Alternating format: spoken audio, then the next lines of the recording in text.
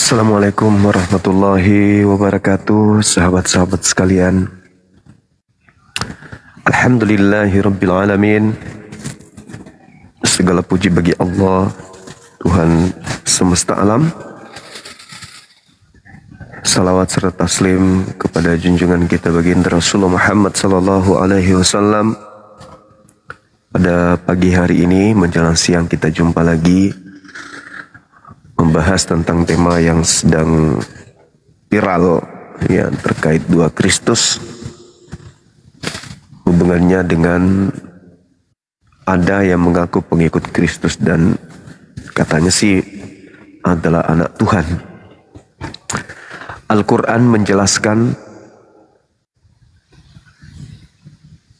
di dalam surah Ali Imran Al-Maidah ayat 8. A'udzubillahi minasyaitonirrajim. Bismillahirrahmanirrahim. Wa qalatil yahudu wan nasara nahnu abna'ullah. Jadi dikatakan orang-orang Yahudi dan Nasara berkata, sesungguhnya kami ini adalah anak-anak Allah.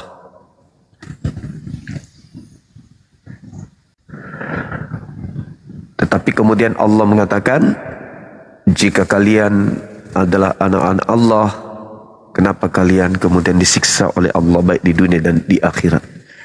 Innal ladzina kafaru min ahlil kitabi wal musyrikina fi nari jahannam khalidina fiha. Jadi kalau kalian itu adalah anak Allah, kenapa Allah menyiksa kalian? Kenapa Allah menjanjikan neraka buat kalian? Itu ya teman-teman sekalian. Maka hal ini tentu sangat menarik untuk kita bahas. Benarkah pemakan babi ini anak Tuhan? Benarkah manusia-manusia yang tidak bersunat ini adalah anak Tuhan? Benarkah mereka ini yang tidak pernah menyembah pencipta langit dan bumi anak Tuhan? Atau jangan-jangan mereka, jangan-jangan ya, mereka hanya anak-anak setan yang mengaku sebagai anak Tuhan. Nah, kita undang mereka untuk membuktikan ke kita apakah mereka anak Tuhan atau jangan-jangan yang dikatakan oleh Yesus di dalam Yohanes 8, mereka justru adalah anak setan. Kita naikkan yang non-muslim, Bang. Saya buka komal bukan untuk jumpa fans, buka komal untuk diskusi dengan saudara Kristen. Jadi saudaraku yang tersayang, yang muslim, tidak usah minta permintaan dulu, karena ini spesial hanya yang non-muslim. Kalau mau jumpa dengan Bang Suma, silakan datang di 1 Juni 2025 di Tablik Akbar di perumahan dosen Unhas, ya, di Antang, Kota Makassar. Kita naikkan yang non-muslim.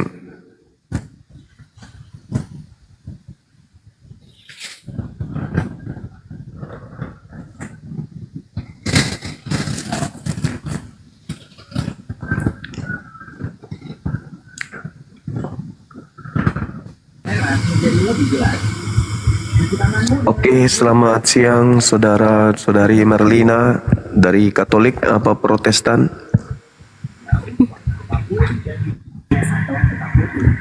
Halo.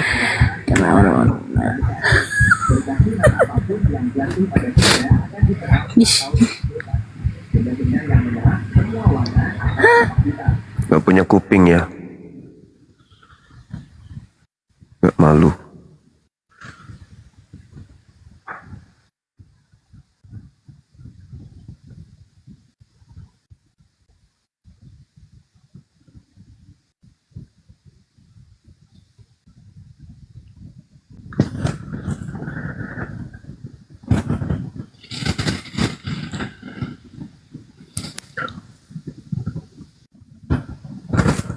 Halo saudara Wilsam, Katolik apa Protestan, Bang? Sama nyai apa ngapale Ngapalin apa, Pak? Ngapal di surat. Lah, belum. Ya, no surat pendek apa no? Buta huruf.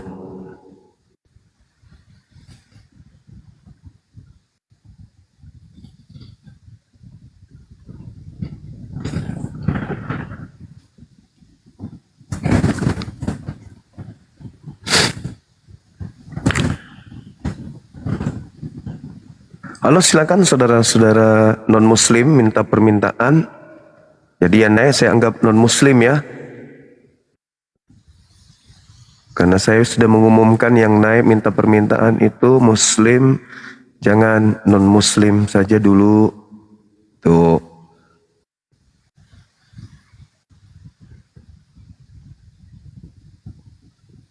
Kita mau berdiskusi bang, bukan mau salam-salam. Tolong yang ini, yang non-muslim, ketik ini dong, ketik ini dong, ketik 3 dong.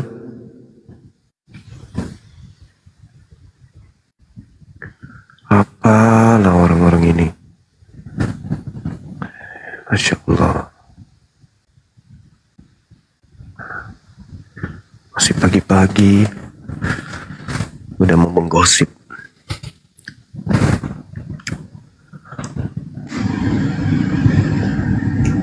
Halo, selamat pagi. Mampus. Gak punya otak. Otaknya pensiun. Dibilang muslim, jangan naik dulu.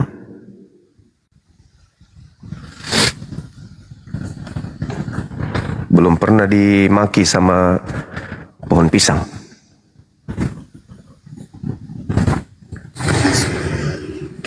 Ya, silakan saudara yang non muslim. Halo, kawan Jong. Iya. Dari mana? Katolik apa Protestan? Bang, aku nih muslim, cuman aku mau nanya dengan perbedaan agama orang tuaku. Boleh nggak bang? Sebentar aja.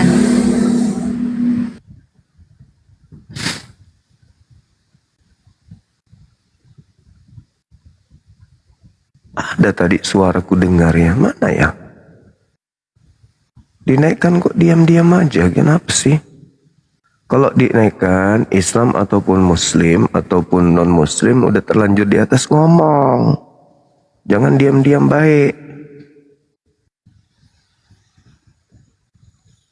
Udah dinaikkan tapi diam-diam.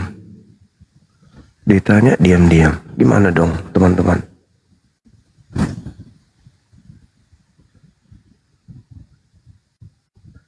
Kalau dinaikkan ngomong ya. Kan saya katakan yang naik muslim. Jangan muslim, non-muslim aja dulu. Gimana teman-temanku ini? Oh kodong.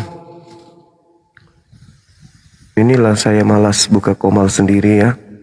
Karena begini.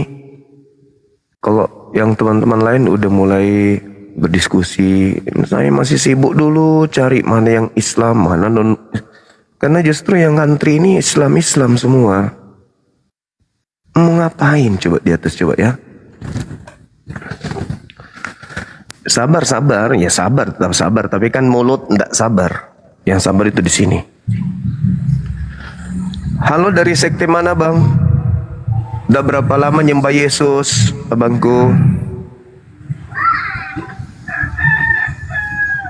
Itu kan ayam yang kita ngomong sama ayam. Parah ini orang.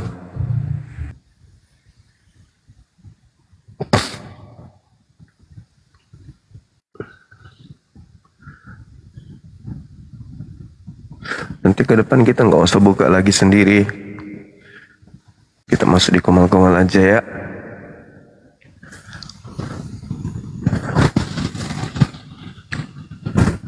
Karena kita mau buka untuk diskusi sama Kristen, yang antri malah saudara-saudara Muslim. Berasa Kristen kali ya teman-teman kita ini ya. Benar nggak teman-teman? Yang kita minta itu non-Muslim, tapi yang naik mereka merasa non-Muslim kali ya. Lucu orang-orang ini ya. Ini sudah permintaan udah puluhan.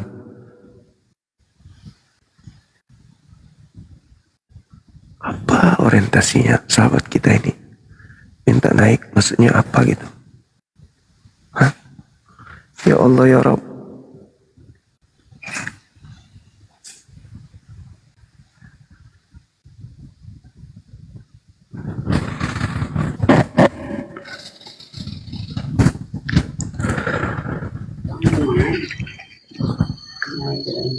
Halo, Riko. Assalamualaikum, salam kenal. Itu aja, assalamualaikum. Waalaikumsalam. Ya. Dari mana bang? Katolik apa Protestan? Mampus.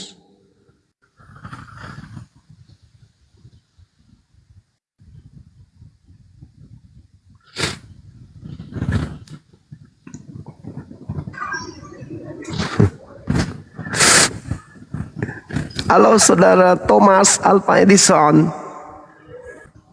Salam, Ya, Salmon, apa kabar Bung?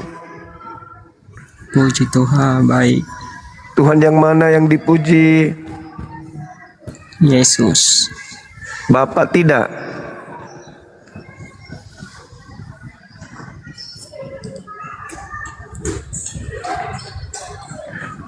Oke, saudara, saudara Thomas dari Katolik apa Protestan? Protestan. Protestan. Oke, kita diskusi ringan ya. Terkait dengan Al-Quran, di dalam Al-Quran itu dikatakan kemudian bahwa orang-orang Yahudi, orang-orang Nasrani, dan orang yang ada di antara keduanya yaitu orang-orang zalim mengatakan bahwa mereka itu adalah anak Tuhan, anak Allah, ya. Tetapi kemudian mereka kabur karena takut ketahuan kalau ternyata mereka anak setan. Allahu Akbar, Masya Allah.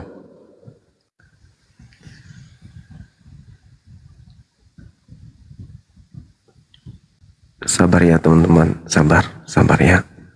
Saya juga lagi bersabar ini, Anda juga bersabar, Bang Suma juga bersabar. Nanti kita naikkan ya.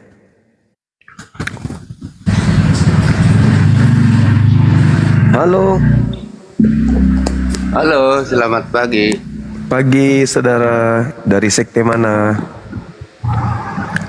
Kristen. Kristen Katolik atau Protestan? Protestan. Protestan. Ya. Kita bahas tema terkait dengan anak Tuhan atau anak setan. Boleh? Boleh, tapi nggak banyak waktunya. Kalau ngobrol ringan aja. Oh iya, nggak apa-apa bang, nggak apa-apa, nggak masalah. Kenapa Anda merasa sebagai anak Tuhan? Apakah Anda Tuhan? Itu hanya model perumpamaan aja. Nyanyinya juga kan kami anak-anak Tuhan. Kalau di Kristen itu udah hal biasa mulai dari kecil sekolah minggu. Ya maksudnya kita harus dekat kepada Tuhan gitu. Jadi anak Tuhan itu maksudnya sudah merdeka dari menyembah Tuhan karena bukan lagi hamba. Bukan, kita semakin biar dekat kepada Tuhan aja. Kalau kita sebagai anak kan sama bapak misalkan gitu kan, mungkin ya boleh dibilang lebih dekat. Malah banyak lagi istilah-istilah kata Yesus itu adalah gembala, kita dombanya kan gitu. Jadi ya maksudnya kalau Yesus itu jadi gembala kita, pasti kita diberi ke yang baik gitu loh. Ibarat kalau binatang lah contoh ini, misalkan gembala yang sama yang digembalakan pasti dikasih ke rumput yang paling bagus. Kalau ada rumput di sekitarnya yang paling bagus dari yang bagus, kira-kira kayak gitu. Kira kayak gitulah pemahamannya di Kristen. Tapi faktanya di Kristen di dalam Bibelnya itu bukan lagi hamba Tuhan. Jangan lagi kamu mau diperhamba, sebab kamu ini bukan lagi hamba, kamu ini adalah anak. Maksudnya apa itu bang? Kalau bukan hamba Tuhan berarti apa kalau bukan hamba Tuhan bang? Kalau berbicara hamba Tuhan kan ya boleh dibilang kan pengabaran firman Tuhan namanya hamba.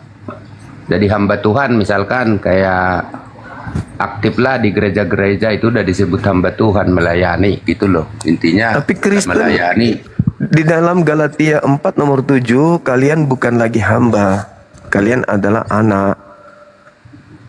Malah dikatakan dalam Galatia 5 nomor 1 bahwasanya Kristus telah memerdekakan Kristen dari kuk penghambaan, sehingga Kristen bukan lagi hamba Tuhan. Nah, kalau Kristen bukan hamba Tuhan, lalu hamba siapa? Karena manusia itu tetaplah posisinya sebagai hamba Tuhan.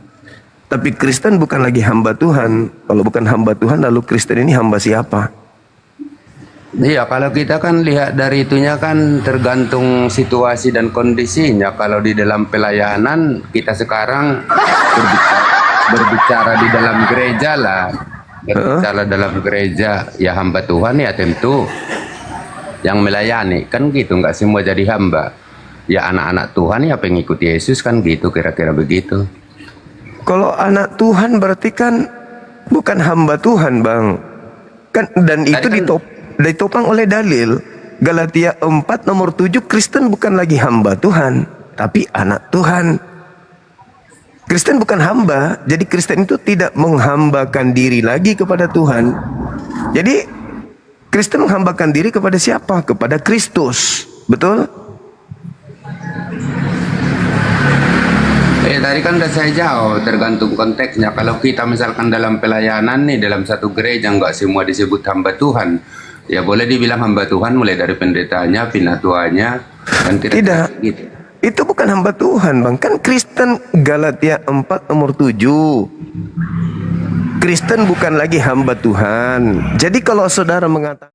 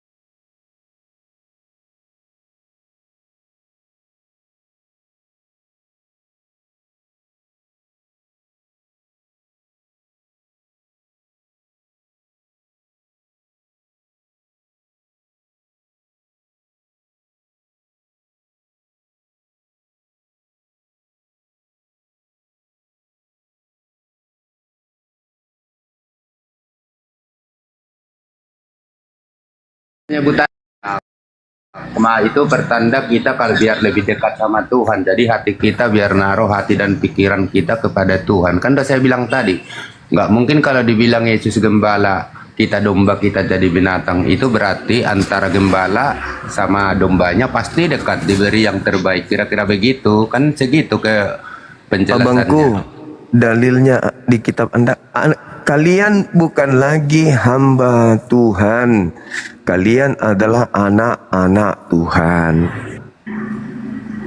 Iya, konteksnya itu kan dalam pengajaran. Kalau Galatia itu kan intinya dalam proses pengajaran itu kan kalau Paulus itu sebanyaknya pengajaran, mengirim surat, lagi di penjara aja dia melayani kan. Itu kan maksudnya yang di Galatia. Iya, maksud saya bukan itu, Bang. Maksud saya ketika kita berbicara mengenai hamba atau bukan hamba, Kristen ini bukan hamba Tuhan, tapi anak Tuhan. Contoh misalnya nih, kambing, anak kambing. Kambing dan anaknya sama-sama kambing. Sapi dan anak sapi sama-sama sapi. Manusia dengan anak manusia sama-sama manusia. Tuhan dan anak Tuhan ya sama-sama Tuhan dong.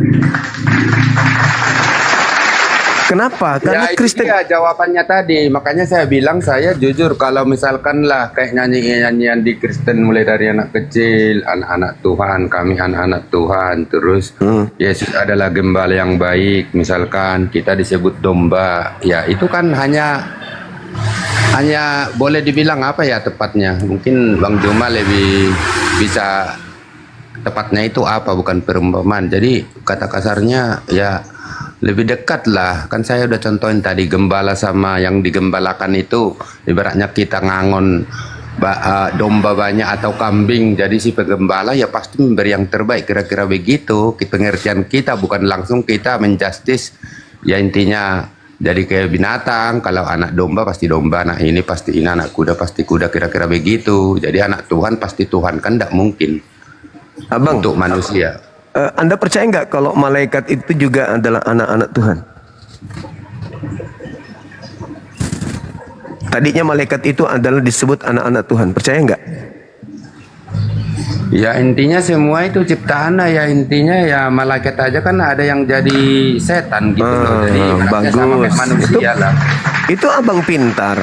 Malaikat yang tadinya anak Tuhan di dalam Ayub 38 nomor 7 misalnya mereka disebut sebagai anak Tuhan. Mereka kemudian membangkang. Anak Tuhan ini membangkang menjadi iblis. Kenapa? Karena mereka tidak menghambakan diri lagi kepada Tuhan.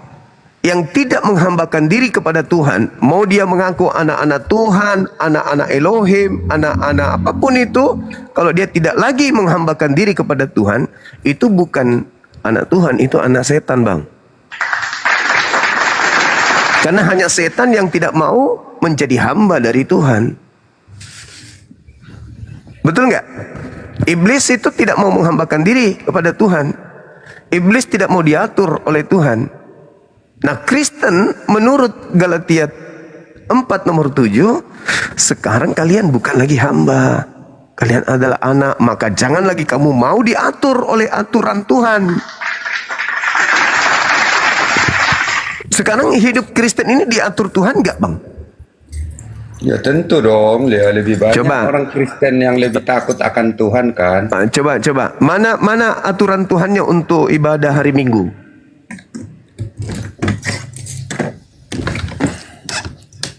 Kalau masalah ibadah itu kan bapak-bapak gereja, hari apa aja ibadah. Berarti itu. yang atur kalian bukan Tuhan, yang atur kalian bapak-bapak gereja.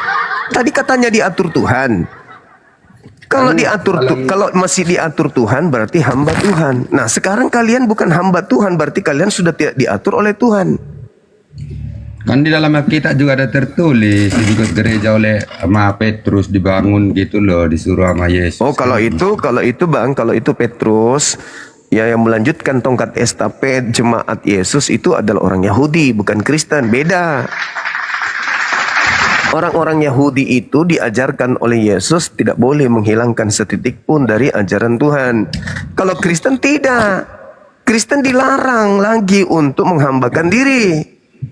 Galatia 5 nomor 1. Kristus telah memerdekakan Kristen dari aturan-aturan dan membebaskan Kristen dari kuk penghambaan. Jadi kalau saudara Kristen masih merasa hamba siapa? Hamba Tuhan? Tidak mungkin, karena bukan lagi hamba Tuhan. Tinggal satu nih, tinggal iblis, karena iblis juga punya pasukan-pasukan. Contoh misalnya di dalam kitab Anda di Wahyu 12 nomor 7, ya, iblis memiliki juga malaikat-malaikat. Iblis juga memiliki pasukan-pasukan. Iblis juga memiliki anak-anak. Yohanes 8:44. Iblislah yang menjadi bapakmu. Berarti iblis ini punya anak. Siapa anak-anak iblis? Berdasarkan Yohanes 8 nomor 50, nomor 40, 43, 45, 46, 40 sampai 37. Siapa mereka ini? Ya mereka yang ingin membunuh Yesus. Mereka ini disebut sebagai anak-anak iblis. Nah, sekarang orang Kristen kan mau agar Yesus itu dibunuh.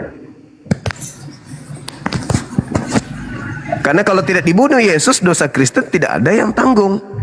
Maka Kristen mau agar Yesus itu disalibkan. Berarti Yesus Ketika berkata iblislah yang menjadi bapakmu, berarti Yesus Kristen ini bapaknya siapa? Kalau penyaliban bukan keinginan Kristen, kalau keinginan manusia mah nggak ada apa-apanya. Itu mah Bukan udah- keinginan. Bukan keinginan Maka Kristen. Lalu keinginan Ya, mungkin- siapa, Bang? Mungkin kalau kita juga hidup di masa itu, ya kita kan harus berbicara jujur dari kemanusiaan. Namanya manusia, ada yang dihukum mati, ditumbak lembungnya apa segala macam dipakai. Nah, itu keinginan siapa? Keinginan Misalkan siapa supaya kita- Yesus itu mati?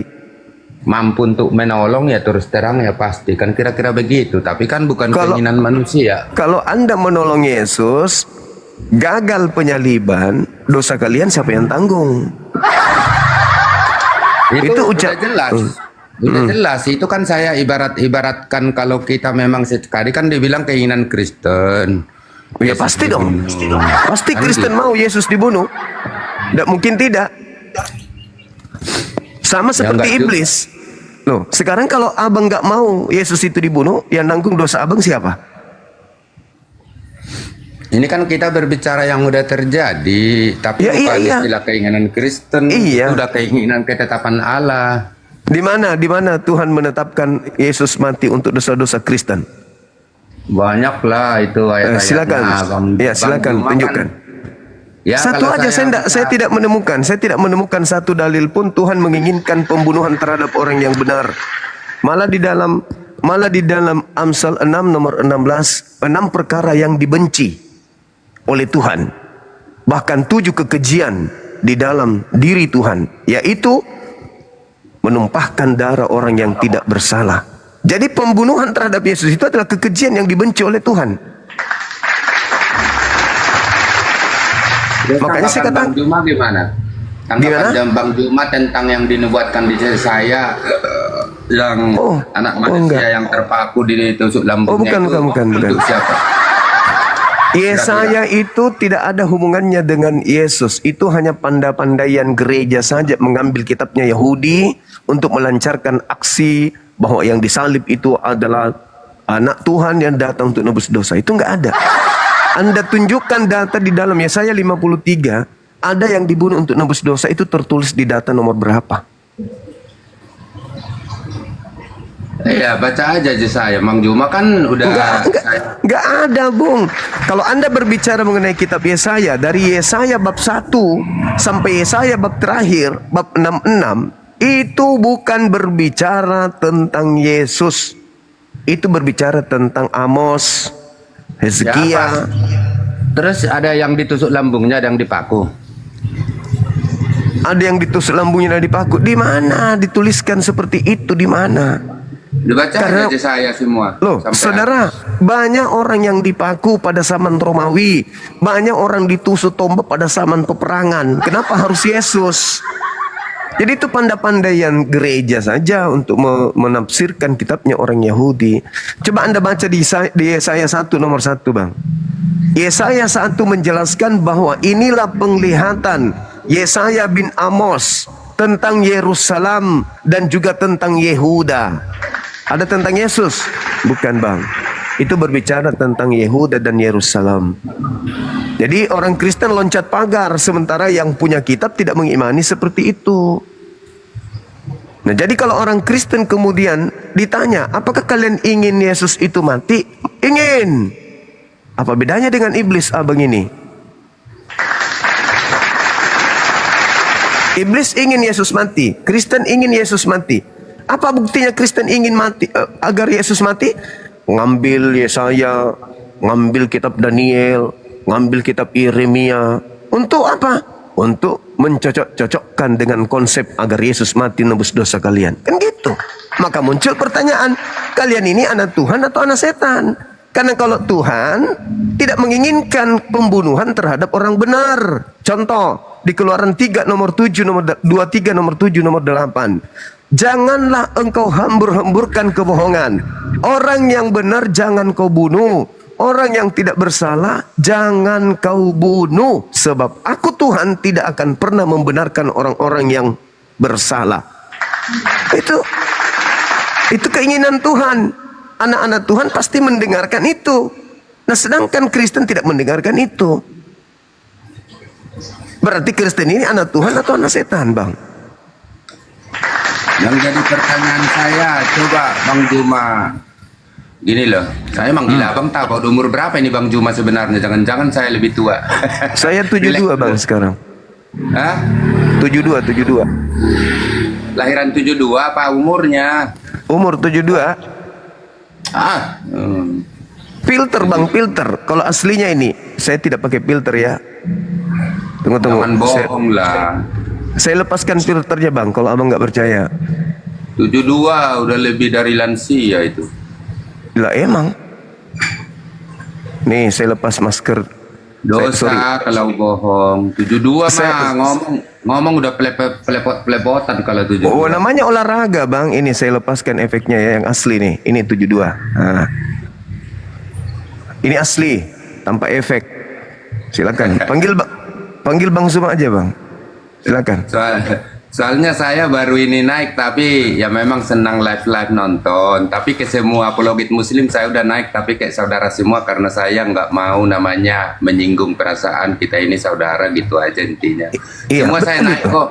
Iya, Nandar, Rasid, semua pokoknya lah apologit muslim yang kelas-kelas atas tuh sering ngobrol-ngobrol gini kalau saya santai. Tapi saya modelnya gini, nggak mau ya sebenarnya aslinya hanya di TikTok ini yang rame. Saya aja tinggal di Jawa Barat, segitu enaknya persahabatan kok semuanya. Iya emang Bang, emang betul. Tapi kalau diskusi agama kan harus kita sajikan. Yang hak itu adalah hak, batil kan gitu.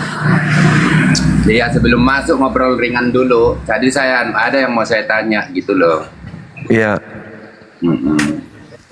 Jadi kalau tanggapan Bang Juma, kalau saya lihat kan kalau sering di room-room itu ya boleh dibilang bukan Bang Juma aja sebenarnya sih, mau Nandar, mau Rasid, mau Ardiansah, semua mereka kayak udah banyak hafal Alkitab tuh ayat-ayatnya. Saya itu akui gitu loh. Nah yang sekarang yang mau pertanyaan tadi tentang Yesus, kayak Kristen menginginkan Yesus disalib. Kalau nggak disalib, dosanya nggak ditebus. Ya kalau pikiran saya secara manusiawi, masalah menginginkan tidak menginginkan nggak ada. Manusia itu kan nggak tahu dia itu Mesias. Dia kan nggak tahu. Makanya dia selalu bingung semua. Yohanes saja kan selalu ngomong apa setiap ditanya orang. Malah dia dikirain Mesias. Tapi kan Yohanes bilang apa? Membuka tali kasutnya aja, saya tidak layak. Gitu loh. Jadi kita memang bingung kalau nggak benar-benar kita imani Bang Juma. Ya itu pasti bingung. Manusia-manusia di zamannya juga kan orang-orang Israel itu, Yahudi itu bingung itu siapa Yesus itu, kira-kira begitu, ditolak, diludahi. Kita harus jujur dalam berbicara kan gitu.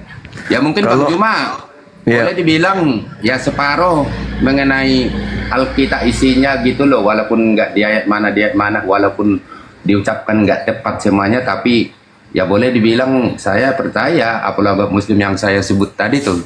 Soalnya baru ini saya naik ke Bang Juma ini juga karena saya lihat tadi naik susah banget naiklah ngobrol-ngobrol karena saya modelnya gitu. Tapi ke semua apologet muslim saya naik udah. Oh iya Bang. Kalau kami umat Islam melihat, ya standar kami adalah Al-Quran Abang. Seperti tanggapan kemudian Al-Quran terhadap orang-orang Yahudi, terhadap orang-orang Nasrani, dan orang-orang zalim yang ada di antara keduanya. Waqalatil yahudu wan nasara nahnu abna'ullah. Orang-orang Yahudi, orang Nasrani mengatakan diri mereka itu adalah anak-anak Allah. Jika benar kalian adalah anak Allah, kul falima yu'azzibukum bizunubikum. Kenapa Allah menghukum kalian, mengazab kalian? Kalau kalian anak Allah. Nah, ini yang dikatakan oleh Al-Quran. Kenapa pembuktian bahwa orang-orang Nasara dan Yahudi itu disiksa oleh Allah di dunia ini, belum ke neraka juga udah disiksa? Karena mereka kemudian mengucapkan sesuatu yang tidak sesuai dengan fakta yang seharusnya sebagai manusia. Contoh, ketika berbicara mengenai penyaliban, salib itu adalah hukuman bagi orang yang melakukan kejahatan yang sepadan dengan hukuman mati. Dan salib itu adalah hukuman bagi orang yang dikutuk oleh Tuhan berdasarkan Ulangan 21. Nah, berarti yang kalian sembah yang bernama Kristus itu adalah orang yang dikutuk oleh Tuhan. Nah, sekarang saya bertanya ke Bang Juma. Yang dikutuk itu adalah orang yang bersalah. Banyaklah itu ayat-ayatnya. Namanya dikutuk, disalib, disalibkan gitu orang terkutuk. Terus kalau Bang Juma mengartikan waktu dia di penghukuman itu sama Pilatus itu, hakimnya itu bilang tidak ada salahnya sedikit pun saya dapati, gimana tanggapan Bang Juma tentang Yesus? Nah, justru karena itu ketika di sidang, Bang, ketika di sidang terjadi, persidangan terjadi, keputusan Pilatus di dalam Matius 27 nomor 18, Yesus itu tidak punya kesalahan. Yesus tidak punya kesalahan, dan Yesus itu diserahkan untuk disalibkan hanya karena dengki doang. Dengki, iri, cemburu. Makanya mereka menyerahkan Yesus. Pertanyaannya sekarang, ketika mereka menggiring Yesus untuk disalibkan, Pencipta langit dan bumi yang mengasihi dia mengizinkan? Tidak. Kekuatan ada. Orang Roma, Yahudi, ahli kitab, mahkamah agama, imam kepala berkumpul untuk menzolimi kemudian hamba Tuhan. Kira-kira Tuhan yang mengutusnya membiarkan kagak hambanya yang suci ini tersalimi? Itu tepatnya dia disalib bukan karena iri dengki, karena dia udah sering mengucapkan bahwa dia itu adalah anak Allah, Allah itu sendiri. Kan banyak dia menyamakan dirinya sama Allah. Itu kesaksian-kesaksian. Itu kesaksian kan? palsu. Itu kesaksian palsu, Bang. Karena istilah anak Elohim itu adalah sesuatu yang lumrah bagi Bani Israel. Israel disebut anak sulung. Anak sulungnya Elohim. Amsal 3:11 nomor 12. Orang-orang yang dikasihi Tuhan bisa disebut sebagai anak Tuhan. Orang-orang yang taat mendengarkan kitab Tanak, menjalankan perintah Musa, itu disebut sebagai anak-anak Tuhan. Biasanya itu. Makanya di dalam Yohanes 10, Abang, ketika Yesus ingin dilempari batu karena dituduh kemudian melakukan penistaan terhadap Tuhan karena dia mengaku sebagai anak Tuhan, apa kata Yesus di data nomor 34 dengan 35, 36? Kenapa kamu ingin melempari aku batu, kata Yesus? Bukankah di dalam kitab Tauratmu dikatakan, siapapun yang diserahi tugas untuk menyampaikan firman, maka dia adalah Allah. Kenapa kau ingin melempari aku batu? Ada-ada saja alasan-alasan kalian ini. Bukankah kalian juga disebut sebagai anak Allah? Karena kalian itu taat, karena kalian itu mengasihi Tuhan, kalian disebut anak Allah. Kenapa kau ingin melempari aku batu? Bukan karena faktor itu, Abang, tapi faktor politik dan ekonomi. Kenapa Yesus ingin dibunuh oleh orang Yahudi? Bukan karena dia itu mengatasnamakan dirinya sama dengan Tuhan, bukan. Bukan juga karena dia mengaku Mesias, bukan. Tetapi karena kecemburuan orang-orang Yahudi kepada Yesus, karena Yesus mampu kemudian bermukjizat di tengah-tengah Bani Israel, dan semakin banyak Bani Israel yang percaya kepada dia. Dan kalau semua Bani Israel percaya pada zaman itu kepada Yesus, bahwa dia adalah Mesias, dia adalah junjungan, dia adalah Tuhan, dia adalah guru, dia adalah rabi, maka tidak ada lagi yang akan membayar upeti. Kalau tidak ada yang membayar upeti, maka bangsa mereka akan diambil alih oleh penjajah Romawi. Itu tertulis di mana, Bang? Yohanes 11 nomor 45 sampai nomor 57. Mereka sepakat membunuh Yesus karena mereka tidak ingin bangsanya dirampas oleh Romawi. Maka mereka sepakat membunuh. Bagaimana caranya mencelakakan orang ini? Maka dalam Matius 50:39 jelas dikatakan dalam Matius 26:59, mereka melakukan kesaksian-kesaksian, mereka melakukan tipu muslihat. Lukas 14, mereka melakukan kesaksian-kesaksian palsu demi untuk membunuh Yesus. Itu kesaksian palsu semua tuh. Oh, dia melakukan ini, dia menistakan Tuhan, dia begini, dia mengaku begini. Itu kesaksian-kesaksian palsu yang dilakukan mereka supaya Yesus ini dibunuh. Kalau Yesus dibunuh, kata Kayapas imam besar waktu itu, Yesus ini harus mati demi untuk menyelamatkan bangsa Israel dari perampasan tempat sucinya dan bangsanya dari bangsa Romawi. Baca Yohanes 11 nomor 45 sampai nomor 57. Maka 53-nya mengatakan begini. Ketika mereka sepakat membunuh Yesus, ketika sepakat kemudian mereka bernubuat untuk membunuh Yesus, di data nomor 57-nya, 54-nya, Yesus kemudian menyingkir ke sebuah padang gurun bernama Efraim. Di sana Yesus kemudian bersembunyi bersama dengan pengikutnya. Karena Yesus ingin dibunuh. Kenapa ingin dibunuh? Supaya tidak mempengaruhi orang-orang untuk tidak membayar pajak. Itu bang. Jadi bukan karena dosa, bukan karena Yesaya 53, bukan karena dosa waris, itu hanya bullshit buatan gereja belakangan. Jadi Anda boleh mendalami materi ini. Silakan Anda baca di dalam Yohanes 11 nomor 45 sampai nomor 57. Ternyata orang Yahudi ingin membunuh Yesus karena faktor ekonomi politik, bukan karena dosa waris. Kalau orang Yahudi ingin menebus dosa waris, bang, sudah diajarkan mereka dari sejak nenek moyang mereka. Ada di Imamat 1 nomor 2. Katakanlah kepada orang Israel, apabila mereka hendak mempersembahkan kurban sebagai penebus dosa kepada Elohim, maka hendaklah mereka mempersembahkan hewan ternak, domba, kambing, sapi, lembu. Itu sudah masuk ke dalam paket mereka. Jadi orang Yahudi tidak bisa diajari mereka membunuh Yesus karena dosa waris. Gak ada itu. Itu karangan gereja demi untuk melancarkan ajaran Kristus palsu yang datang kepada Paulus. Makanya kalian mengaku sebagai anak-anak Tuhan. Yang disebut anak Tuhan adalah mereka yang mentaati Taurat, mereka yang menjalankan instruksi Taurat, mereka yang menghidupkan diri mereka dengan tuntunan Taurat. Itu anak Tuhan.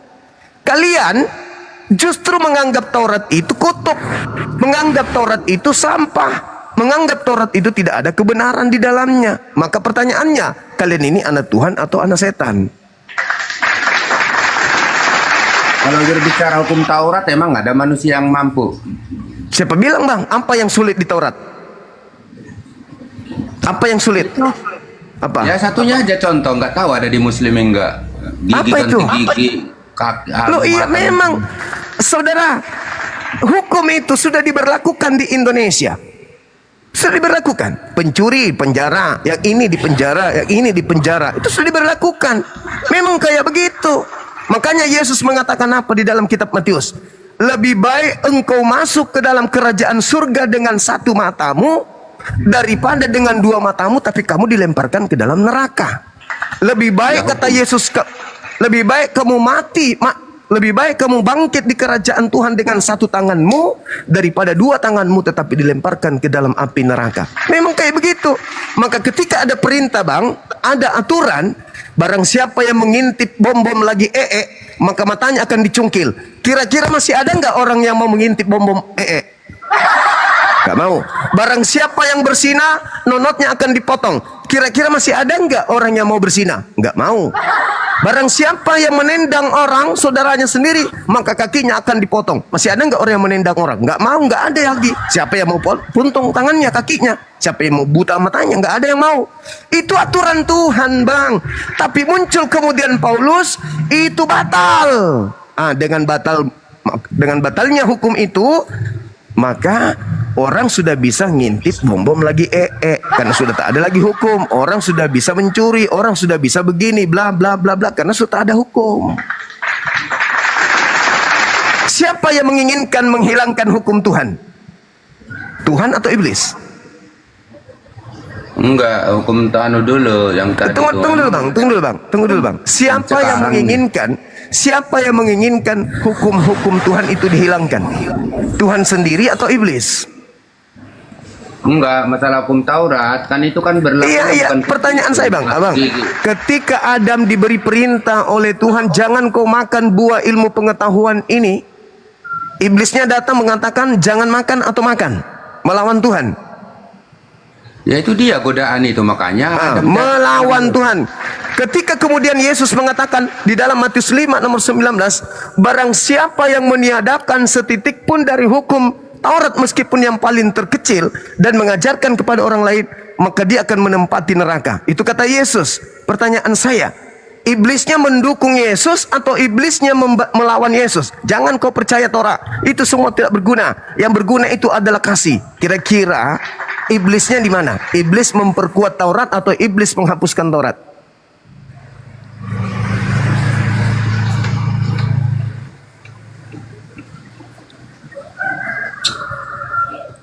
Gimana? Ya itu Yesus kan yang menggenapi itu. Nah, itu Menggenapi maksud saya, siapa yang mengambil kitabnya Yesaya untuk melegalkan menghapus perintah Tuhan? Iblis atau Tuhan sendiri?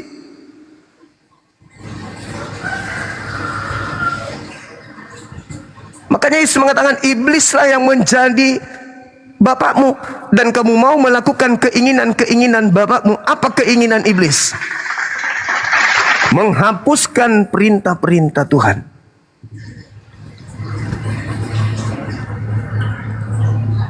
Ya itu udah jelas, itu kan pengajaran sesat. Nah, pengajaran sesat.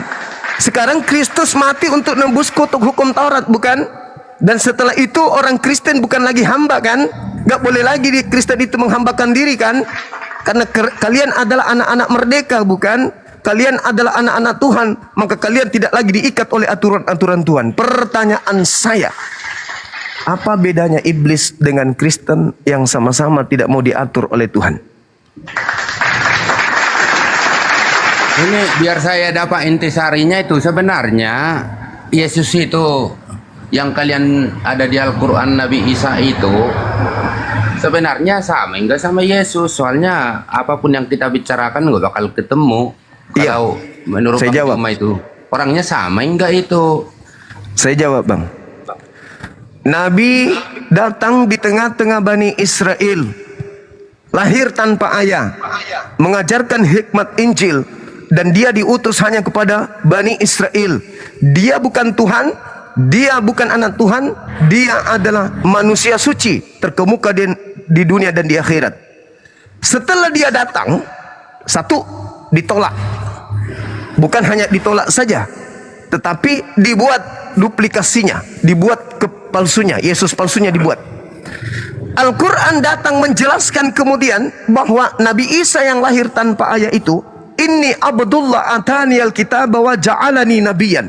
Dia seorang nabi, dia hamba Allah, dia diberi ketetapan aturan-aturan firman yang dia harus sampaikan kepada Bani Israel.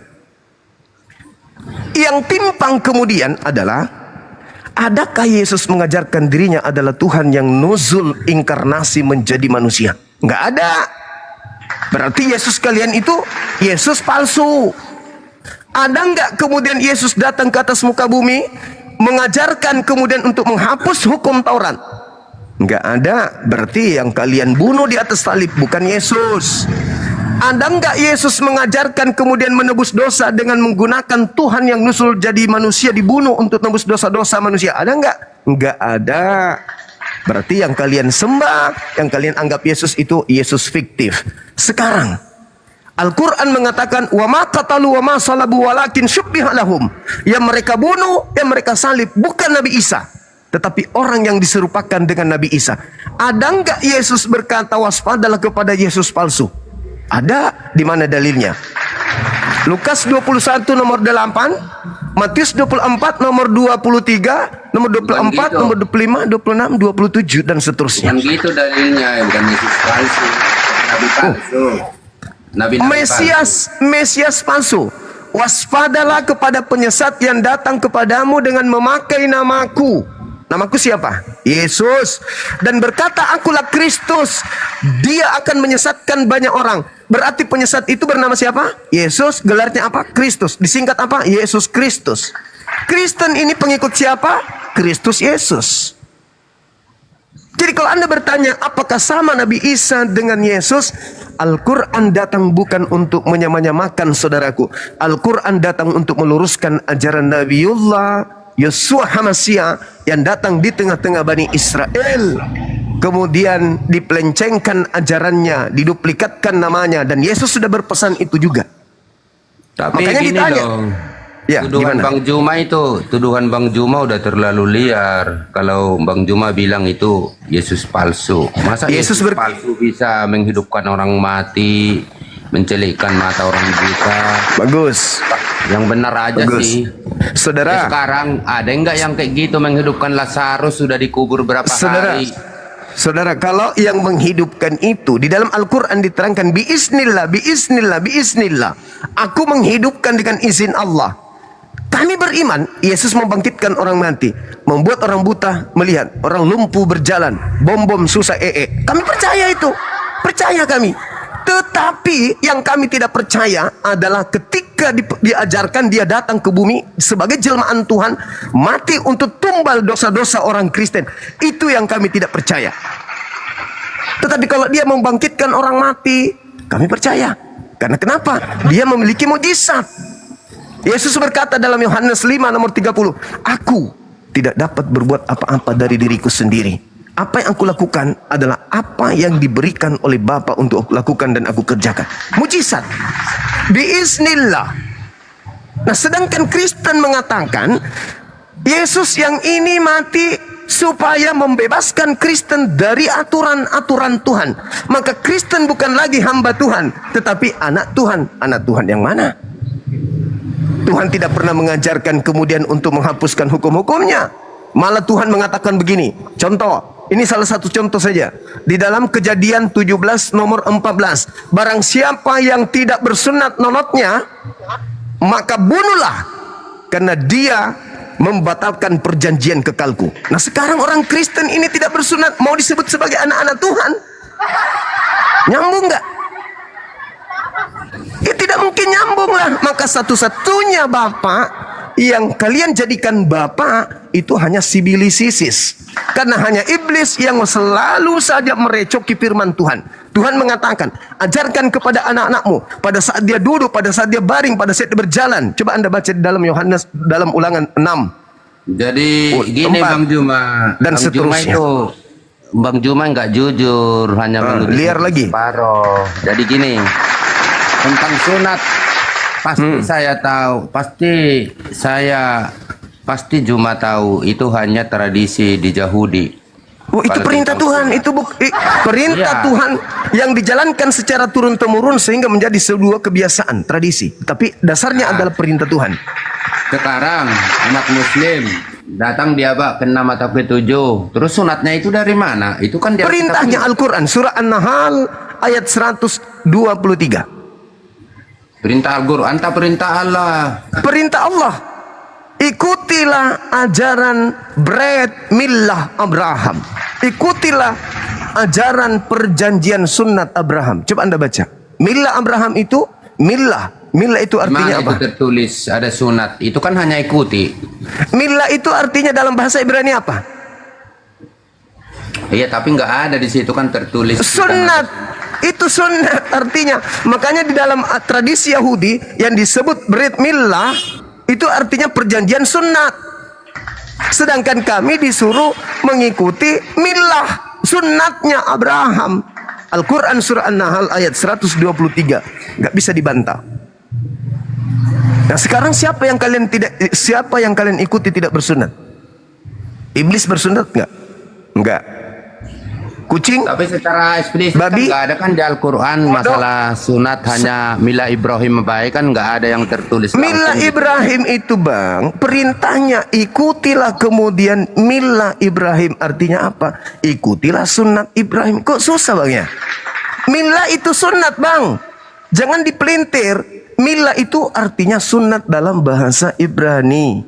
Mila Berarti Abraham, Brit Awalnya Mila Muslim artinya disunat ngikutin Mila Ibrahim gitu. perintah Allah kan? Nah, Sudah jelas terus tuh.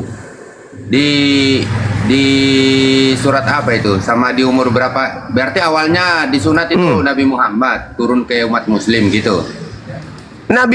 Saudara, orang-orang Arab itu keturunan Nabi Ismail. Orang kedua setelah Nabi Ibrahim bersunat itu Nabi Ismail, bukan Ishak. Orang kedua itu adalah kakeknya Nabi Muhammad bersunat, Nabi Ismail. Makanya ada dua bangsa di atas muka bumi ini yang bersunat secara turun-temurun sejak Nabi Ibrahim alaihissalam. Siapa? Bangsa Yahudi, bangsa Arab. Mereka tak ada perintah lagi, tapi sudah menjadi tradisi budaya mendarah daging dari nenek moyang mereka. Setiap mereka lahir pasti sunat. Makanya ketika Nabi Muhammad datang, saudara-saudara mereka, sahabat-sahabat beliau ketika masuk Islam tidak ada yang disunat. Kenapa? Karena memang sebelum Al-Quran diwahyukan, mereka secara turun-temurun dari sejak nenek moyang mereka, Nabi Ibrahim, sudah sunat semua. Berbeda dengan di Indonesia. Misalnya misalnya saudara Masmur, mu'allaf, di usia sekarang 45 misalnya, saudara disunat baru sekarang. Kenapa? Karena tadinya Anda tidak mengikuti mila Abraham. Tapi kalau orang Arab, Bang, Islam dia atau Kristen dia tetap sunat dari kecil, karena mereka adalah keturunan dari Nabi Ibrahim. Orang Arab apapun agamanya, mereka sudah sunat dari kecil karena mereka adalah cucu-cucu Nabi Ibrahim alaihissalam. Begitu juga orang Yahudi. Kalau Nabi Muhammad di Al-Quran di umur berapa disunat? Ada kayak Nabi Muhammad sallallahu alaihi wasallam sama seperti Nabi Musa, sama seperti Nabi Daud, tidak diceritakan usia berapa mereka bersunat. Tapi dari lisannya Nabi Muhammad sendiri berkata, salah satu kemuliaan yang Allah berikan kepadaku, aku lahir dalam keadaan bersunat. Maksudnya lahir dalam keadaan bersunat, dari perut, dari rahim udah Iya, sunat. betul. Dari lahir beliau keluar. Mana dalilnya itu? Hadits, Bang, hadits. Hadits Rasulullah.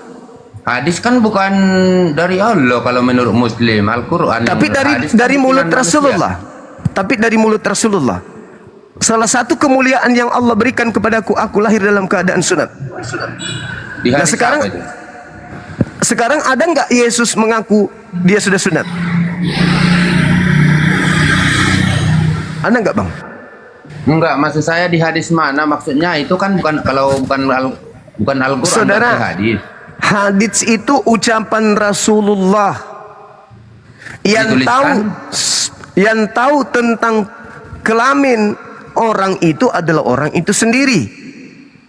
Betul? Dia mengatakan aku dilahirkan dalam keadaan sunat. Diucapkan kepada siapa? Diucapkan kepada umatnya. Aku ini lahir dalam keadaan sunat. Ada nggak komplain dari istri-istrinya? Enggak dong, kamu belum sunat. Ada nggak? Nggak ada. Nah sekarang, ada nggak Yesus mengaku aku lahir dalam keadaan sunat, atau ada nggak dia mengaku kalau dia sudah sunat? Enggak, ntar dulu. Ini lagi saya jadi bingung. Gini loh, saya Kok kan Anda udah bingung? sering Anda naik bingung ke pula? room gitu. Enggak, karena Anda bingung? pendapat yang lain katanya pernah saya naik ke room Muslim itu bukan kayak gitu, di kita nama kakeknya.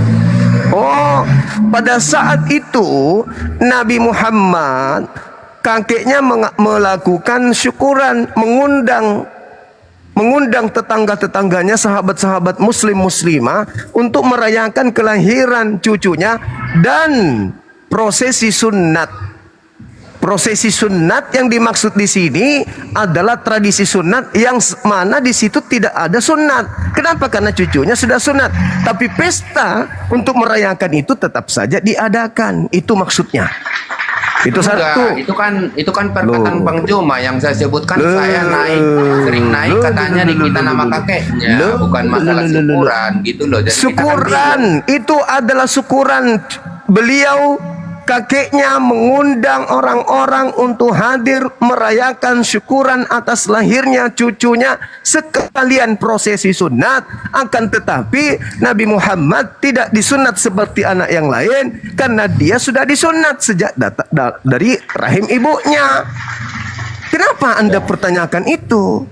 Pernah Iya, pernah Anda lihat, gini. sabar, pernah tidak Anda lihat orang lahir tangannya cuma dua gini? Pernah? Pernah nggak Anda lihat orang lahir cuman segini matanya? Pernah nggak orang Anda lihat lahir tidak ada kaki, tidak ada jari-jari, bahkan tidak ada pusar ke bawah? Pernah nggak? Pernah. Apa susahnya bagi pencipta langit dan bumi? Orang lahir sudah tak ada kulup. Itu sulit bagi Anda. Ya, nggak ada yang menginginkan lahir kaki satu, lahir mata cacat. Itu kan namanya cacat, Bang Juma. Cacat itu namanya cacat. Yang disebut Oh, jadi Juma kalau itu orang cacat. lahir tanpa kulup itu cacat? Bukan itu yang saya bilang. Tadi kan Juma bilang. Artinya begini saudara, artinya Anda harus membuka diri, membuka otak Anda. Kalau Tadi kan tangan enggak dulu, aja, ntar dulu, ntar. kalau Tadi tangan kan Anda, bilang Anda yang Juma sebentar, bilang. Anda yang sebentar. Orang Kristen itu Tadi kan kalau bertanya enggak Islam memang konfirmasi tajam. bahasanya Bang Juma itu. Orang Islam itu kalau membahas Islam, orang Kristen itu kalau membahas Islam itu tajam sekali. Tapi giliran dibahas tentang agamanya, imani saja.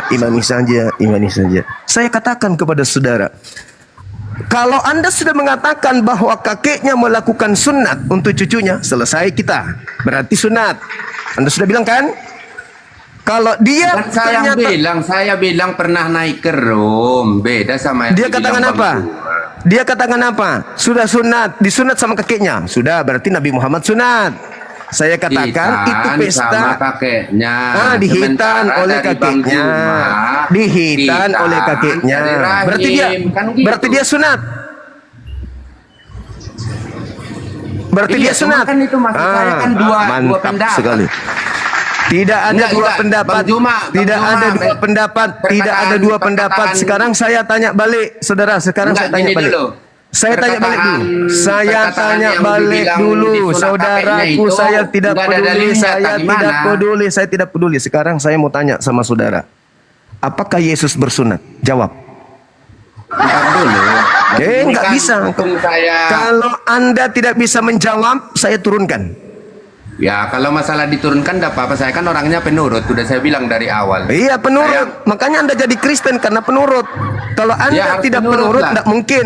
Ingat bang, Jadi gini, seekor rumusnya gini, anjing itu, kalau kita jadi anjing itu penurut, bang, jadi siapapun kita yang bisa kasih mengatur anjing orang. itu, dengar, siapapun yang kasih anjing itu tulang, setan sekalipun pasti dia turut. Namanya mental anjing. Dan ternyata Anda juga adalah mental asu. Maaf Pak Masmur, Anda tidak bisa ditanya. Saya sudah bertanya tentang Anda sudah memberikan jawaban bahwa Anda melihat di koma lain diceritakan kakeknya Nabi Muhammad menyunat Nabi Muhammad. Ya udah selesai, berarti sunat. Berarti sunat. Saya cuma ingin bertanya, apakah Yesus sunat? Sederhana loh itu. Sederhana. Oke? Nah, kita naikkan lagi. Mudah-mudahan tidak mental anjing kayak bapak tadi. Karena dia penurut.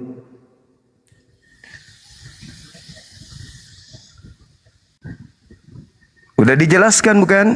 Bukan salah saya sudah jelaskan. Dan dia nambah lagi. Ternyata di tempat lain dijelaskan Nabi Muhammad disunat sama kakeknya. Ya alhamdulillah, berarti sudah disunat.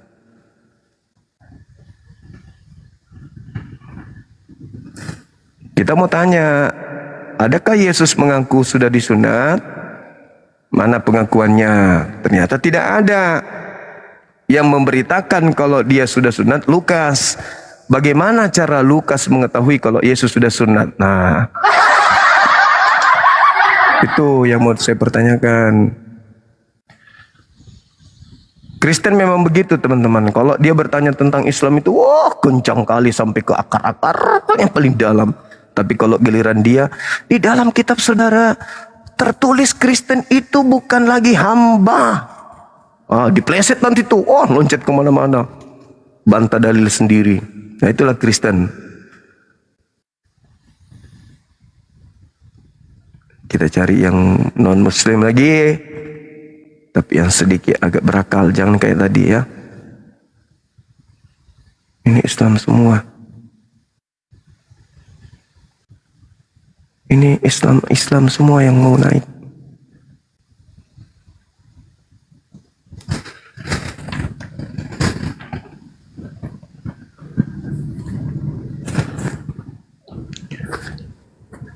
Halo, selamat siang. Sudah lama nyembah Yesus, Mbak? Sudah lama nyembah Yesus?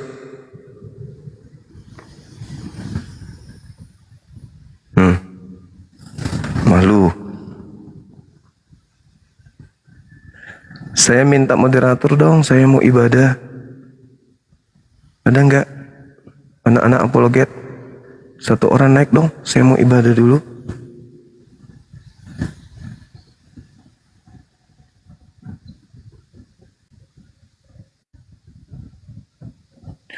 Jadi Yesus diketahui bersunat oleh Lukas. Dengan cara apa Lukas tahu? Sementara pada saat Yesus disunat bayi, tidak ada kemudian Lukas hadir di sana. Apakah dikatakan, "Sus, buka celana, coba ku tengok, coba ku periksa dulu." Oh iya, tahu anak sudah bersunat nih tahu. Akhirnya ditulislah di dalam Lukas 2, pada hari ke-8 Yesus disunat. Dari mana dia tahu?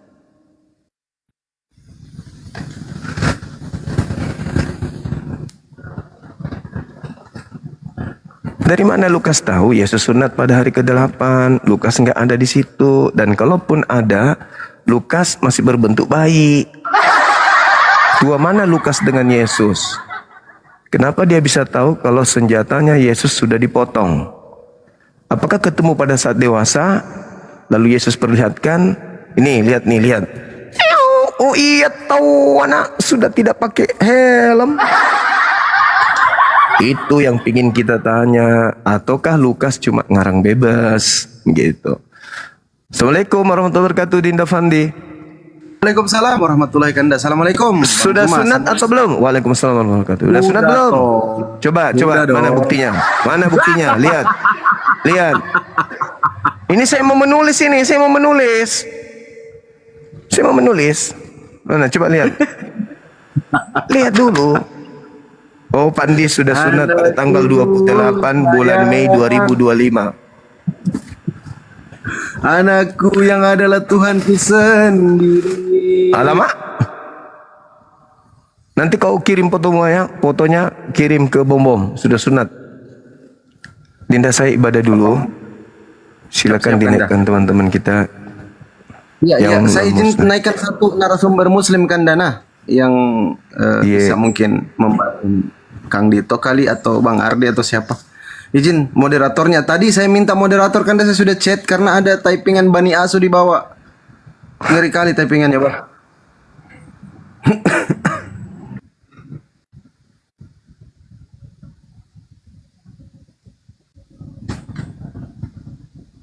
Udah jadi moderator.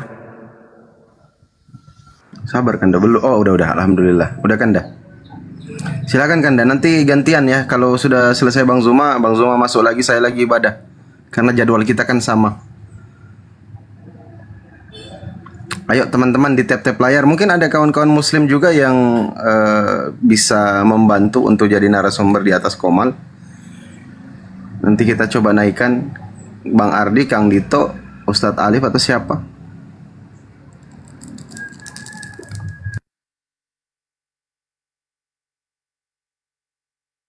Ayo teman-teman di tap-tap layar juga ya, biar komalnya kuat ya teman-teman ya.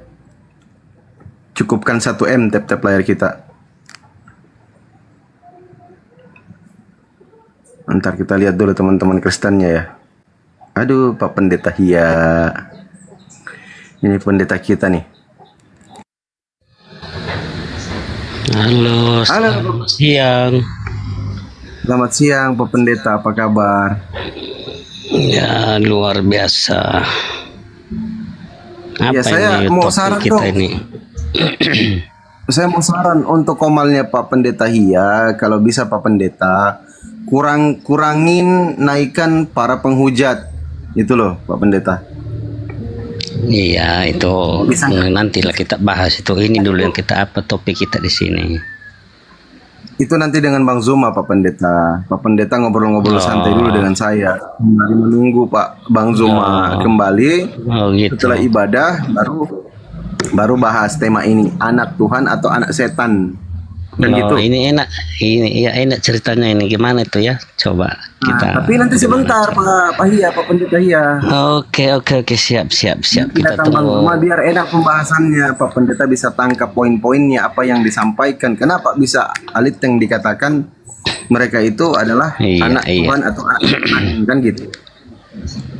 Tapi gini, sebelum kita sampai dulu ke Pang Kurunda Juma ya, tadi teman kita yang naik tadi itu ketika dipertanyakan tentang sunat itu kepada saudara kita, malahan narasinya tidak pakai data, langsung dijawab gitu aja Pak. Cuma nggak ada data gitu maunya, harus ada data lah yang file. Awalnya sudah disampaikan datanya, mungkin Pak Hia nggak dengar karena terlambat masuk. Itu loh Pak Pendeta. Iya tadi kan dari tadi saya nontonnya kan, ketika ditanya sama kita tentang sunat itu ya mungkin ada jawabannya pakai data. Jadi ketika pun ditanya orang sebelah kita tentang sunat di Bang Juma ya tentu pakai data lah, jangan hanya ngomong aja gitu, nanti dianggap yang di bawah ini narasi yang tidak benar gitu ya. Dia sendiri juga sudah menunjukkan bahwa Nabi Muhammad itu disunat. Dia sendiri yang menunjukkan datanya tadi Pak Pendeta Hia. Yang jadi persoalan ini kan Yesus ini kan nggak pernah mengaku dia disunat, kan gitu? Iya, ya. Nah, kan yang menurut kita Pak maunya Pendeta, tadi. orang nggak ngaku disunat, kalau nggak ngaku disunat, sunat nggak itu? Ya itu kan pendapat kita masing-masing ya, berbeda-beda lah. Cuman ya kita maksud di situ maunya jangan gara-gara itu terus kita turunkan terus nggak dijawab lagi kan gitunya. Masa kita ditanya orang tapi kita terus tidak memberikan jawaban, terus kita turunkan gitu. Terus sama-sama kita memberikan penjelasan sesama kita gitu supaya orang yang di bawah pun cerdas gitu. Pak Pendeta udah dijawab tadi. Assalamualaikum Bang Abu Hadid. Waalaikumsalam warahmatullahi wabarakatuh. Temanya anak Tuhan apa setan? Waduh, berat. berat ya kan. Berat. Mungkin bagi yang belum mengetahuinya mungkin itu berat, tapi bagi yang kita sudah tahu apa maksud dan tujuan dari ayat ini ya mungkin akan lebih baiknya kan gitu ya. Oke, Pak Hia, saya mau tanya apa yang tidak kita ketahui, cuman Kristen yang tahu Pak, bahwa Yesus itu bukan setan tapi dia anak Tuhan Bang. Iya, oke. Yang dimaksudnya di sini adalah seakan-akan percakapan itu seakan-akan bukan lagi hamba Tuhan kan begitu. Mari kita lihat dari Yohanes 15 ya, itu yang dibahasnya Pak Juma tadi itu adalah Yohanes 15 ayat 13. Dia di sini berkata ya, Yohanes 15, aku tidak menyebut kamu lagi hamba, kan begitu kan? Sebab hamba tidak tahu apa yang diperbuat oleh tuannya, kan gitu kan? Tetapi aku menyebut kamu sahabat karena aku telah memberitahukan kepadamu segala sesuatu yang telah kudengar dari Bapakku. Bukan kamu lagi memilih aku, ya, bukan kita lagi yang memilih Tuhan itu. Itu konteksnya apa Bang? Ya, itu konteksnya apa Pendeta? Ya kan tentang tadi kata Bang Juma bukan lagi hamba tetapi enggak, saya tanya ke itu Pak kan tadi itu Bang Zuma, narasi Bang Zuma. Sekarang saya tanya sama Pak Pendeta, yang Pak Pendeta sampaikan itu konteksnya apa? Yang tentang hamba ini, konteksnya tentang hamba ini. Tentang hamba. Tentang hamba. Iya. Baik, tentang hamba ya, Pak kan? Pendeta. Baik. Iya, karena hamba sama dengan tuannya enggak, Bang? Makanya itu kita dengar dulu satu-satu. Kita penjelasan itu kan Bapak di situ mau bertanya. Tentu kita menjawab dengan harus sabar kan gitu ya. Iya, ya, tapi kan nggak keluar dari Bible kan Pak Pendeta? Iya, kita dengar dulu bagaimana tujuan dari ayat ini kan gitu kan. Ya, dia berkata di sini tadi kan, aku tidak menyebut kamu lagi hamba sebab hamba tidak tahu apa yang diperbuat oleh tuannya. Tetapi aku menyebut kamu sahabat karena aku telah memerintahkan kepadamu segala sesuatu yang telah ku dengar dari Bapakku. Bukan kamu yang memilih aku, tetapi Tuhanlah yang memilih kamu, atau Tuhanlah yang memilih kita. Dan aku telah kutetapkan kamu supaya kamu pergi dan menghasilkan buah, dan buah itu tetap, supaya apa yang kamu minta kepada Bapa dalam namaku diberikannya kepadamu. Inilah perintahku kepadamu, kasihilah sesamamu orang yang lain. Jadi bukan dia dalam arti, bukan dia lagi hamba, dia sebagai hamba menyampaikan tentang firman Tuhan. Itu yang dimaksudnya di situ. Jadi dia sudah menerangkan di situ.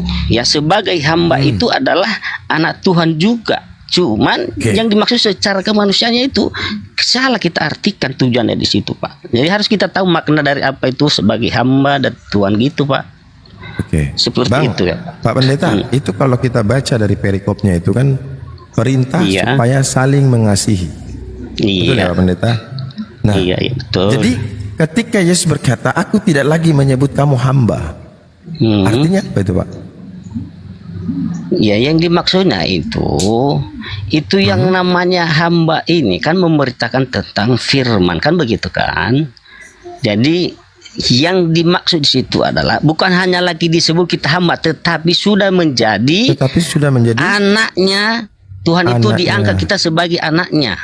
Tuhan yang mana yang angkat? Tuhan yang mana yang angkat, Bang? Tuhan yang mana? Ya berapa rupanya Tuhan? Nah, ini kan kata Yesus nih. Maksudnya supaya Tuhan mengangkat, sementara Yesus tidak lagi memanggil hamba. Jadi ada berapa Tuhan ini, Bang? Yang ngangkat ini Tuhan yang mana, Bang? Ya satulah Tuhan untuk menerangkan ini bahwa yang mana? Tuhan yang mana, Bang? Tuhan Yesus. Tuhan Yesus. Yang berkata di sini siapa? Yang berkata di sini siapa? Yohanes 15:15. Ya kan ditulis oleh Paulus di situ. Yang berkata siapa? Ya, dari Yohanes 15. Dari ditulis oleh baik. Perkataan Yesus melalui disampaikan perkataan Yesus, baru kan ditulis oleh orang-orang yang sudah terima kasih ini. Baik, gitu. Baru kan ditulis. Ya, baru ditulis. Apa isi tulisannya? Ya itu yang tadi yang disampaikan saya baca tadi ya 15. Kalau itu dikatakan, aku tidak menyebut kamu lagi hamba, sebab hamba tidak tahu apa yang diperbuat oleh tuannya. Tetapi aku menyebut kamu sahabat, karena aku telah memberitahukan kepada kamu segala sesuatu yang telah kudengar dari Bapakku. Ketika Pak Pendeta menarasikan bahwa iya tidak lagi seperti itu karena kami telah menjadi diangkat oleh Tuhan. Pertanyaannya Tuhan yang mana yang mengangkat ini? Ya Tuhan Yesus sendirilah, macam mana? Ini perkataan Yesus kan? Iya, ini kan perkataan Yesus. Iya. Gimana? Dia mengangkat tapi dia bukan Tuhan. Dia hamba sudah. Dia sama seperti mereka. Terus dia mengangkat siapa? Siapa yang mengangkat? Tuhan yang mana lagi yang mengangkat, Pak? Cemananya orang Bapak ini. Jangan Pak. Ya. Ini sebenarnya Pak, Bang Zuma salah tulis nih ya. Harusnya anak Tuhan or hantu. Jadi ada kaitannya. Tuhan gitu Bang. Begini Pak, lihat dari apa ini Pak ya. Dari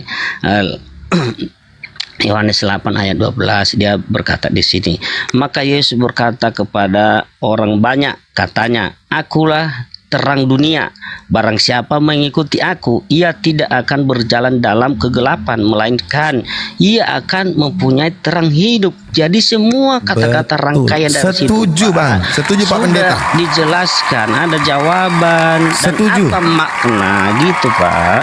Betul, saya setuju. Ketika firman itu menjadi terang dunia, maka firman itu berubah menjadi genset. Ada genset merek firman Pak Pendeta.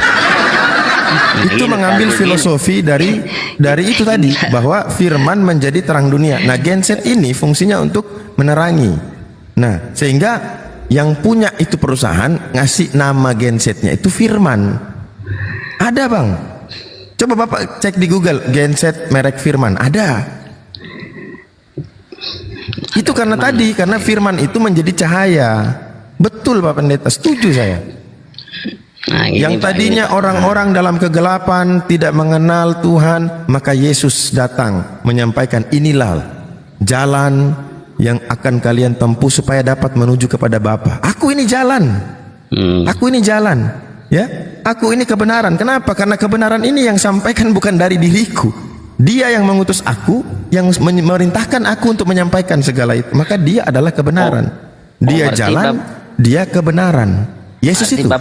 Artinya tidak percaya kepada Yesus gitu ya. Dengar. Yesus itu jalan, Yesus itu kebenaran. Bagi siapa? Bagi siapa? Kata Yesus, aku hanya diutus kepada domba-domba yang tersesat dari Bani Israel. Berarti dia jalan dan kebenaran bagi bangsa Israel saat itu. Iya, oke. Betul Biar tidak, saya biar saya jawab sama Bapak di situ. Berarti Bapak tidak percaya bahwasanya Yesus itu adalah Tuhan, kan begitu kan, atau Allah? Kalau Kan gitu kan? kalau bicara percaya Tuhan ini, hanya Bapak membuat narasinya itu bahwasanya dia hanya utusan atau dia hanya jalan, begitu kan Pak? ya itu perkataannya ada kan, Pak? Iya, oke, makanya saya tanya sama Bapak. Ini dia berkata di sini di Filipi 2 ayat 6 sampai 9 ya Pak. Yang walaupun dalam rupa Allah tidak menganggap kesetaraan dengan Allah itu sebagai milik, ya, sebagai milik yang harus dipertahankan. Apa yang menjadi milik, Melainkan Pak, yang dipertahankan, Pak? Kealahannya itu tidak dipertahankan, kealahannya, ya, melainkan mengosongkan dirinya sendiri dan mengambil rupa seorang hamba dan menjadi sama dengan manusia. Yang kita ambil sisi positif, siapa manusia itu yang menjadi manusia itu? Berarti kan cuma Tuhan Yesus. Baik. Dan bawahnya 8. Dan Baik. dalam keadaan sebagai manusia, ia telah merendahkan dirinya dan taat sampai mati. Bahkan sampai mati di kayu salib. Itulah sebabnya Allah sangat meninggikan dia dan mengaruniakan kepadanya nama di atas segala nama. Itulah udah jelas di situ Pak, ya. Baik. Saya Boleh tahu, tapi satu-satu saya menurut tanya, Pak. Bapak mungkin saya tidak bagaimana tujuan Oke. orang Bapak tentang itu, ya. Baik, Oke. baik Pak. Jadi yang dilahirkan oleh Maria itu adalah rupa Allah yang mengambil wujud manusia, betul nggak Pak? Iya. Oke, baik. Ketika Yesus dari 0 bulan sampai 33 tahun, dia ini tidak menunjukkan keilahiannya karena telah mengosongkan diri, betul kan? Betul kan? Mengosongkan dirinya setelah dia menjadi manusia Pak, bukan setelah Iya, lahir. dari 0 bulan itu kan manusia Iya. itu dilahirkan. Oke, sampai Iya. 33 tahun berarti dia mengosongkan diri. Betul, Bang? Iya. Oke, baik. Jadi yang membangkitkan orang mati, yang menyembuhkan orang sakit itu bukan Yesus. Tapi Jadi siapa? Bapa. Oh, kata Petrus. Kata Petrus di dalam 1 Korintus 1 nomor 22. Petrus berkata, "Inilah, ketahuilah Israel, inilah Yesus dari Nazaret yang aku maksudkan.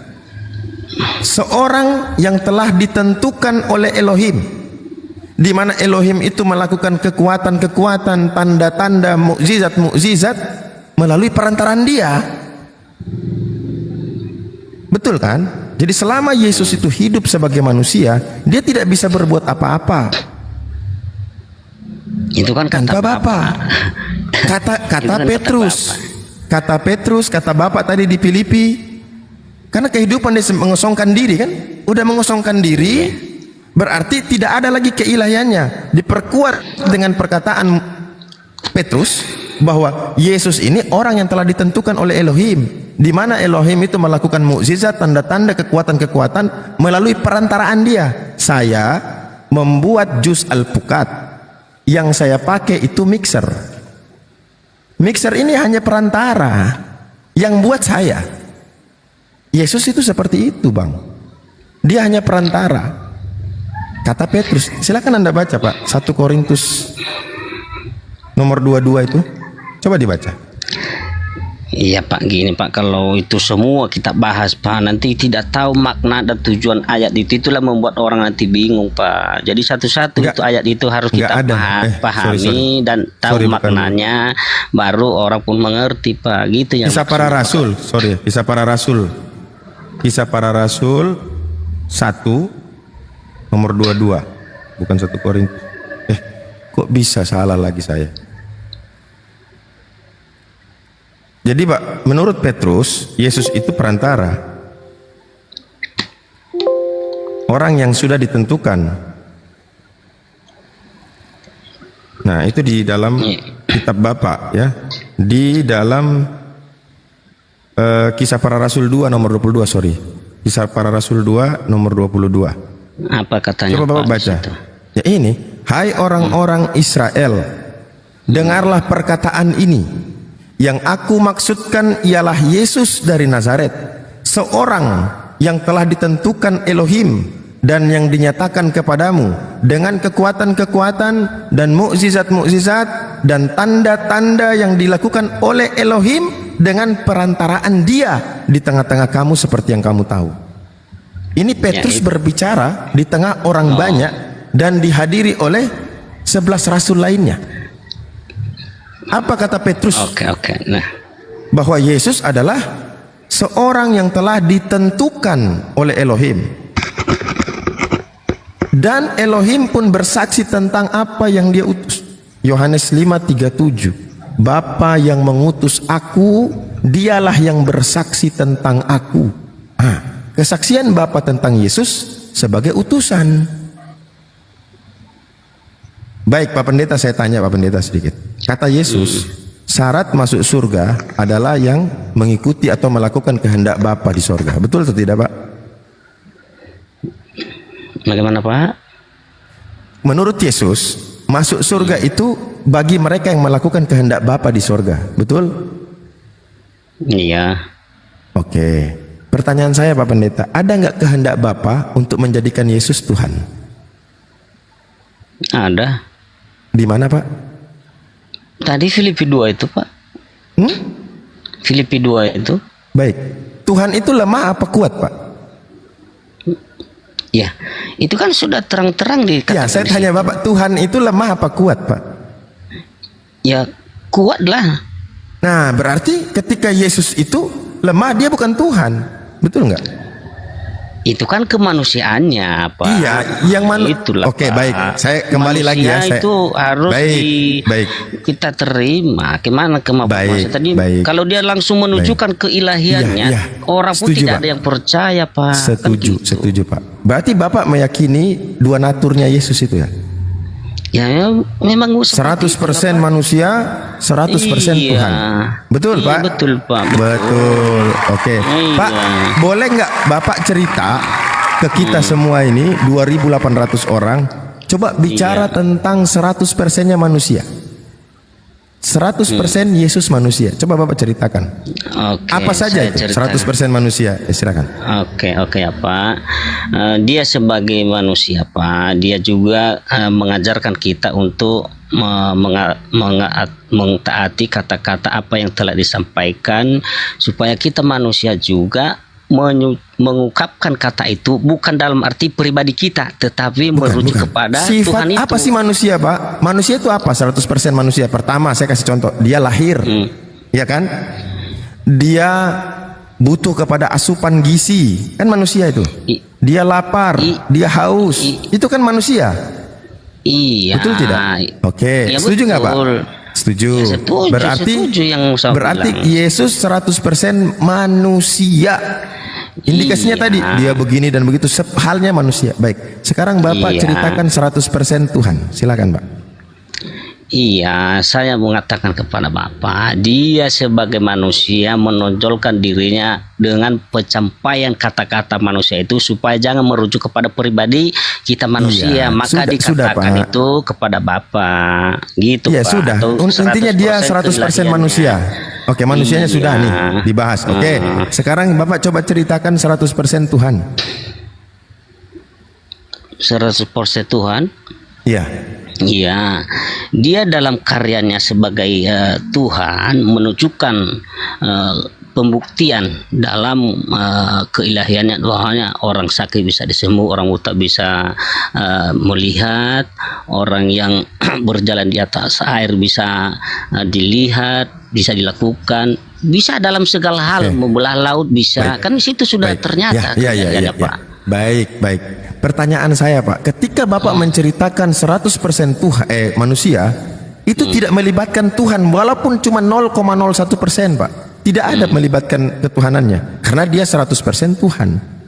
Setuju nggak Pak? Lahir dia bukan Tuhan, lapar dia bukan Tuhan, haus dia, netek dia, capek bukan Tuhan dia, tanpa menyinggung ketuhanan. Tapi begitu berbicara ketuhanannya, kok menyinggung kedagingannya. Jadi 100% Tuhan ini dihitungnya bagaimana Pak? Silakan. Atau sepenuhnya Begini, Pak. Tuhan lah, sepenuhnya manusia, sepenuhnya Tuhan. Baik. tadi sudah berbicara sepenuhnya manusia, tidak ada yang menyinggung masalah sepenuhnya Tuhan. Iya. Oke. Nah, Oke, sekarang Pak. berbicara tentang sepenuhnya Tuhan, kenapa nyinggung yang sepenuhnya manusia? Oke Pak, begini Pak, biar secara simpel ya, lebih cepat kita menangkap ya kan begitu kan Pak? Saya menangkap, Pak. Iya, ketika orang pertama di dunia ini, Allah itu tidak pernah turun ke bumi. Tapi kenapa orang-orang yang pertama itu tidak percaya dengan hanya kata-kata disampaikan oleh Allah itu melalui malaikatnya berkata-kata, tapi kenapa orang pertama itu tidak bisa mendengarkan apa yang telah disampaikan, diperintahkan tentang kerajaan dunia itu? Kenapa bisa ditergelamkan mereka orang pertama? Udah nggak Itu masuk saya Pak, jawab nggak dulu, masuk Pak. di pertanyaan saya. Kalau ketika Iya. berbicara sepenuhnya manusia, yang tadi sifat-sifat kemanusiaan semuanya mutlak ke Yesus sebagai sepenuhnya Iya. manusia, tanpa melibatkan Iya, Pak. sepenuhnya Tuhan. Nah, ketika berbicara tentang sepenuhnya Tuhan, kok manusianya ikut? Manusianya ikut. Kalau mau dibagi sepenuhnya manusia, sepenuhnya Tuhan, maka ketika bicara ketuhanan Yesus, ada nih orang mati, dibangkitkan Yesus. Tapi yang sepenuhnya manusia lagi tidur di rumah. Nah, orang yang mati itu di seberang pulau lah. Yang bangkitkan Yesus. Sementara sepenuhnya manusia itu lagi tidur di sana. Lagi tidur di rumah. Yang bangkitkan orang mati ini yang sepenuhnya Tuhan. Itu kalau kita bikin persentase berarti 100% Tuhan, 100% manusia. Sebagaimana tadi kita berbicara 100% manusia, tidak menyinggung ketuhanan sama sekali. Tapi Itu kan anehnya menurut ketika Bapak. menyinggung atau berbicara tentang ketuhanan, yang dagingnya manusia ini ikut terus. Berarti kalau kita hitung Pak, harusnya 150% manusia, 50% Tuhan. Itu baru fair, baru adil Pak. Itu kan menurut Bapak kan Loh, gitu ya. kan menurut saya Iya. lagi. Oke, Iya, kalau menurut kalau- Bapak, sekarang menurut Bapak pendeta, waktu berbicara kemanusiaan Tuhan 100 Yesus 100%, ada nggak singgung Tuhannya? Ya adalah. Di mana? Maka Yang 100% manusia itu menyinggung ketuhanannya di mana, Pak? ya di Roma. Ya, tunggu ya Pak. Saya nggak tanya Biar dalil, Pak. lebih- Oke, baik. Satu-satu saya. Jadi saya bagaimana tanya. Pak? Bagaimana Jadi Pak? waktu Yesus lahir sebagai manusia, Tuhan juga lahir. Ya, gimana Bapak, ini kan sudah kita bilang tadi, dia Allah itu tidak menganggap kesetara dengan kealahannya, tapi turun dia menjadi hamba dan menjadi manusia. Jadi Ya, berarti manusianya Bapak itu tidak siapa? percaya Kan gitu. konsep itu ya, konsep 100% manusia, 100%. Bapak nggak percaya? Ya udah konsep di itu? situ lah Pak, udah situ bersama-sama di situ Pak, gitu. Enggak, saya tanya, Bapak percaya nggak konsep bahwa yang di Konsili Kalsedon tahun 451 menetapkan dui natur Yesus itu, Bapak percaya nggak? Ya percayalah Pak, orang Nah, kita kan apa yang zaman Bapak sekarang percayai? ini yang Baik, apa yang gini, Bapak percayai? Saya pelan-pelan mengarahkan Bapak bicara tentang manusia. Apa sih manusia 100% itu apa sih? Begini Pak, begini ya Pak, yang saya beri tanggapan dulu Pak ya. Kalau kita melihat dari sejarah itu, tentu sudah orang terdahulu mati-matian tentang ayat-ayat ini sudah dibahas. Tapi kita Ya, sekarang ya, ya. salah persepsi, itu udah salah benar Pak. Mentang-mentang Sudah kita Pak, sekarang kita udah nggak bahas pintar, orang jadi dulu-dulu, lari, Ustaz. kita nggak Ya, bahas dari orang dulu situlah, Pak. Sejarah Sampai itu orang yang kita sekarang Pak. tahu manusia itu apa, manusia itu bagaimana, Iya. tahu kan Pak? Tahu nggak? Sudah dari sejarahnya kita tahu Pak, dari sejarah Iya, itu. orang dulu dan orang sekarang tahu nggak manusia itu kayak apa? Ya manusia itu dilahirkan, dia mulai dari nol, dari bayi, Iya. mulai anak-anak, remaja, dewasa, tua, kan begitu manusia, normal. Iya. Manusia itu butuh terhadap asupan, manusia itu butuh terhadap tempat tinggal. Ini manusia, karena 100% manusia itu seperti itu. Betul kan? Nah, Iya. ketika berbicara tentang sepenuhnya Yesus 100% manusia, ada nggak menyinggung ketuhanan? Ya ada Pak. Tidak ada. Ada. Kalau ada berarti dia tidak 100% manusia, Pak. Berarti 99% manusia. Bukan dalam arti dia tidak manusia, Pak. Dia menerangkan Loh, kepada kita gimana perkataan sih? kepada Bapak supaya merujuk kepada dirinya ketika manusia itu menyebut nama Tuhan. Contohnya begini, Pak. Saya berdoa mengikuti. Bukan menyebut nama Tuhan. Masalahnya ada konsep satunya lagi. 100% manusia, 100% Tuhan. Makanya Bapak dengar dulu lah satu kata aja saya bilang kan, misalnya gini kan Pak, caranya itu kemanusiaannya menyebut namanya Tuhan atau Allah. Dia berdoa, misalnya dia bilang berdoa aja kepada Bapak, kan begitunya maksudnya Bapak kan. Kenapa ada lagi Bukan. Bapak kalau memang dia Bapak kan gitu, kalau dia bilang Tuhan kan gitu maksud Bapak kan. Kenapa dia berdoa Bukan. kepada Saya Tuhan mau tanya, Jadi, itu terpisah atau tidak terpisah? Jadi 100% Satu, Yesus Pak. manusia, Satu. 100% dia Pak. Tuhan, terpisah atau tidak terpisah? satu Pak di situ dia Baik, Pak. satu. Oke, kalau begitu bagian mananya Yesus yang Tuhan? Begini, biar saya Aduh, jelaskan. jadi begini lagi sudah 15 kali Bang Ardi. Assalamualaikum warahmatullahi wabarakatuh, Tapi Bang Ardi. tidak mau dengar, tidak mau dengar. Waalaikumsalam warahmatullahi wabarakatuh. Ya, tidak mau dengar. Assalamualaikum Kan- warahmatullahi Waalaikumsalam. wabarakatuh, teman-teman muslim, Bang Zuma, Bang Fandi, Aki Abu Adit. Siap. Assalamualaikum teman-teman yang di bawah. Oke, selamat siang Pak Elhia, penyembah manusia. Oke. Selamat siang Pak, nggak apa-apa. Ya, saya sedikit lagi Bang Ardi ya. Tadi Pak Hia bilang bahwa tidak bisa dipisahkan. Sementara saya tadi di awal mengajak untuk Pak Hia menceritakan ke kami, menjelaskan ke kami sepenuhnya manusia. Dan kita dengar bersama bahwa ketika berbicara kepenuhan dia sebagai manusia, 100% manusia, itu sama sekali tidak berbicara ketuhanannya, tidak menyenggol ketuhanannya. Sebab apa? Sebab ya namanya manusia, kita ini manusia, lahir kan sebagainya, lapar, haus, capek dan lain sebagainya. Itu tanpa menyinggung ketuhanannya.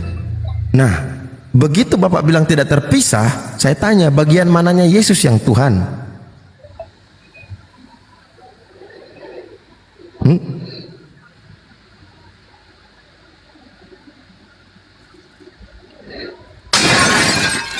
Halo,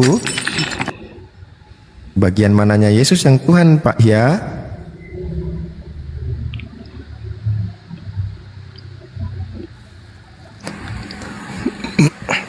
Bang Ini Ardi. Ki Abu Adit ini nggak diurapi Roh Kudus, nggak bisa ngerti gitu loh. Oh, Jadi harus siap. diurapi Roh Kudus dulu. Iya. Siap.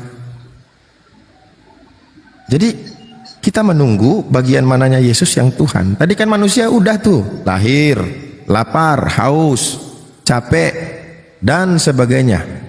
Nah, sekarang Tuhan katanya tidak terpisah. Baik. Bagian mana Yesus kayak yang Tuhan? Itu Iya, mungkin monitor, gini. Pak. Iya. Mungkin gini maksudnya. Oke. Maksudnya Gini, tidak Pak, terpisah gini, itu Pak. artinya terpisah gitu loh Ki Abu Adit. Jadi Oh. maksudnya tidak terpisah itu artinya terpisah gitu loh maksudnya. Betul nggak Pak? Iya. Betul nggak Pak? Kan Yesus itu kan Tuhan sekaligus bukan Tuhan kan gitu kan? Nah itu loh maksudnya gitu. Jangan bingung Aki. Tadi Bang Ardi katanya kalau kita mau menuhankan Yesus itu kita lihat dari apa yang dia lakukan, seperti contoh menghidupkan orang mati. Gitu kan Pak Pendeta, iya kan? Iya. Karya-karyanya Oke, aku itu semua tunjukin terbukti. Izin satu data aja Bang Ardi, Bang Abu Hadid, satu data aja mau kutunjukin sama Pak Hian. Biar beliau tahu Yesus ini ketika menghidupkan orang mati itu dia mau diakui sebagai apa sih? Di dalam Yohanes 11 nomor 40 sampai 42, Pak Hia, Pak Pendeta disimak ya. Jawab Yesus, bukankah sudah kukatakan kepadamu, jikalau engkau percaya engkau akan melihat kemuliaan Elohim. Maka mereka mengangkat batu itu lalu Yesus menengadah ke atas dan berkata, Bapa, aku mengucap syukur kepadamu Bapa, karena engkau telah mendengarkan aku. Jadi ketika Yesus berdoa kepada Bapa yang Tuhan ini, didengarkan doa Yesus. Lanjut. Aku tahu bahwa Mantap. Berarti aku tahu bahwa engkau selalu mendengarkan aku. Sabar dulu Bang, kasih selesai dulu. Jadi kata Yesus, dia tahu bahwa Bapa itu selalu mendengarkan dia, kata Yesus. Tetapi oleh karena orang banyak yang berdiri di sini mengelilingi aku mengatakannya supaya mereka percaya bahwa engkaulah yang telah mengutus aku. Dan sesudah itu, Pak Pendeta Hia dengarkan baik-baik. Dan sesudah itu berkata demikian, berserulah ia dengan suara keras, Lazarus, marilah keluar. Hidup Lazarus tuh.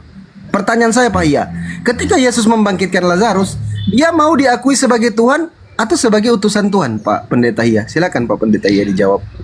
Udah dari tadi saya bilang, Allah itu sudah menjadi manusia. Manusianya itu siapa? Yesus. Jadi Pak Pendeta, coba dibaca Yohanes 11:42. Kata Yesus, karena orang banyak yang mengelilingi aku mengatakannya kepada mereka, supaya mereka orang banyak itu percaya bahwa Yesus ini Tuhan atau bukan Tuhan di sini, Pak Pendeta Iya? Tuhan lah. Katanya di situ. Tuhan itu. Ini apa katanya di situ? Engkau yang telah mengutus Kata aku. Yesus, aku mau diakui sebagai bukan Tuhan, sebagai utusan Tuhan, kata Yesus ketika dia membangkitkan Lazarus. Berarti bukan Tuhan ya, Pak Pendeta ya? Itu kan menurut Bapak itu aku berarti bukan Tuhan kan gitu kan lu sudah bilang tadi. Ini pengakuannya kan utusan dia di sini. Iya betul. Baik, satu data lagi izin ya. Baik, satu data lagi. Saya sekalian berdakwah, izin dikit abang-abang sekalian ya. Bang Pak Pendeta silakan. Di dalam surah Maryam ayat 30, Pak Pendeta, ini dalil Al-Quran ya, sekalian saya berdakwah. Bismillahirrahmanirrahim. Wala ini Abdullahi ataniyal kitaba wa ja'alani nabiyya. Kata Nabi Isa, sesungguhnya aku ini hamba Allah. Dia memberiku kitab Injil dan dia menjadikan aku seorang nabi. Menurut pemahaman Islam, Pak Pendeta, hamba ini orang yang berserah diri kepada Allah atau orang yang mengikuti perintah Allah. Inilah hamba, dikatakan hamba Tuhan, hamba Allah. Kalau di dalam kekristenan, ketika ada orang yang mengaku bahwa dia itu hamba, Pak Pendeta Hia, nih, Yesus hamba Tuhan. Apa maksudnya nih Pak Pendeta? Yesus hamba Tuhan. Ya, maksudnya Tuhannya orang Kristen bertuhan itu loh.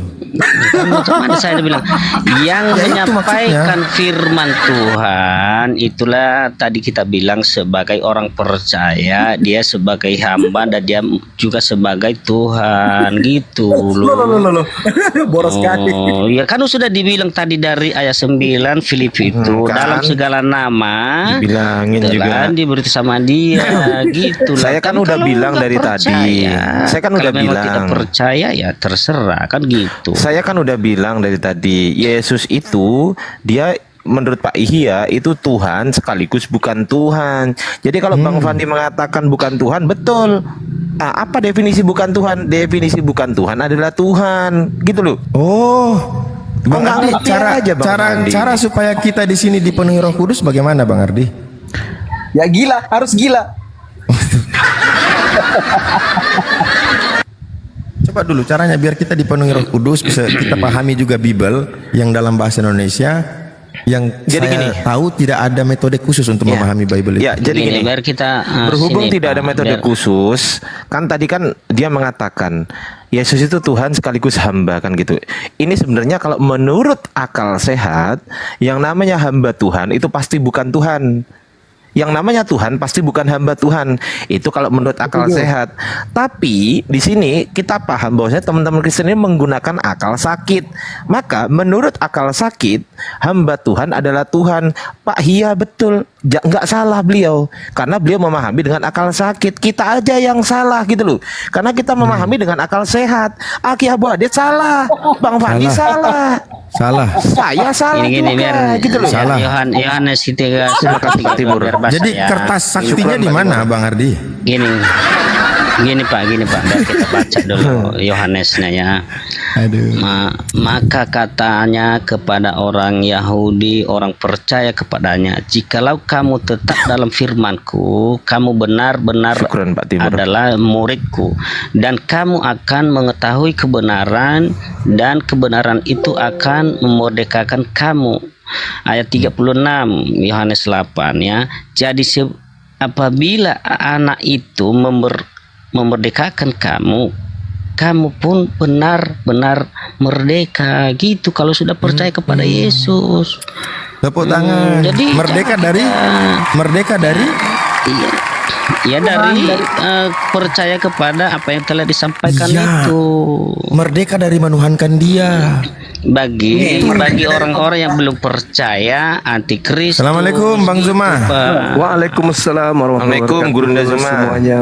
Waalaikumsalam warahmatullahi Gurunda Zuma, wabarakatuh. tadi Adik-adik sekalian. Pak Elhia ini tadi menyampaikan bahwasanya Yesus itu adalah Tuhan sekaligus hamba Tuhan.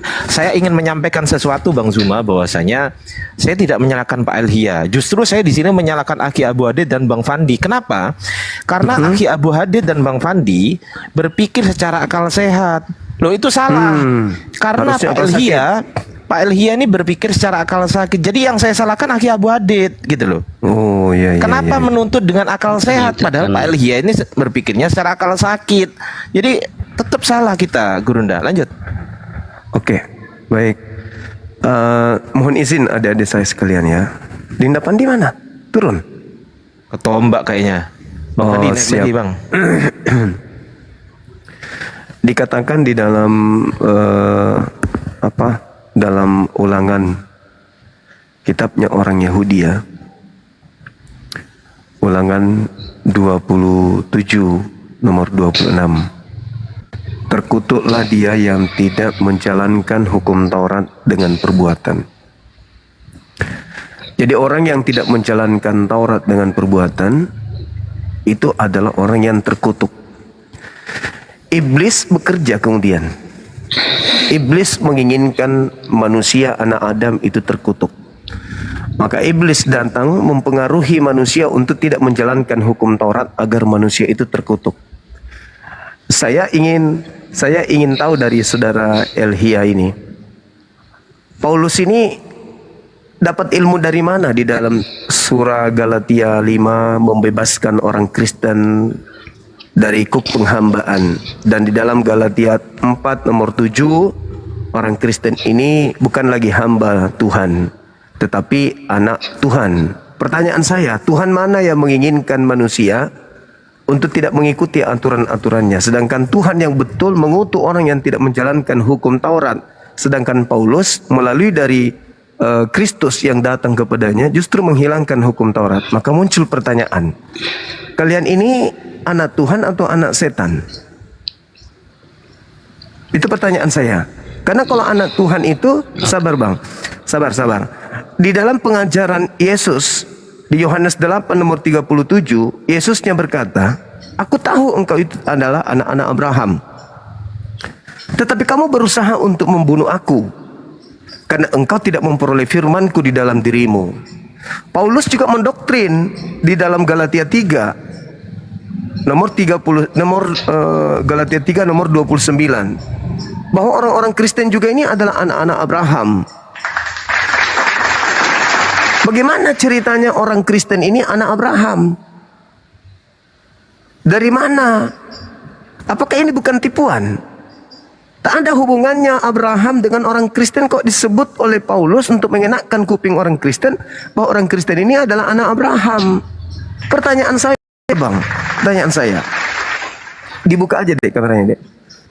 Pertanyaan saya, ini Anda sebagai anak Tuhan atau anak iblis? Karena hanya iblis yang tidak mau menghambakan diri kepada Tuhan. Ada dua yang tidak menghambakan diri kepada Tuhan, Kristen dan juga adalah iblis. Coba, di mana Anda bisa memberikan saya pengajaran saudara bahwa anak-anak Tuhan itu adalah anak-anak yang dimerdekakan untuk tidak lagi menjalankan firman Tuhan? Silakan. Ya itu Pak, kita nantikan dulu ya, dulu itu yang tadi saya dulu bilang tadi nama itu dulu kita melihat dari apa arti Filipi pasal 2 ayat 9 ini ya, dalam segala nama ya. Karena itu Allah akan meninggalkan nama Yesus di atas segala nama lainnya. Jadi soal nama itu tidak terpengaruh Pak ya, tidak terpengaruh. Jadi mau dibilang dia hamba, mau dibilang Tuhan Yesus itu sama dalam segala nama, sudah terterang di situ Pak ya. Dari apa arti itulah harus kita pahami dulu. Apa arti Filipi pasal 2 ayat 9 itu? Arti nama berarti segala nama bisa, kan begitu kan Pak? Itu sudah jelas. Ya. Yang Bapak Pak Zuma tadi katakan itu, coba ulang dulu, saya belum menangkap tadi. Iya, orang yang tidak menjalankan firman Tuhan adalah orang yang dikutuk oleh Tuhan. Tapi sekarang terbalik. Orang yang tidak menjalankan firman Tuhan justru disebut sebagai anak Tuhan. Kristen tidak menghambakan diri. Di Galatia, Pak, Galatia 4 nomor 7, kalian bukan lagi hamba, tapi kalian adalah anak, sebab kamu adalah pewaris. Sedangkan Tuhan di dalam kitabnya orang Yahudi mengutuk orang yang tidak menghambakan diri kepada dirinya.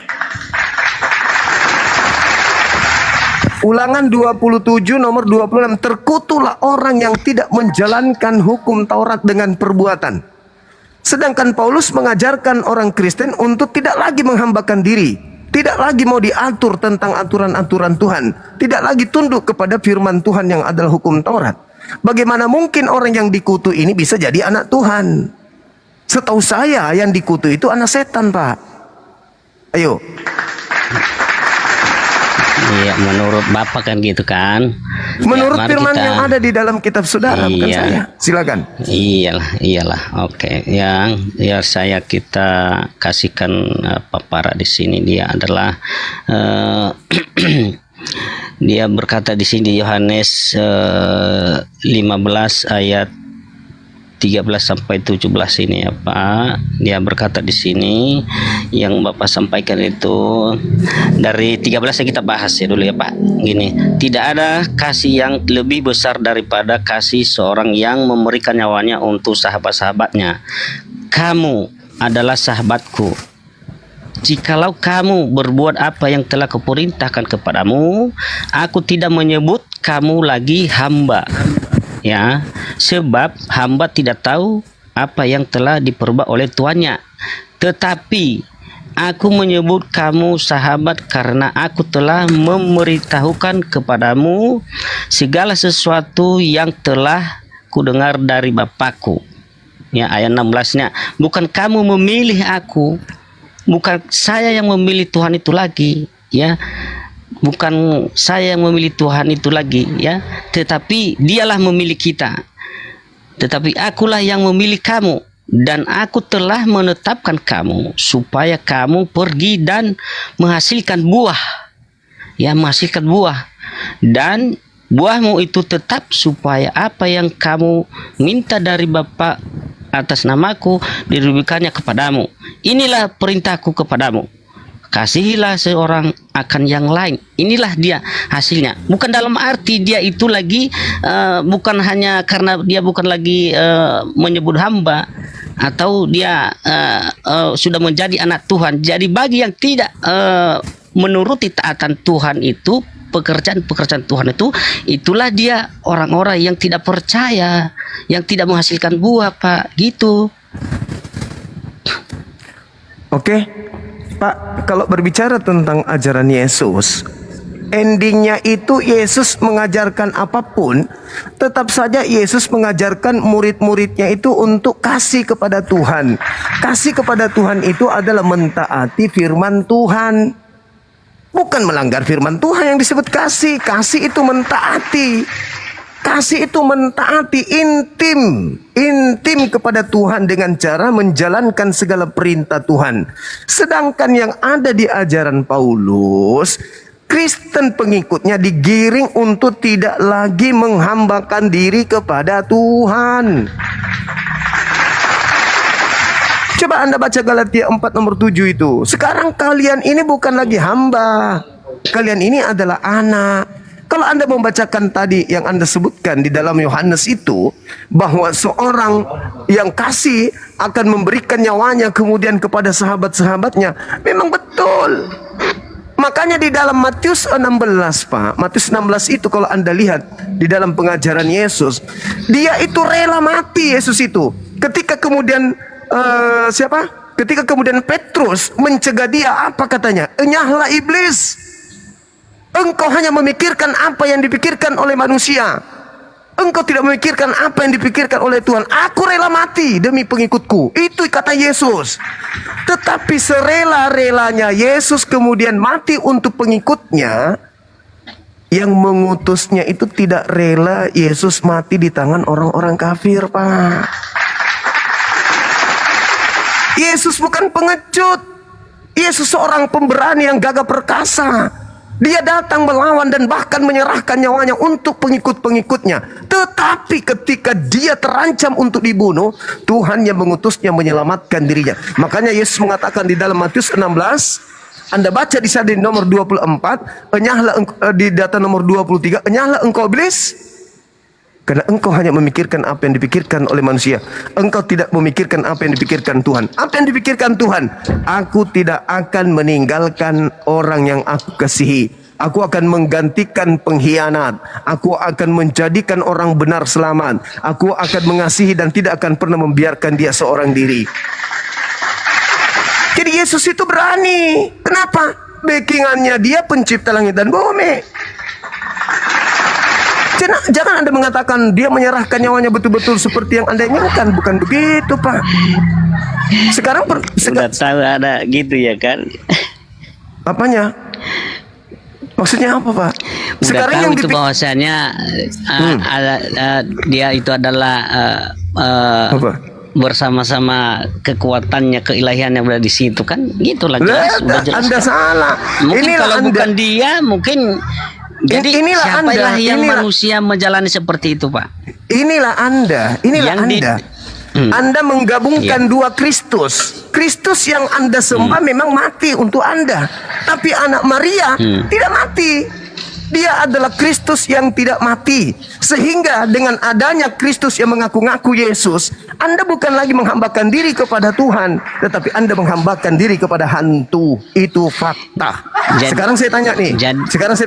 Kita untuk buktikan itu sesederhananya. Siapa yang mengajarkan kalian untuk meninggalkan hukum Taurat? Tuhan atau hantu? Itu aja dulu. Udah, gini dulu Pak ya, jangan lu sampai ke situ dulu. Ini dulu. Tadi bilang manusia ya kan. Karena ini Pak, tadi bilang manusia. Hanya iblis yang membantah firman Tuhan, Pak. Ya justru sekarang itu makanya tidak percaya kita itu sama iblis. Sekarang kalau Anda tidak percaya kepada iblis, siapa yang membebaskan Anda dari menghambakan diri kepada Tuhan? Yesus. Di mana Yesus mengajarkan untuk membebaskan pengikutnya menghambakan diri? Itu ya. Iya, silakan. Memang Pak Cuma ini memang kalau dalam isi Alkitab memang jago, tapi dalam kitabnya sendiri tidak bisa disampaikan. Jangan menangis, Pak. Jangan kesana dulu. Jangan menangis. Itulah yang harus kita perjuangkan supaya itu harus kita cerdas memberikan kepada orang banyak. Gitu, Pak, jangan nangis, Pak. Jangan nangis. Ini ya, pertanyaan nangis, saya loh. Pak. Bukan nangis. Anda memfitnah Yesus kalau Yesus membebaskan pengikutnya untuk menghambakan diri kepada Tuhan. Yang Anda maksud Yesus itu iblis yang membebaskan manusia dari perintah Tuhan. Itu iblis yang datang kepada Paulus. Karena hanya iblis yang menginginkan manusia tidak taat kepada Tuhan. Hanya iblis, Pak. Pura-pura ngaku Yesus. Itu makanya tadi kita bilang, Pak, itu kan iblis ingin menguasai Yesus itu menjadi dia yang berkuasa, padahal nggak bisa dikuasai. Ya, nggak bisa. Yesus yang lebih berkuasa, baik di atas langit maupun di bawah langit, maupun orang mati maupun yang hidup, kan gitu, Pak. Baik. Saya kembalikan ucapan Anda ini yang terakhir. Lalu siapa yang menerima kuasa setelah dia keluar dari kubur? Kepada aku telah diberi kuasa. Itu siapa? Ayo, jujur. Iya, kepada dirinya. Dirinya itu dalam tadi suatu apa Anda semua dari saudara, dirinya. Tadi Anda mengatakan Yesus tidak menerima kuasa karena dia adalah sang penguasa itu sendiri. Pertanyaan saya, lalu siapa yang keluar dari kubur? Kepadaku telah diberi kuasa. Itu siapa, Bang? Iya, itu kepada dirinya sendiri, itu kuasanya. Dia yang berkuasa. Tadi kan sudah saya bilang. Anda mengatakan dia tidak menerima sudah kuasa. menjadi manusia. Anda mengatakan dia tidak menerima kuasa. Manusia. Anda mengatakan dia tidak menerima kuasa. Sekarang kok tiba-tiba Iya, dia Pak. menerima kuasa. Siapa ini? Siapa manusia yang keluar dari kubur menerima kuasa ini? Udah satunya semua di situ, Pak. Kalau memang nggak percaya itu terserah itu. Bukan masalah Kita terserah, bukan- ini edukasi. Ini edukasi. Berarti tapi Pak, kadang kesimpulannya, saudara, kesimpulannya, kalau ternyata yang keluar dari kubur ini bukan Yesus dan Anda percaya kepada Dia, berarti inilah yang Yesus sampaikan di dalam Yohanes 12 nomor 30 bahwasanya iblis telah dilemparkan keluar. Keluar dari mana? Keluar dari kubur. Berarti yang keluar dari kubur mengaku kepadaku telah diberi kuasa itu bukan Yesus ada Maria, tapi Yesus lain. ada satu pertanyaan dulu sama Pak Juma, saya tanya dulu ya. Itu Iya, silakan. mungkin karena tentang Yesus tidak dipercayakan begitu kan, bahwa Oh, dia bukan. adalah Allah. Saya percaya Itulah kan. Yesus itu adalah utusan Tuhan. Sedangkan Utusan, Yesus oke. yang mengaku Tuhan itu, yang ingin menyamai Tuhan itu adalah Yesus Oke. Anda yang keluar dari kubur. Beda. Oke. Yesus kita beda, Bang. Yesus kita beda. Oke. Yesus kami adalah Iya. anak Maria, sedangkan Anda, Yesus Anda itu adalah Kristus yang mengajarkan kalian jangan menghamba diri lagi kepada Tuhan. Itulah Iya. Yesus kita beda. Iya. Oke, yang saya pertanyakan di sini, Pak, kenapa itu Yesus bisa dipercaya oleh Kristen? Karena Yesus sudah Kenapa? menubuatkan. Dengar Bang, dengar. Anda bertanya, saya jawab. Yesus di Iya. dalam pengajaran kitab saudara mengatakan, waspadalah kepada penyesat yang datang kepadamu, membawa namaku, berkata akulah Kristus, akan menyesatkan banyak orang, melakukan banyak mujizat, sekiranya mungkin. Baca nomor 24-nya dari Matius 24. Jangankan Kristen hari ini yang memang gemar kemudian maksiat, murid-murid pilihan saja kata Yesus bakal disesatkan. Matius 24 nomor 24. Sekiranya mungkin si Kristus palsu ini juga akan menyesatkan orang-orang pilihan. Siapa orang pilihan? Baca Yohanes 6 nomor 70. Orang-orang pilihan itu adalah murid-murid Yesus, Bani Israel. Kalau Bani Israel murid Yesus aja bisa disesatkan, apalagi ente yang memang sudah gemar kepada kemaksiatan. Gitu Pak? Oke. Ya. Itu kan berarti menurut Bapak ya seperti itu pertanyaan. Tentunya kita pagi ini, kalau memang itu Kristen salah, kenapa orang banyak memilih Tuhan Yesus itu? Saudara, Yesus menubuatkan waspadalah kepada penyesat. Ini nasihat Yesus kepada muridnya yang Bani Israel. Waspadalah kepada penyesat yang datang kepadamu dengan memakai namaku dan berkata akulah Kristus. Mereka akan menyesatkan banyak orang. Iya. Berarti maksud Tergenapi nggak? Bapak orang yang berarti yang mengikuti Yesus ini berarti orang bodoh lah gitu semua ya? Orang yang disesatkan oleh Kristus palsu. Orang yang disesatkan gitulah ya. Siapa yang mau Betul orang sekali. disesatkan? Ya orang Siapa yang Kristen mau orang lah. disesatkan coba? Orang Kristen, mari saya buktikan. Oh gitu. Jadi Saya buktikan, saya buktikan. gini dengar dulu Pak. Oke, Dengar silakan. dulu. Kenapa Silakan. orang mendukung disesatkan kan gitu? Kenapa orang mau disesatkan kalau memang itu salah? Saudara, makanya saya bilang, mari saya buktikan. Ketika Yesus berkata di dalam Matius 24, jika ada orang berkata ada Mesias di gurun, ada Mesias di bilik, apa perintah Yesus? Jangan percaya. Pertanyaan saya nih, ketika Paulus datang mengaku bertemu dengan Kristus di gurun, perintah Yesusnya percaya atau jangan percaya, Pak? Bagaimana? Nah, itu kan. Lihatlah Pak. Lihat Pak, lihat. Anda jawab sendiri, lihat keadaan Bapak ini. Iya, Lihat. apa? Ketika Yesus berkata, apabila ada orang berkata Mesias ada di sini, Mesias ada di sana, jangan kamu percaya. Camkanlah, aku telah mengatakannya kepadamu terlebih dahulu. Jika ada orang berkata ada Kristus di padang gurun, ada Kristus dalam bilik rahasia, jangan kamu percaya. Itu nasihat Yesus kepada Bani Israel. Nah, tahun 50 Paulus mengaku bertemu dengan Kristus di padang gurun. Perintah Yesus kepada muridnya, percaya atau jangan percaya? Ketika Paulus mengaku bertemu dengan Kristus, perintah Yesusnya percaya atau jangan percaya? Percaya. Nah, tuh, tengoklah. Dari Inilah pernyataan jawabannya. Bang Juma ini kata, Inilah dari pernyataan jawabannya. Bang Juma itu, Tepuk dengar, tangan, teman-teman. dari pernyataan Ini Bang Juma bilang Mesias ada di sini, ada di sini. Ini jawabannya, Itu ini jawabannya. jangan kalau dari makna dari perkataan ada Mesias di sana, ada Mesias di sini. Dari makna itu apa tujuan? Coba. Yesus mengatakan jangan kamu percaya. Kenapa Anda mengatakan percaya? Ayo. Iya, dari makna itu hasil yang kita Bukan ambil dari makna, situ bukan apa? dari makna. Yesus dia Jadi mengajarkan apa? percaya. Percaya atau jangan percaya? Tunggu dulu. Maknanya kita ambil. Kok Yesus tidak menjelaskan itu? Yesus mengatakan Ya ada percaya. jawabannya. Makna Oh, itu itu yang harus nanti, kita ambil. saudara, Nanti jawaban kapan? Anda itu, saudara, jawaban kapan? Anda itu, jawaban Anda Iya, itu oke. Anda Nggak simpan. dipaksa kok. Nanti setelah ketemu Yesus baru Anda jelaskan. Kenapa saya percaya? Iya.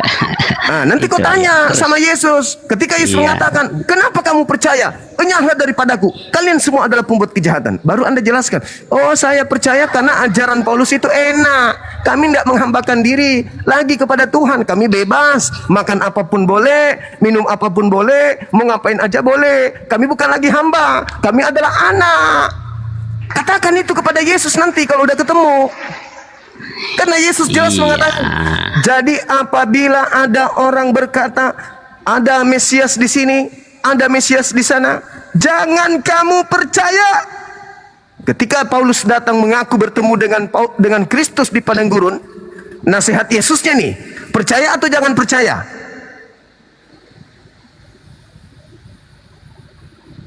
Ya percaya apa yang telah disampaikan oleh Paulus karena dia rasul. Oke teman-teman, kita sudah lihat. Jadi dari makna Dia apa bertanya, yang telah dia disampaikan oleh Paulus itu, dia bertanya, itu yang kenapa kita kami ambil, sesat? Gitu. Dia bertanya, Itu kenapa arti, Kristen itu sesat? tujuan, gitu.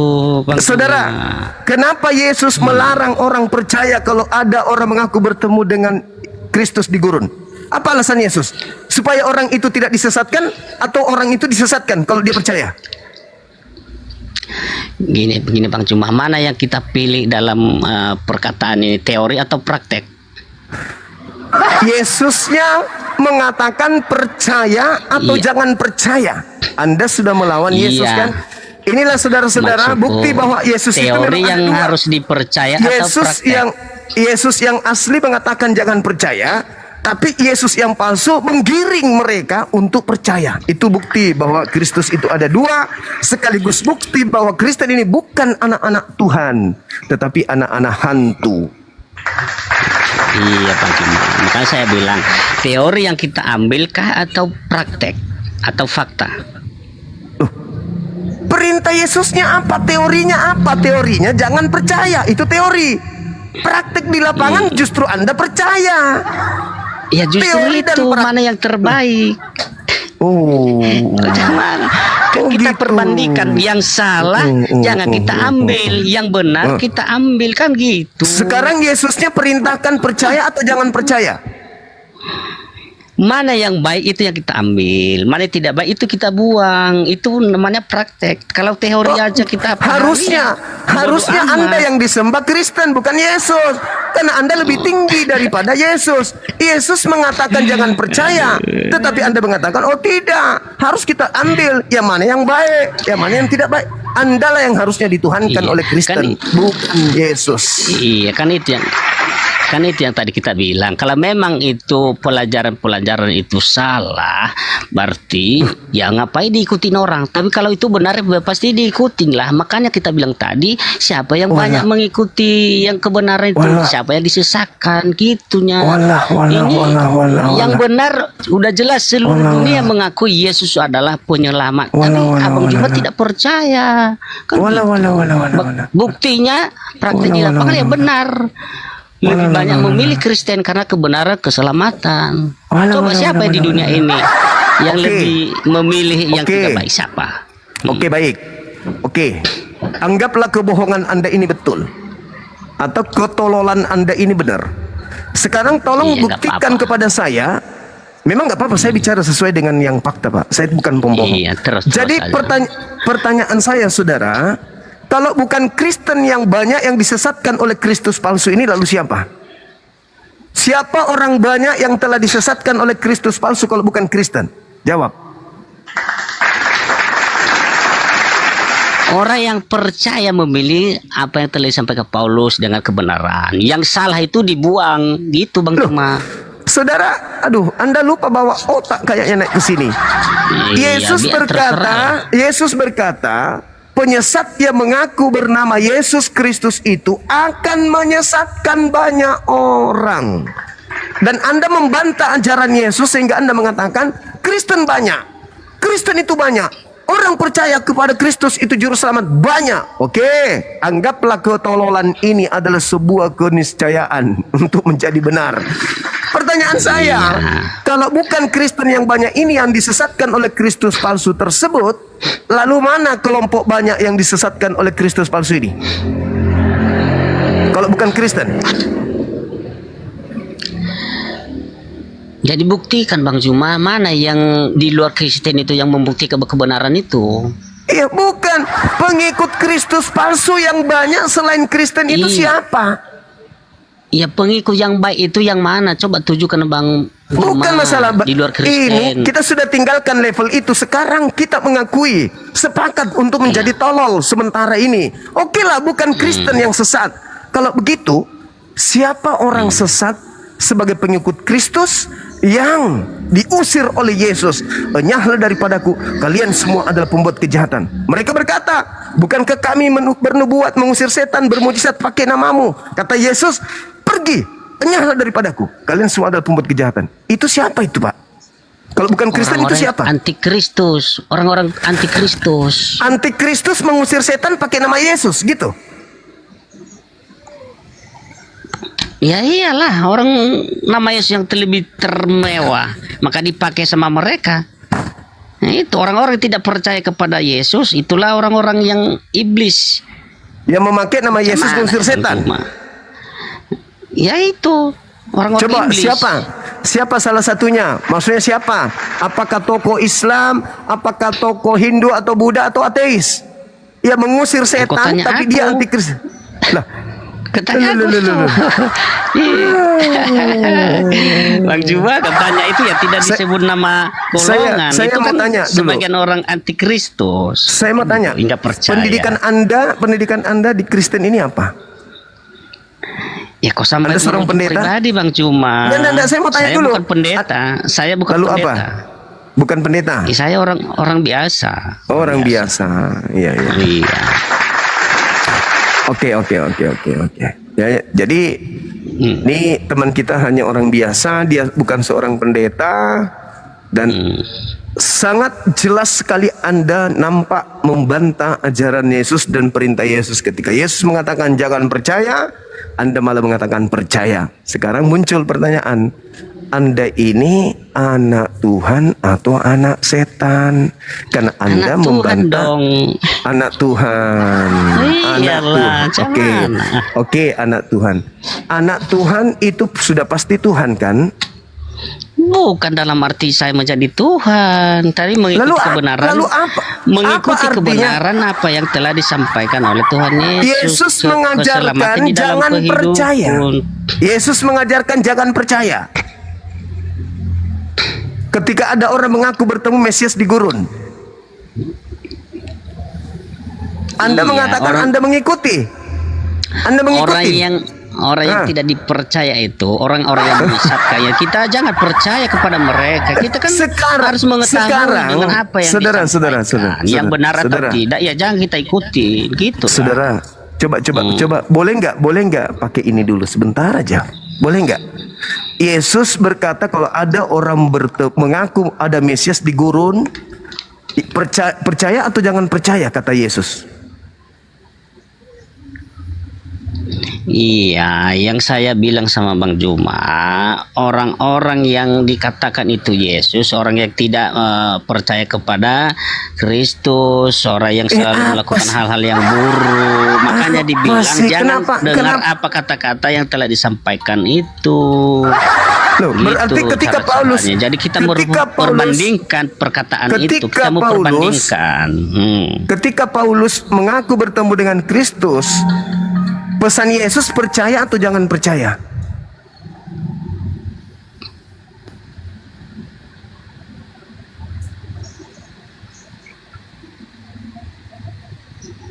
Iya, kenapa mati? Boleh istirahat bang. Istirahat dulu bang. Istirahat. Oh iya, boleh. Iya, istirahat dulu. Oke, sip. Ya. Oke. Kita naikkan. Oke. Selamat ya, selamat Bang Juma, sehat-sehat selalu. Tuhan memberkati. Amin. Oke. Makasih saudara. Kita naikkan saudara kita yang lain, Kristen yang lain.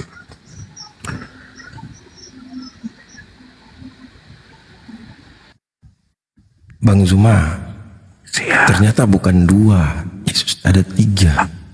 Banyak Dinda, mereka ini semua Mesias. Mereka ini Mesias semua. Mati Iya Dinda, coba dibuka di dalam 1 Yohanes 2 nomor 20, 1 Yohanes 2 nomor 27. Mereka semua ini adalah Mesias. Mereka itu siapa? Kurunda. Kristen ini Mesias, orang yang diurapi. Baca 1 Yohanes 2 nomor 20. 1 Yohanes 2 20 saya bacakan ya. 1 Yohanes 2 20. Oke. Iya.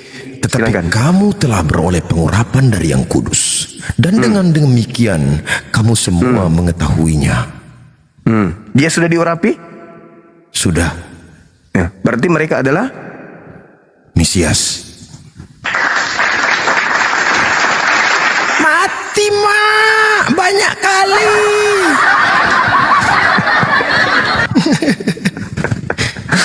Baca nomor 27-nya juga tuh. Nomor 27 mereka mengaku. Kita teruskan ya. Iya. Oke. Sebab di dalam diri kamu tetap ada pengurapan yang telah kamu terima daripadanya, nyahur besar. Karena itu tidak perlu kamu diajar oleh orang lain, tetapi sebagaimana pengurapannya mengajar kamu tentang segala sesuatu, dan pengajarannya itu benar, tidak dusta, dan sebagaimana ia dahulu telah mengajar kamu, demikianlah hendaknya kamu tetap tinggal di dalam Dia. Nah, berarti mereka ini tidak perlu lagi kan? Karena mereka ini adalah Kristus. Nah, di mana dikatakan kemudian mereka ini adalah Kristus?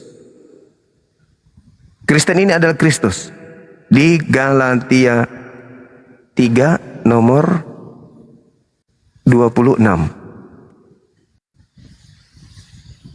Coba dibuka. Kita ke sana, Galatia 3:26. Iya. Sebab kamu semua adalah,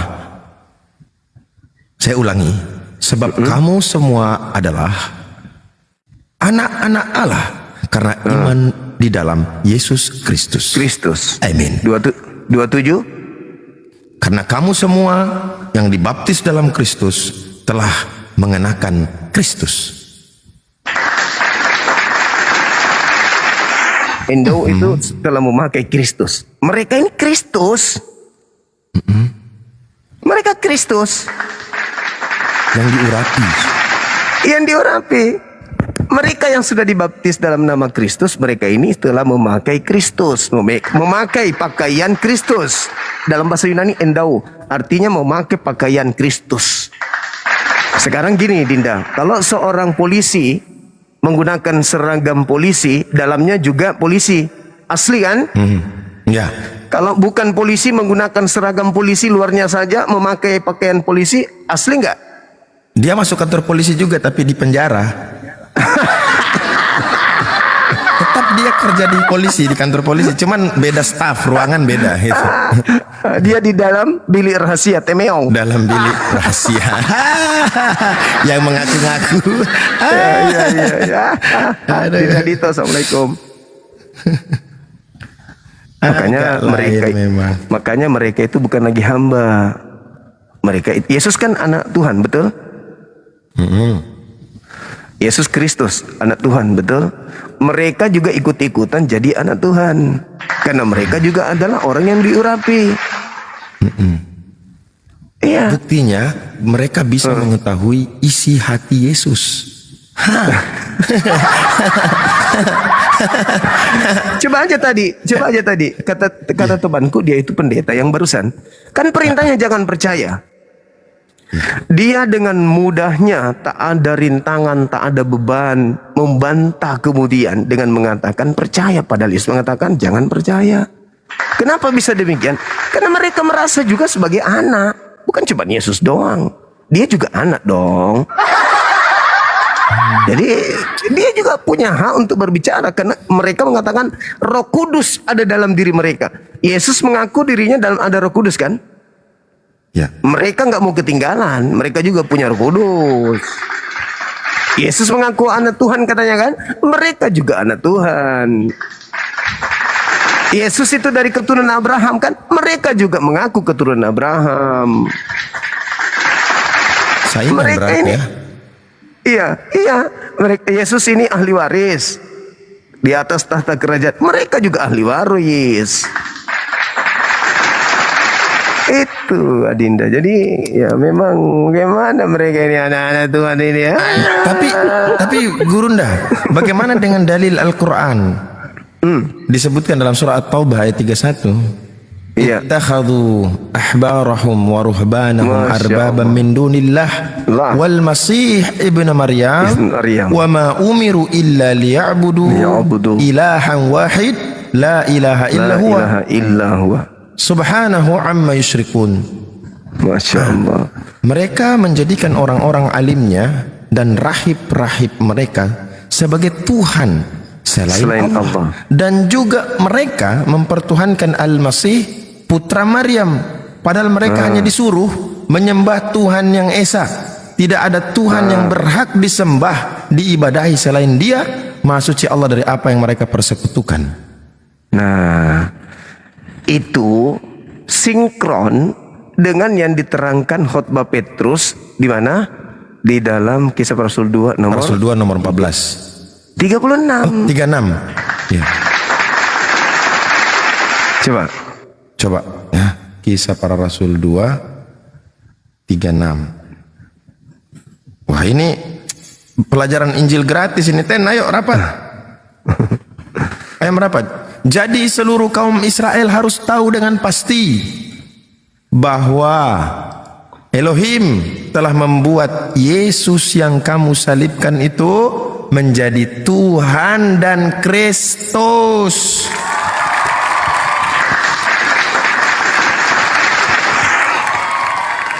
Itulah yang diterangkan di dalam Al-Quran, Dinda, dalam surah As-Saf. Dalam Al-Araf ayat 27. Al-A'raf Ayat 27 dan ayat 30. Itu yang diterangkan oleh Al-Quran. Aku Allah menjadikan iblis sebagai Tuhan bagi orang-orang yang tidak beriman. Jadi saking kesalnya Tuhan ini, saking kesalnya Tuhan, maka yang kau salibkan itu aku jadikan dia sebagai sembahanmu. Aku jadikan dia sebagai pimpinanmu. Inna ja'alna syayatin awliya'a lilladzina la yu'minun. Nah itu. Iya. Iya kan? Nah, ya sesungguhnya Allah telah menjadikan setan-setan itu sebagai penolong bagi orang-orang yang tidak beriman. Apa takarannya? Ada dua takarannya. Yang pertama, Matius 12. Tanda Yunus. Angkatan jahat ini minta satu tanda dan tidak akan diberikan satu tanda kecuali tanda Yunus. Sebab Yunus 3 hari 3 malam dalam perut ikan, demikian juga anak manusia 3 hari 3 malam dalam perut bumi. Itu tanda siapa? Tanda untuk angkatan jahat. Yang kedua, yang tadi itu. Kisah Para Rasul 2 nomor 36. Endingnya di mana? Endingnya di angka nomor 40. Ya. Coba 40-nya coba dibaca. Dan dengan banyak perkataan lain lagi, ia memberi suatu kesaksian yang sungguh-sungguh, dan ia mengecam dan menasihati mereka, katanya, berilah dirimu diselamatkan dari angkatan yang jahat ini. Jadi angkatan jahat itu adalah mereka yang diberikan, yang dia salib itu sebagai sembahan. Maka tinggalkan itu, cepat tinggalkan. Sebelum kamu masuk dalam kelompok tersebut, berilah dirimu untuk diselamatkan. Jangan kau ikut di angkatan jahat. Karena angkatan jahat ini diberikan tanda. Tanda bagi mereka adalah bangkitnya oknum anak manusia keluar dari perut bumi pada hari ketiga. Itu adalah tanda untuk angkatan jahat. Makanya tadi coba tadi data Araf berapa tadi? 27 sama berapa? 30. 30. Oke. Iya. Nah, Lanjut. Apalagi coba dilihat di Kisah Para Rasul 2 yang tadi itu nomor 31, 32 dengan 33. Oke. Apa yang dinubuatkan oleh Daud? Oke, saya bacakan. Karena itu, ia telah melihat ke depan dan telah berbicara tentang kebangkitan Mesias. Ketika ia mengatakan bahwa dia tidak ditinggalkan di dalam dunia orang mati dan bahwa dagingnya tidak mengalami kebinasaan. Yesus inilah yang dibangkitkan Elohim, dan tentang hal itu kami semua adalah saksi. Dan sesudah ia ditinggikan oleh tangan kanan Elohim dan menerima Roh Kudus yang dijanjikan itu, maka dicurahkannya apa yang kamu lihat dan dengar di sini. Terus Sebab bukan Daud yang naik ke sorga, malahan Daud sendiri berkata, Tuhan telah berfirman kepada Tuanku, duduklah di sebelah kananku sampai kubuat musuh-musuhmu menjadi tumpuan kakimu. Jadi terus seluruh kaum Israel harus tahu dengan pasti bahwa Elohim telah membuat Yesus yang kamu salibkan itu menjadi Tuhan dan Kristus. Daud bernubuat tentang Mesias. Mesias tidak mengalami kematian, jasadnya tidak mengalami kebinasaan. Betul? Betul. Dan Mesias ini tidak ditinggalkan di kubur. Betul? Betul. Tetapi dia diangkat oleh tangan kanan Elohim ke langit. Sedangkan sudah ada satu oknum yang disalib oleh mereka. Maka yang disalib ini dijadikan menjadi Tuhan dan Kristus bagi penyalib-penyalibnya. Ya, dan mereka semua menjadi saksi. Ya, murid-murid Yesus menjadi saksi tentang itu. Ya. Makanya ketika ada datang salam alaihim, mereka kaget dan mengira melihat hantu. Karena itu cerita yang berbeda. Sedangkan Kristus anak Maria itu di dalam Lukas 2:11 sudah Kristus dari sejak lahir. Sedangkan yang disalib ini disalib dulu baru dijadikan sebagai Kristus bagi mereka. Berarti ada dua Kristus. Ya, Kristus. Ya. Ya, assalamualaikum warahmatullahi wabarakatuh. Waalaikumsalam warahmatullahi wabarakatuh. Ahlan wa sahlan. Alhamdulillah ana bi khair. Ahlan wa sahlan. Syukran. Bang Da, ini saya membawa salah satu calon mu'alaf. Ini di bawah sudah ada namanya Mas Jarjit. Beliau ready, KTP sudah di saya sudah share ke Akhi Ardiansa dan juga Bang Handi. Kalau berkenan bisa, saya bukan moderator ini, saya nggak bisa angkat. Jadi atas nama Mas Jarjit akunnya. Kirim permintaan aja dia. Sudah Bang, Kang Dito dia udah kirim permintaan naik. Sudah, informasinya sudah. Oh sudah. Saya coba telepon lagi. Sudah.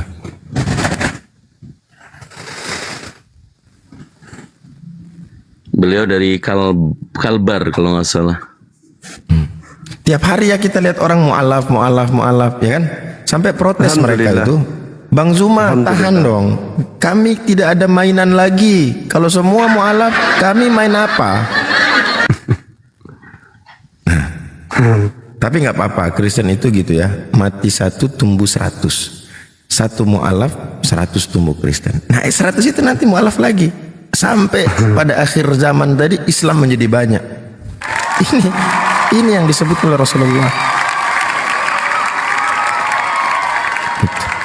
Betul. Masya Allah. Main kelereng. Iya saya ngeri ya baca tadi yang Bang Zuma sampaikan itu ya. Saya cuman baca itu di 14-nya 2236.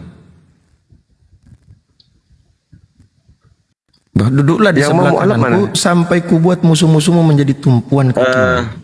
Silakan Dek. Ini sedang saya telepon, katanya Ba'da Asyar. Tadi sudah naik permintaan, ada pergumulan dulu dengan calon mempelai perempuan begitu Bang. Iya. Ya, Abang dah saya izin dulu ya. Gimana Dek? Oh, izin dulu 10 menit. Iya silakan.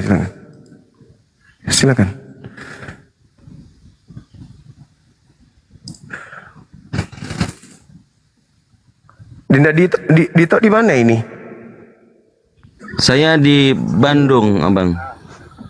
Oh, lagi di Bandung. Enggak, maksudku lagi tempat kerja apa di rumah? Di rumah, Bang, di rumah. Di rumah. Tadi Dinda Ardiansa turun kok nggak naik lagi ya? Marah kah? Ini di sebelah saya masih ada ini. Ketiduran Gurunda, mohon maaf. Oh, tidur. Ketiduran Gurunda, mohon maaf. Lanjut. Oh gitu.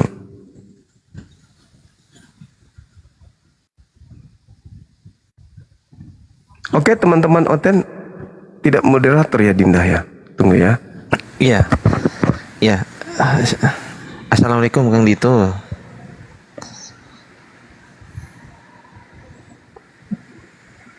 Waalaikumsalam warahmatullahi wabarakatuh.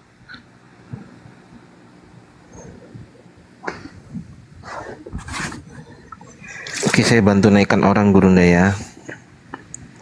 Tapi lagi istirahat. Udah selesai, udah bangun sekarang. Tadi ketiduran barusan. Oh iya.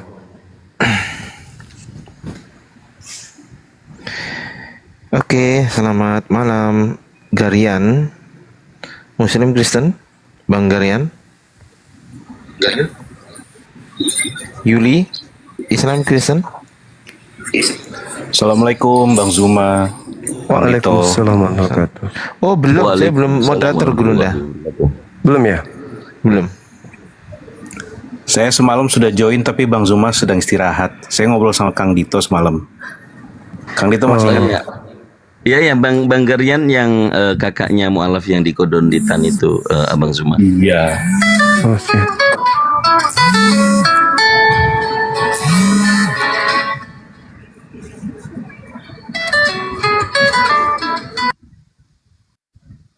Lagi ada telepon Bang Garian ya.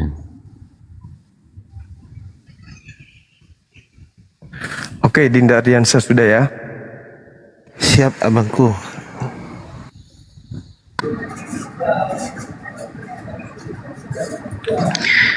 Ada telepon masuk. Iya, sebentar. Akhir Ardiansa udah saya WA ada KTP yang mau syahadat, namanya Marianus ya. Oh, jadi yang syahadat KTP? Bukan, KTP-nya untuk kelengkapan administrasinya. Iya. Tadi katanya ada KTP yang mau syahadat. Siap Kang Dito, siap. Nanti nomor WA sekalian ya, nomor WA. Iya, ini lagi saya kirim nomor WA-nya. Oke, siap. Gurunda berminat sama ini? Aduh. Ada yang berani sama saya? Enggak berminat. Oke. Ya udah Kang Dito. Biar jangan diturunkan, biar beliau lagi nafsu kali mau bicara. Siap. Ya Bang Gumasa, ayo mau lawan saya, berani nggak? Oh, sama, dikumpulkan semua muslim siang kasaraya saya hadapi. Itu kan udah dinaikkan sombong. Coba, mana pernah aku dikasih waktu 10 menit berhadapan sama Juma? 10 menit ngapain? 10 menit ngapain Oke, saya tanya kau? gini ya. Kalau kalian waras, berapa banyakkah pemimpin-pemimpinmu di semesta ini? Itu aja yang dibahas. Kalau nggak pemimpin, pejabat surga, itu aja. Masalahnya kita diajak menjadi bukan manusia, masalahnya diskusi sama dia ini. Jadi setiap makhluk waras akan mengakui ada banyak junjungan atau pemimpin atau Tuhan terhadap dirinya. Oke, junjungan itu apa menurutmu? Junjungan pimpinan. Pimpinan itu apa? Yang ditaati. Ya, yang ditaati itu artinya? Ya Tuhan. Apa? Yang ditaati ya pimpinan, apalagi mau masuk. Enggak, pertanyaan saya yang ditaati itu apa? Setiap pimpinan harus ditaati. Bukan itu pertanyaan saya. Maksudnya yang ditaati itu apa gitu loh. Ya, apa saja yang ditaati itulah pimpinan. Oh, apa saja termasuk mobil, motor Jadi ada gitu. junjungan yang di dunia Tuhan, ada junjungan yang di surga Tuhan. Ah, itu barusan Jadi tuh kata ada siapa junjungan tuh? Di dunia junjungan tertinggi atau Tuhan tertinggi. Biasanya Ya, junjungan itu apa? Pejabat negara tertinggi. Gantian ngomongnya. Junjungan itu apa? Pimpinan, atasan. Pimpinan itu apa? Ini pura-pura atau pura-pura ini? Loh, enggak serius. Definisi pimpinan tuh apa gitu loh? Yang memimpin jadi pimpinan saya ya, yang saya taati. Siapa? Ada banyak. Dalam hal apa? Siapa dulu? Contoh, orang tua saya adalah pimpinan saya. Oke, itu orang tua. Ada lagi? Para pejabat negara adalah pimpinan saya. Siapa aja? Mulai dari Kepling, camat, lurah, semacam gubernur, presiden, menteri. Oke, terus siapa lagi? Itu kalau di dunia. Iya, dunia dulu. Siapa lagi? Dunia dulu. Dan lain lah seterus masa. Ini mau serius diskusi atau kayak mana nih? Loh, ini serius ini. Saya ngomong kok. Ya udah itu aja contohnya. Apalagi maksudnya apa? Jangan. Saya pengen tahu semuanya. Siapa lagi? Ya itu aja dulu yang saya tahu. Oh, berarti kamu nggak tahu yang lain? Ya. Berarti Tuhan bukan pimpinan ya di dunia ya? Yang di dunia Tuhan. Loh, lah iya bukan pimpinan berarti Tuhan. Jadi kalau di sorga. Enggak, saya enggak ada surga, dunia. Ya, yang di dunia namanya Tuhan. Yang di surga namanya Tuhan.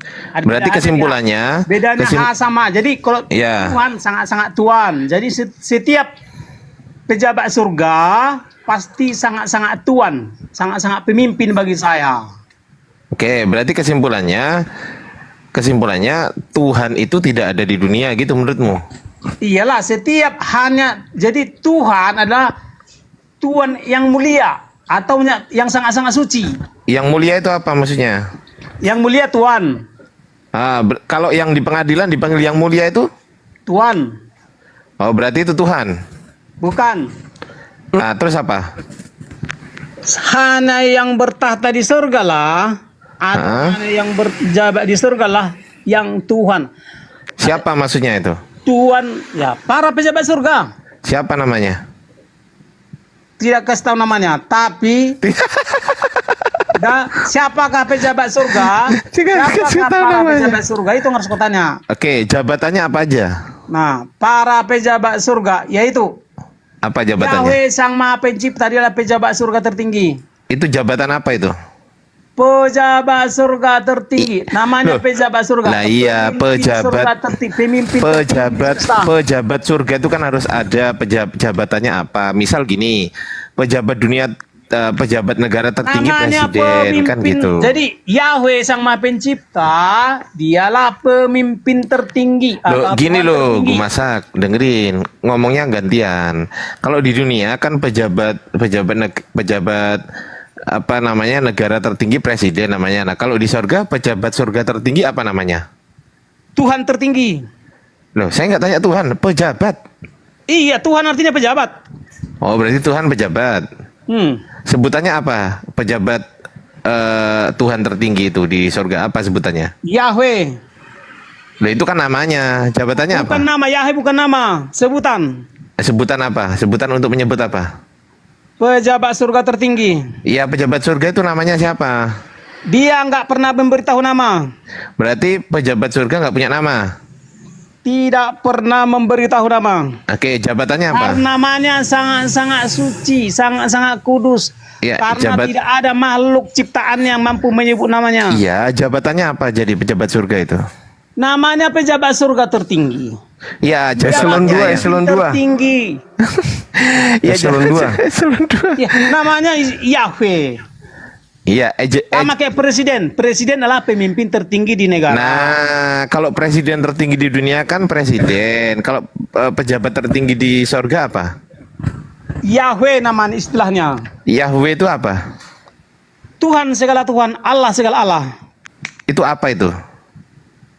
Apa itu? Iya. Apa itu bentuknya gimana gitu gini, maksudnya? Presiden itu kan belum mencatut. Loh, kalau presiden manusia jelas. Kalau presiden bentuknya gimana? Bentuknya manusia. Nah, kalau Yahweh bentuknya gimana? Bentuknya seperti orang yang lanjut usia. Orang yang usia berapa? Lanjut usia. Nggak tahu usia berapa. Tapi usia gambarannya berapa? Seperti gambarannya orang yang lanjut usia. Usia berapa? Saya nggak tahu berapa. Cowok apa cewek? Saya nggak tahu. Loh, Cewek. Gimana sih? Katanya Yang ngomong digambarkan di Bible itu, yang itu gambarannya yang lanjut usia. Oke, selanjut apa usianya? Saya nggak tahu. Oke, seusia apa lanjutnya? Saya nggak tahu. Apa ini yang kamu tahu lalu? Nampak kali hanya di sekitar situ otaknya. Jadi gini. Udah saya kembalikan Gurunda. Jadi Bible mencatat Silakan itu, Gurunda. Nggak bisa, saya nggak bisa. Otaknya robek soalnya deh. Sang Maha Pencipta itu adalah satu-satunya makhluk yang paling Allah. Yang paling Coba. Kenapa ketawa? Kenapa Gimana mau dihadapi? Karena Coba. otaknya tidak memadai. yang paling Allah. Mana ada yang paling Allah itu kalimatnya udah salah itu. Tengok, Ulangan 10 ayat 17. Coba kau baca. Yahweh lah Allah segala Allah. Allah Oke, segala Allah. itu ayat 11. artinya Itu ayat Allah. itu ayat 11. Coba dibaca ayat 12-nya. Coba baca. Apa? Coba baca. Itu jawabannya di situ. Coba baca 12. Ulangan apa? Ulangan 10 ayat 11-an tadi kan? Coba baca ayat 12-nya, coba. Ulangan 10 ayat 12. 12. Oke. Maka Silakan. sekarang hai orang Israel, apakah dimintakan daripadamu oleh Tuhan tertinggi Allahmu? Nah, ayat 13-nya dibaca, silakan. Dibaca, Dan silakan. deritaku akan Tuhan tertinggi. Ayat Allahmu 13. hidup. Apa? Ayat 13-nya baca. Berpegang pada perintah dan ketetapan Tuhan tertinggi. Oke, ayat 14-nya.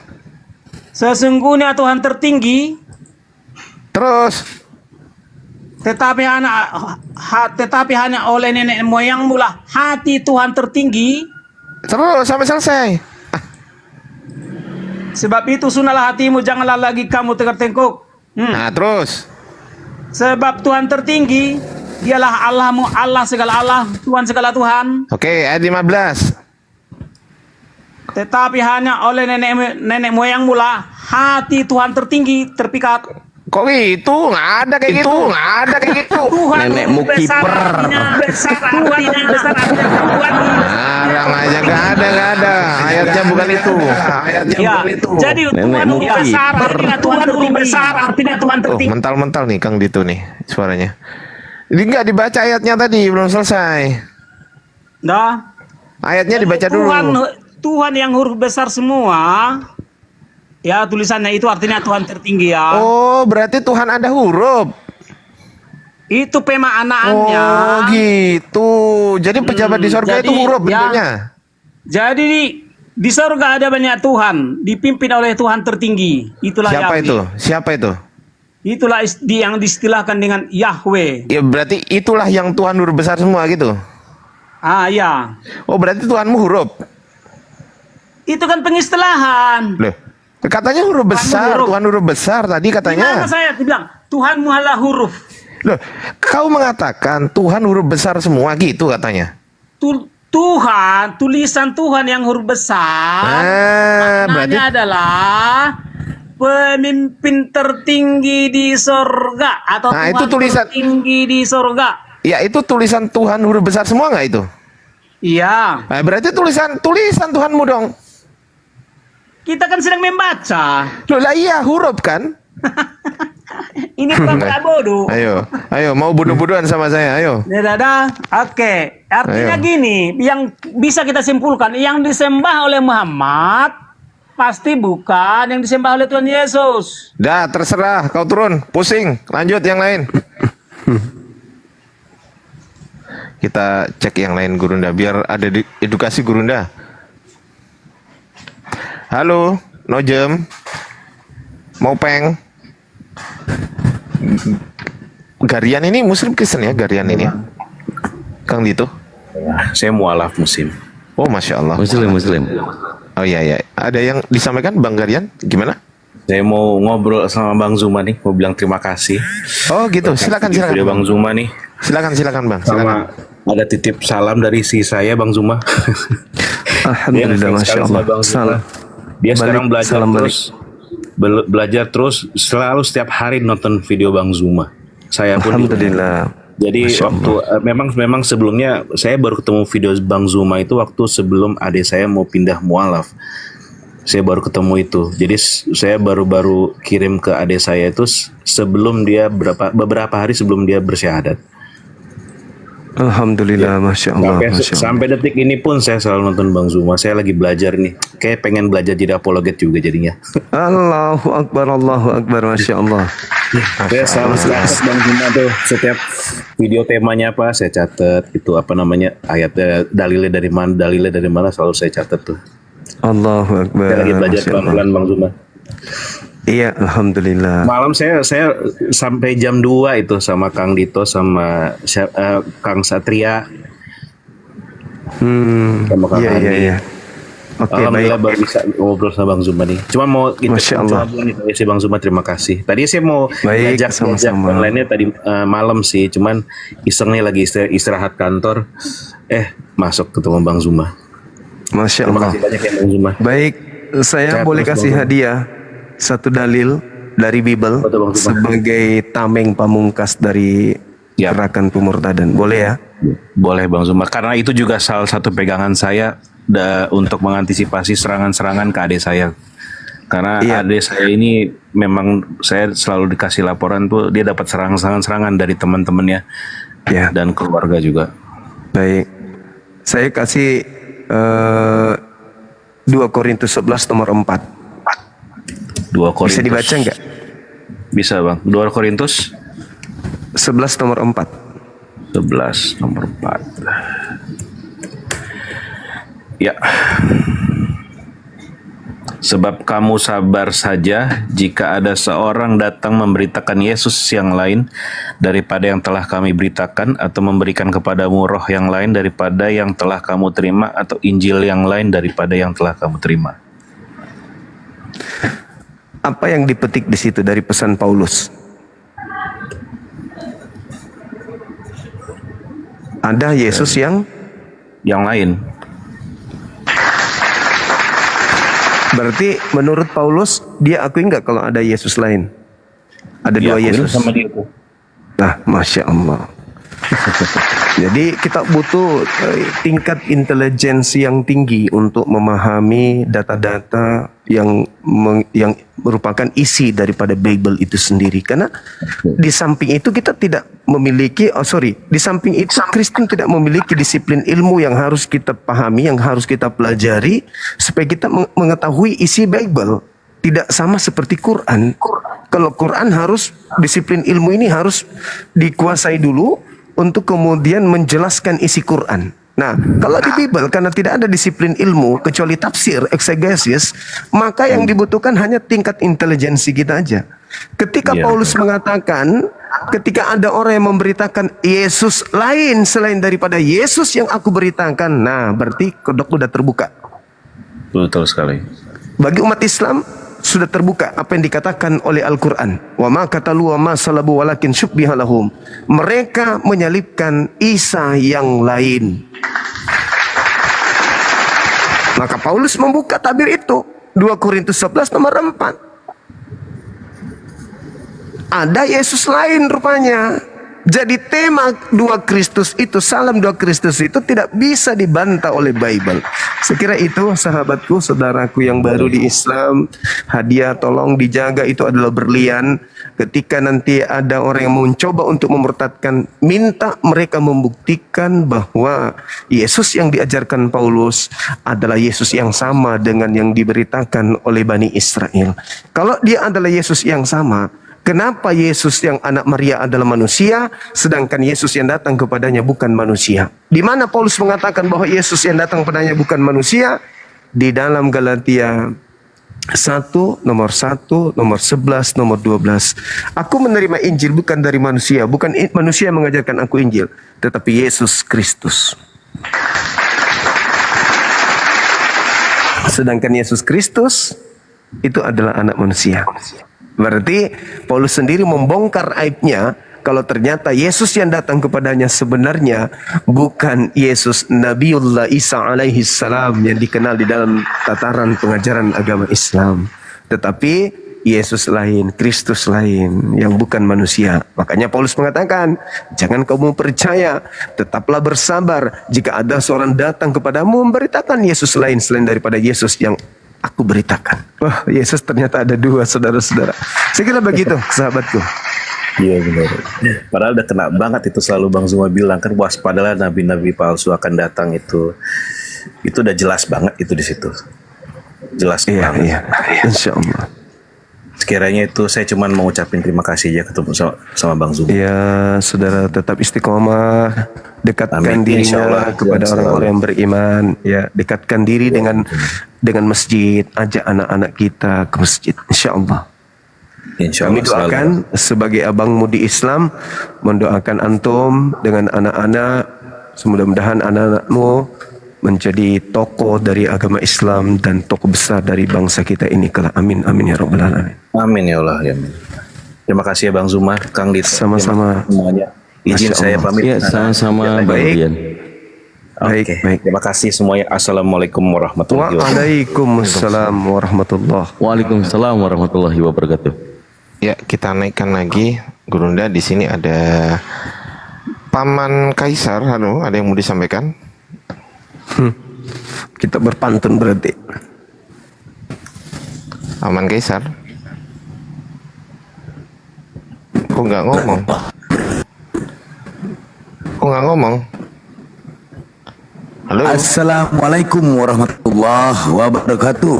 Waalaikumsalam warahmatullahi. Waalaikumsalam warahmatullahi wabarakatuh. Ya, ada yang mau disampaikan, Bang? Halo. Halo. Iya. Ya, ada yang mau disampaikan? Enggak, numpang foto aja. Saya naik nih. Apa ini? Bang foto. Baik. Buka kameranya dong. Habis itu pantun. Ini siapa sih ini, Paman Kaisar? Baik. Ada yang mau disampaikan nggak, Bang? Sombong sekali engkau. Teman-teman jangan lupa sombong ya. Dan jangan lupa follow semua akun di atas narasumber di sini. Baik. Jadi saya izin cek Abang Daku, guruku. Walah. Ini orang kira siapa? Iya. Lanjut. Suaranya kok beda gitu. Pakai kayak suaranya bom ya. Iya. Udah putus-putus sinyalnya dia. Sinyal gangguan, Bang. Kan. Sebentar. Sinyalnya ngajakin ribut tuh.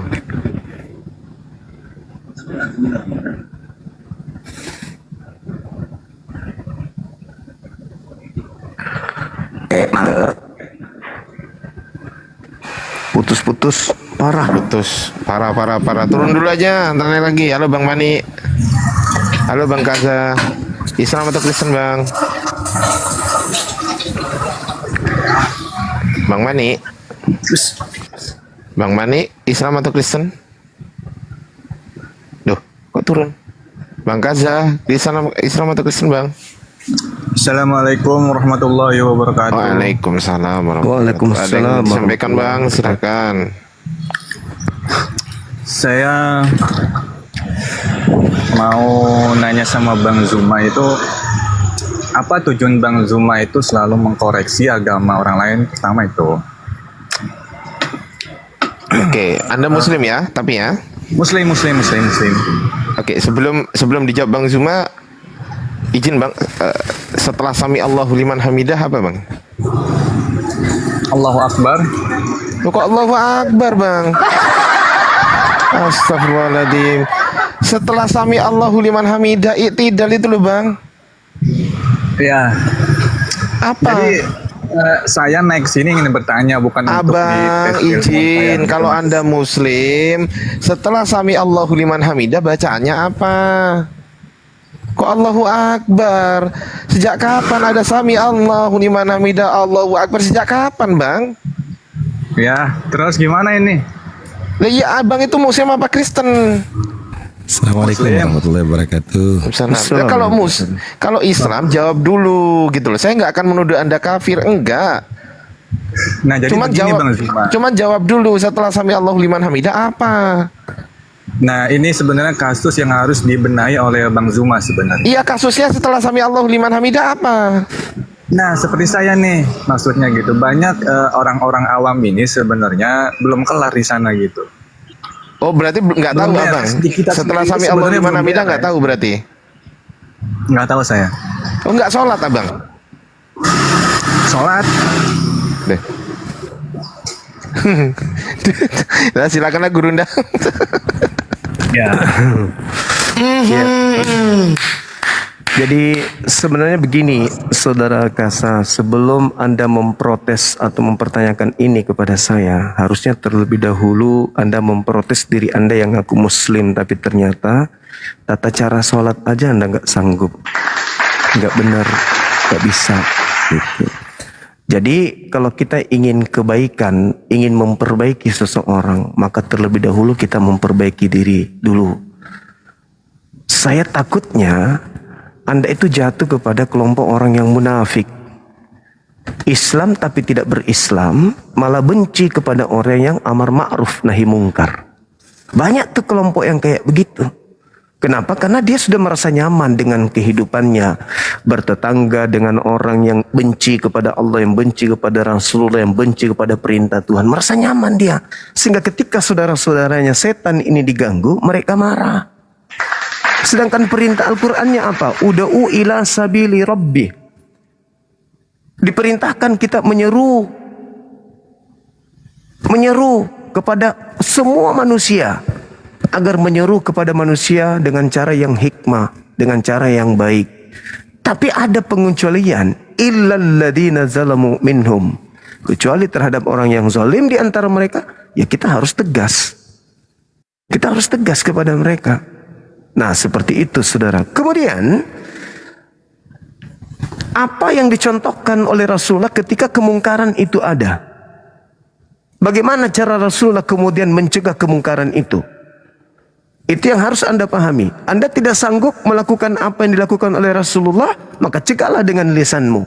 Karena kaidahnya jelas dalam Al-Quran. Innal ladzina amanu yuqatiluna fi sabilillah. Orang beriman itu berjuang di jalan Allah, bukan melemahkan pejuang-pejuang. Dan orang-orang kafir itu berjuang di jalan iblis, tagut. Perintahnya apa? Faqatilu awliya syaitan. Perangilah saudara-saudaranya syaitan. Mereka ini saudara-saudara setan. Karena mereka mengajarkan manusia untuk jangan menyembah Tuhan, karena mengajak untuk menjadi anak Tuhan. Itu, saudara. Itu yang pertama. Yang kedua, kenapa saya ambil bagian dalam tablik ini? Ada orang yang mencegah saya, melarang saya. Dulu, waktu saya masih menjadi aktivis, banyak orang yang menghentikan gerakan-gerakan kami setelah kami vokal terkait kejadian yang ada di Ambon dan di Poso. Saya salah satu orang yang angkatan 98 yang menyuarakan itu. Nah, kemudian 5-6 tahun kemudian saya pindah di daerah sini, Sudiang sini.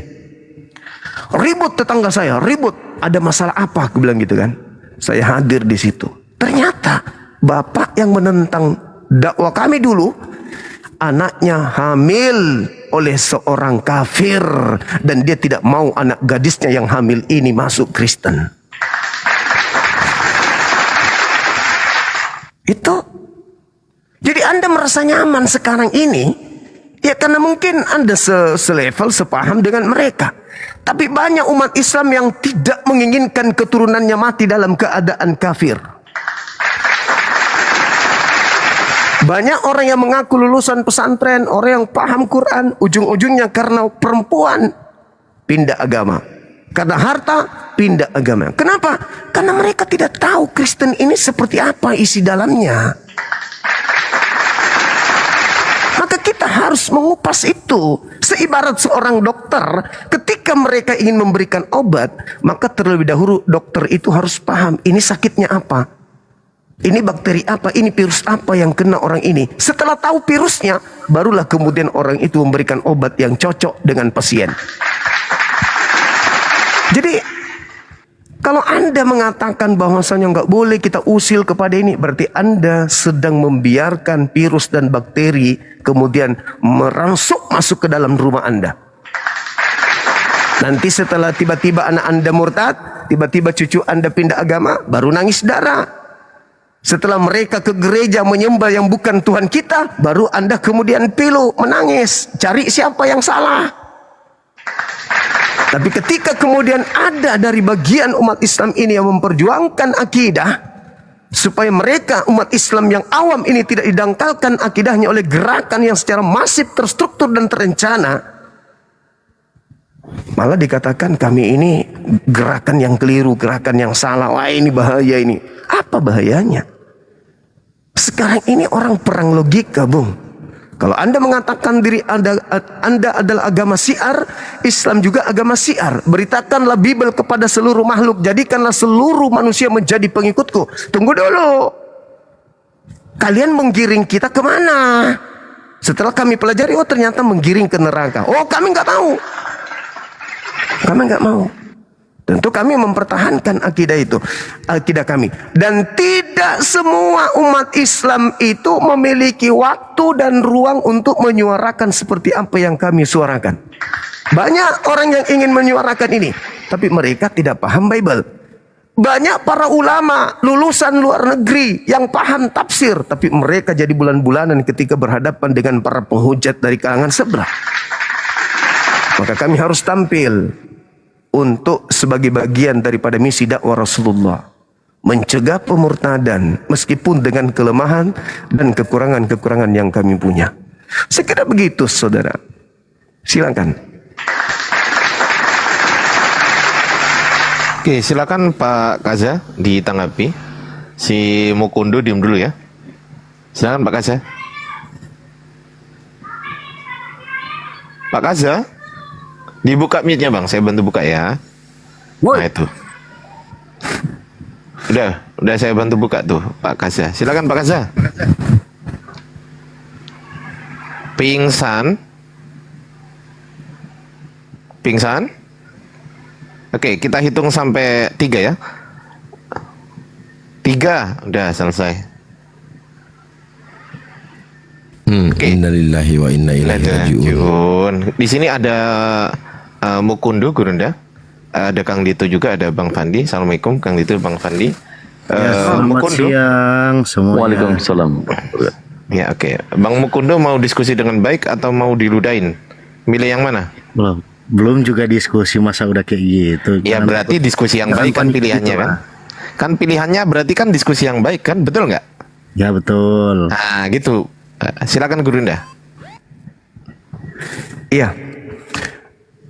Saya mengawali pertanyaan saya ya dengan tema ini.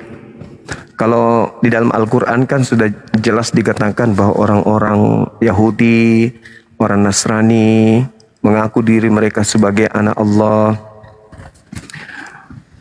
Tapi Al-Quran mengatakan, kok anak Allah? Bentar Gurunda, sabar. Bukan anak Allah. Jangan dipotong dulu. Jangan dipotong dulu. Ya kan saya udah bilang. Merasa diri mereka anak dewa. Tetapi Al-Quran mengatakan sekiranya mereka adalah anak yang maha kuasa, maka tentulah mereka tidak dihukum. Faktanya orang-orang Yahudi dan Nasrani dan orang zalim yang ada di antara keduanya itu dihukum. Saking dahsyatnya hukuman itu sampai mereka nggak bisa membedakan mana manusia mana Tuhan. Itu hukumannya. Bahkan untuk sekedar menambah 1 tambah 1 tambah 1 saja mereka nggak bisa jawab dengan benar. Itu hukumannya. Mereka sesat dijadikannya. Kemudian karena mereka menganggap diri mereka adalah anak-anak dari dewa-dewa. Nah, ketika kita lihat di dalam Bible, Kristen ini ternyata memang bukan hamba Tuhan, tetapi adalah anak Tuhan. Maka muncul pertanyaan, Tuhan mana yang membolehkan makan babi, tidak bersunat, menyembah roh? Tuhan mana yang menginginkan menerima doktrin bunuh orang untuk nebus dosa? Sedangkan di dalam kitabnya orang Yahudi yang terjemahannya diambil oleh orang Kristen tanpa sah, dikatakan kemudian bahwa terkutuklah orang yang tidak menjalankan hukum Taurat dengan perbuatan. Bagaimana mungkin Kristen bisa disebut anak Tuhan, sedangkan mereka tidak lagi mempraktikkan Taurat? Padahal mereka mengambil Taurat. Di Islam di mana ada Taurat? Gurunda masa ngomongin? Loh, Ini Bang Zuma belum selesai ngomong. Di Islam yang adanya Taurat. Di Islam itu yang ada Al-Quran. Islam itu Al-Quran. Yahudi Taurat. Kristen ini sopo. Kok ada Tauratnya orang di Kristen? Jadi pertanyaan saya, Anda ini anak Tuhan atau anak setan? Jawab. Giliran saya ya. Oke, baik ya. Ya, ini tadi ada beberapa pertanyaan ya dari Duta Masker kita satu ini ya. Oke, yang mana yang saya mau jawab? Kristen Satu itu aja. Kristen itu anak Tuhan atau anak setan, itu loh.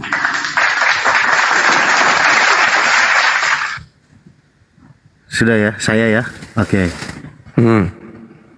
Di dalam Alkitab ya. Sebenarnya saya lurusin ya. Sebenarnya bukan anak Tuhan, kamu baca lagi ya. Bible, bukan Alkitab, Bible. Oke, siap. Ya dong. Bible. Nah, Oke. gitu dong. Jangan nyamar-nyamar seperti setan yang suka nyamar. Ya. Nanti pakai kalender Hijriah juga ya kalian. Nah, jadi Iya, nggak apa-apa. di dalam apa Alkitab urusannya? udah diam, saya ini kan saya lah, giliran saya kan ini. Iya, silakan. Di dalam Alkitab sebenarnya anak-anak Tuhan. Bible, ya. Coba kamu. Bible.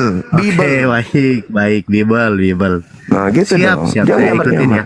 Jadi di dalam Alkitab, Bible, di dalam Bible, ya. Kebiasaan. Di situ kalau mau merujuk kepada kita semua, sebenarnya bukan anak-anak Tuhan, tapi anak-anak Allah. Jadi di Alkitab itu ada anak-anak Allah dan ada anak Allah.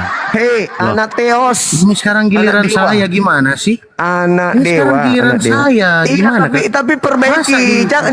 Ya. Inilah yang dikatakan Kok Al-Quran. panik gitu Maka sih? aku hukum. Kenapa panik? Kamu dihukum oleh Allah. Sampai mulutmu itu tidak pernah bisa lurus berbicara. Kau katakan lagi dirimu anak Allah. Di mana dasarmu anak Theos atau anak dewa? Gitu. Saya hanya meluruskan ya. Jangan kau pakai jurus gereja Allah dan Allah itu sama? Ya sama dong. Baik, saya Sama. tunjukin lafaznya ya, alif lam lam ha ya. Oke. Iya, silakan.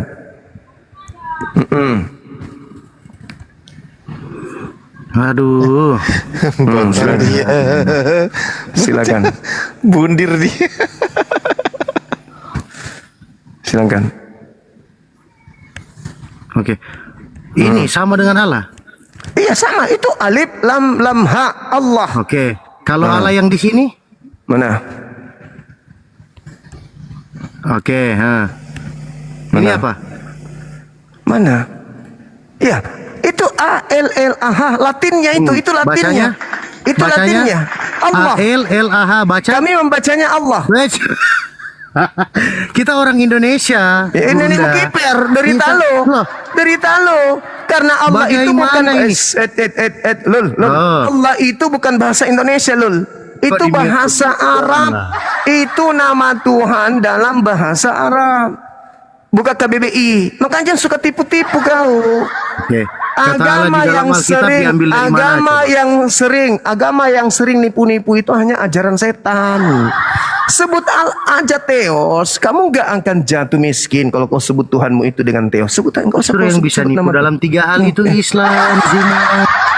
Mana buktinya? Kalau di Kristen segala hal, segala hal. Filipi Alkitab 1 mengatakan ya jika Filipi 1 nomor 18. Filipi 1 nomor 18. Segala hal dalam Kristen demi Yesus bisa berbohong.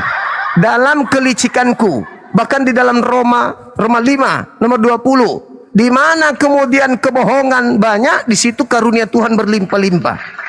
Dalil. sudah saya Dalam sekarang kebohonganku aku jerat engkau dengan tipu daya. 2 Korintus 11 nomor 1. Jelas itu. Juga dikatakan aku menjerat engkau dengan tipu daya alias bohong, dusta. Kamu dijerat dengan dusta. Oke? Jadi nggak usah saya sekarang kemana-mana. ya. Kembali kepada tema. Kristen Ya, ini sekarang saya anak Tuhan atau anak setan. Kembali ke situ, silakan. Oke, baik. Saya sudah jawab tadi bahwa di Alkitab mengatakan anak-anak Allah, bukan Allah ya. Bible, Loh. wahai anak setan, Bible. Makanya jangan lahir abad 7 semua, jujur, makanya Kristen lebih dulu biasakan itu ikuti Islam yang jujur dalam mengajarkan, menyebarkan agamanya. Oke? Gimana kita menyuruh kita untuk berbohong? Bible. 1 Filipi Filipi 1 nomor 18. Masa saya cuma Filipi 1 di mana Bible mengajarkan berbohong? Filipi 1 nomor 18. Ardian jangan tuh kalian ini. Terus saya menjawabnya bagaimana? Makanya aku bilang saudara, saya jawabnya bagaimana? Saudara, gunakan ajaran agamamu dengan jujur, jangan kayak setan yang suka nyamar-nyamar. Hanya setan yang suka nyamar.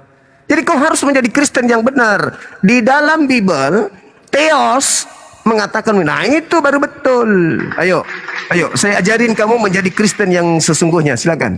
Jangan pura-pura jadi Islam dong. Nah. Oke, baik. Bahasa Arab mempunyai satu rumpun semitik. Alamak. Oh, kenapa? Alamak. Sih. Jangan panik lah. Tidak ada yang panik. Oh, sama penyesat kayak ente ngapain panik? Saya hanya berpesan, ajarkan Kristen itu menggunakan pakaiannya. Jangan kau pakai pakaian Islam,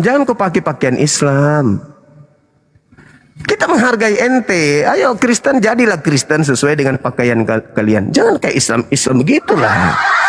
Coba ya Ardian, bagaimana ini saya menjawab? Pokoknya kalau nyebut Alkitab, nyebut Allah, saya mute sampai kiamat, serius. Iya, makanya jangan lahir abad 7. Cerita lu. Tapi kau tiru abad ke-7. Kan dompala itu namanya. Itu namanya oon. Kami abad ke-7 tapi kau niru yang abad ke-7 kan oon. Itu namanya bahlul permanen 7 turunan. Kalau kau mengatakan kau lebih dulu, yang lebih dulu itu Biblika, yang lebih dulu itu Theos. Ngapain kau niru-niru dia abad ke-7 dong? Kayak paling abad pertama aja pada abad 16 celuk. Protestan abad ke-16. Adalah abad 16. Giliran dibongkar kitabnya, nangis. Abad pertama itu bahasa Yunani, Cahayu. Gue sendiri. Makanya kita sedang mengajarkan kamu menjadi Kristen yang sesungguhnya. Jangan kau ke Islam-Islaman, tidak bagus. Kamu harus ke Kristen-Kristenan. Katanya profesor. Mana profesor? Profesor dalam bidang nipu-menipu. Padahal Gurunda, dia dulu pernah diskusi sama saya, Gurunda. Dia dulu pernah diskusi sama saya soal kata Allah, Gurunda. Pada saat dia diskusi sama saya, apa yang dia katakan setelah saya jelaskan? Oh gitu ya bang. Oh iya. Oh iya. Cuman gitu doang, Gurunda. Nggak bisa bantah dia. Namanya Kristen kalau jujur itu, iya begitu. Tapi kalau dia sombong, ponga kayak gini, sudah dibilang jangan tampil ke Islam-Islaman. Tampillah ke Kristen-Kristenan. Jadi Kristen lah. Jadi Kristen. Kenapa nggak mau jadi Kristen? Kenapa? Kenapa seperti Paulus? Kenapa harus seperti Paulus yang suka nyamar-nyamar kepada orang Yahudi ngaku Yahudi, kepada orang Yunani ngaku Yunani, kepada orang Roma ngaku Roma, kepada penganut Taurat ngaku penganut Taurat, meskipun dia bukan penganut Taurat? Kenapa harus kayak setan gitu? Jangan ngomongin Taurat semua. Hanya setan yang suka nyamar-nyamar. Hanya setan yang suka nyamar-nyamar. Di Kristen ada Taurat nggak? Ya, jangan di mute dong. Gimana sih? Di Kristen, bagaimana kita mau diskusi? Di Kristen ada Taurat nggak? Oke, baik. Ya silakan buka datamu. Saya tunjukin Taurat di Kristen, kamu tunjukin Taurat di Al-Quran, bisa? Di Al-Quran tidak ada Taurat. Di Al-Quran tidak ada Taurat. Di Al-Quran itu bukan Taurat. Al-Quran. Sedangkan yang ada di kitabmu itu adalah terjemahan Taurat, kitabnya Yahudi. Kamu bukan Yahudi. Sedangkan pola yang ada di dalam kitabnya orang Yahudi, Ulangan 33 nomor 4, Taurat yang datang kepada Musa itu adalah hak kepunyaan milik Yakub, Bani Yakub, Ben Yakub. Sedangkan Anda itu bukan Bani Yakub, Anda itu Bani Cangkul. Oke, baik. Ya udah, saya ikutin narasimu ya. Tadi kamu bilang. Iya dong. Harus. Jangan satu-satu dong ngomong. Kenapa ada Taurat di kitab saya sendiri masih dikeroyok? Oh, enggak, sendiri tapi kau bersama dengan dayang-dayangmu, sibilisis sedunia ada semua di sini kau bawa datang. Mulutmu iblis, tanganmu iblis, semuanya iblis. Santai dong. Ya santai. Yang penting kamu Kristen. Ini mute lah, Yang penting kamu tampil sebagai Kristen. Kan gitu poinnya. Udah di mute. Aduh. Jangan kau tampil seperti Islam. Jangan kau ikuti Paulus pendiri agamamu. Iya lah, kamu takut banget sih. Jangan takut gitu lah. Suka nyamar-nyamar. Iya, gimana Dinda? Itu saya ada videonya Pak Risuli Lubis itu kalau nggak salah, pendeta itu. Iya. Yang dia mempersoalkan kenapa Kristen itu kita itu sebut Allah, sementara Muslim itu menyebut Allah. Nah, alasannya? Kenapa kata pendeta Risuli Lubis? Saya takut bicara di sini nanti ke Bennett saya.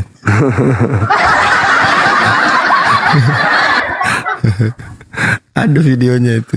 Mampus. Gini, Prof Mukundo ya, selama Ardiansa jadi moderator gitu kan, maka saya nggak akan membiarkan framing liar tuh dari Anda gitu kan. Asal Anda tahu, sejarahnya mencatat bahwasanya kalau Anda tahu siapa saya ini adalah ahli mute, tukang mute. Saya tukang mute kalau Anda nggak bisa diskusi dengan baik gitu loh. Tapi kalau Anda bisa diskusi dengan baik, nggak mungkin, mustahil saya mute Anda, mustahil. Itu. Apa yang ditanya Gurunda Zuma jawab sesuai dengan pertanyaannya Gurunda. Jangan nyerempet-nyerempet ke Islam gitu loh. Lanjut Gurunda. Oke, Bang Zuma, saya izin naikkan teman-teman Kristen yang lain ya, Bang Zuma ya. Iya. Oke. Sebelum kita naikkan Masolangi generasi. Sebenarnya saya mau tanya Bang Zuma sama teman Kristen itu. Dari tampilannya aja sudah mencerminkan kebencian. Harusnya dia pakai profil pastor atau orang Roma, Yunani, apa yang dia pakai kayak gitu. Oke, selamat siang. Aduh, ini anak ini gak bisa nih diladenin Bang Zuma. Saya biarkan saya. Itu kan, aku bilang agak beleng-beleng ini, sumpah. Saya boleh bertanya? Iya, Kristen ya. Kristen dek. Iya. Aduh. Kristen. Oh ya, oke. Gimana dek pertanyaannya? Silakan. Begini kan udah banyak tuh ya.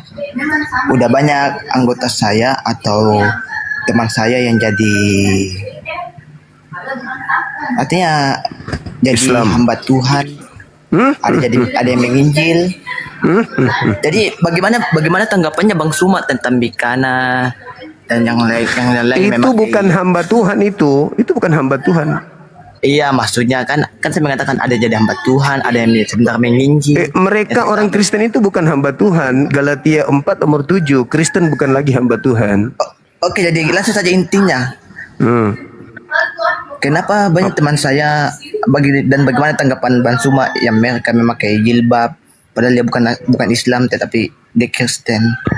Ya, sama seperti iblis yang datang menggunakan tampilan malaikat terang. Padahal mereka bukan malaikat, mereka adalah iblis.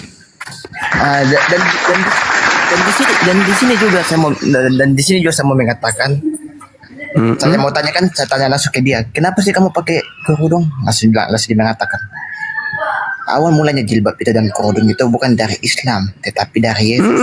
Coba jelaskan. Oh iya, di mana dalilnya kemudian Yesus mengatakan tentang jilbab? Di mana itu? Maka dari sini saya mau butuh dalilnya dan jawabannya Bang Zuma. Apakah enggak ada, saya nggak pernah baca kemudian Yesus mengajarkan orang Kristen berjilbab. Kalau diajarkan pergilah seperti ular, aku mengutus engkau seperti cerdik seperti ular, jin seperti merpati, ada. Tapi kalau ular itu identik dengan setan, iblis. Berarti kalian diajari untuk cerdik seperti iblis, gitu maksudnya? Enggak, bukan maksudnya gitu. Jadi apa dong? Menyebutkan. Jadi apa? Disuruh cerdik seperti ular, sementara ular itu adalah simbol iblis. Gimana dong? Kan aku tanya Mikana, kenapa kamu pakai kerudung? Nah, sedangkan kamu bukan Islam. Maksudnya dia mengatakan pada dahulu itu Islam belum ada, kerudung ini yang sudah dipakai oleh di mana? Di mana dalilnya? Di mana dalilnya? Kalau ada kemudian Ada dalil. Tidak ada Kalau dalilnya, tidak ada tapi kan dalil, pada waktu itu kan. tidak ada dalil berarti pembohong. Oh, gitu Berarti ya. pendusta. Iya dong. Nanti saya tanya balik. Nanti saya tanya balik lagi ke dia. Iya, betul. Oh iya. Jadi dalilnya dari mana kalau? Udah kau simpan aja Bigel. Yesaya 47 nomor 2. Oke, saya catat dulu ya. Catat. Catat 10. Catat. Oke, sambil dicatat, Bang Kaza, gimana Bang? Tadi narasi Bang Zuma mau ditanggapin atau gimana? Iya, dan lagi sebenarnya gue tuh pengennya itu sebuah perdamaian. Pada akhirnya hasil dari apa yang disampaikan Bang Zuma ini harusnya. Duh, Anda nggak dengar tadi Bang Zuma ngomong apa? Ada Anda nggak dengar Bang Zuma tadi ngomong apa? Bukannya malah menjadikan perpecahan antara anak bangsa. Bang Kaza, tadi Bang Zuma ngomong apa? Anda dengar nggak? Kok perpecahan? Perpecahan apa? Apa yang perpecahan? Bukankah dalam agama kami jelas lakum dinukum waliyadin? Agama kami ya kami, agamamu ya kamu. Kita nggak boleh satu. Perpecahan. Memang kita pisah. Memang antara Anda dengan saya itu pisah, Bang. Iya memang, makanya jangan kalian nyamar-nyamar jadi Islam. Karena sudah tahu dalilnya. Makanya Anda Kristen ya Kristen aja, jangan kayak Islam dong. Kristen ya Kristen aja. Karena kalian berpura-pura jadi Islam ya, makanya kami hadir. Begitu saudara Kasa. Makanya jangan pura-pura jadi Islam.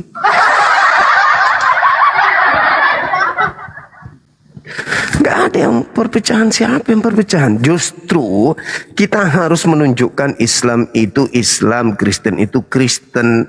Yang terjadi sekarang kan mereka nyamar-nyamar Islam. Mereka nyamar-nyamar Islam. Pakaian mereka pakaian koko, pakai jilbab, pakai hijab kayak begitu.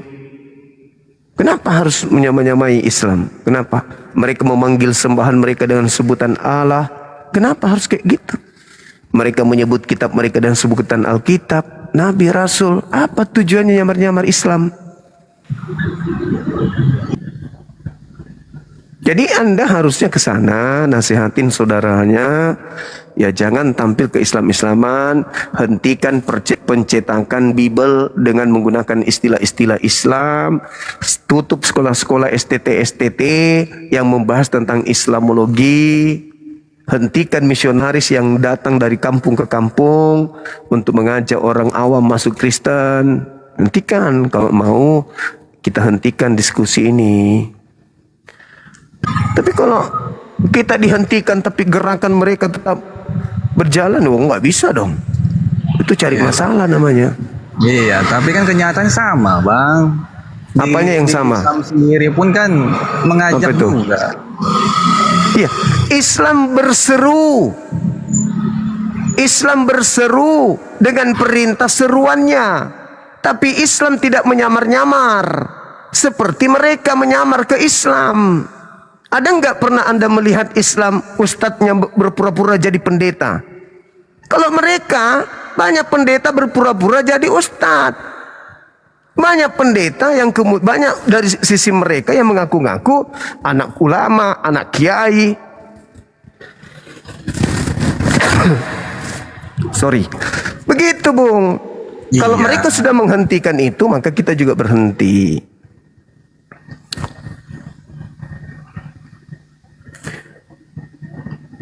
Begitu, saudara.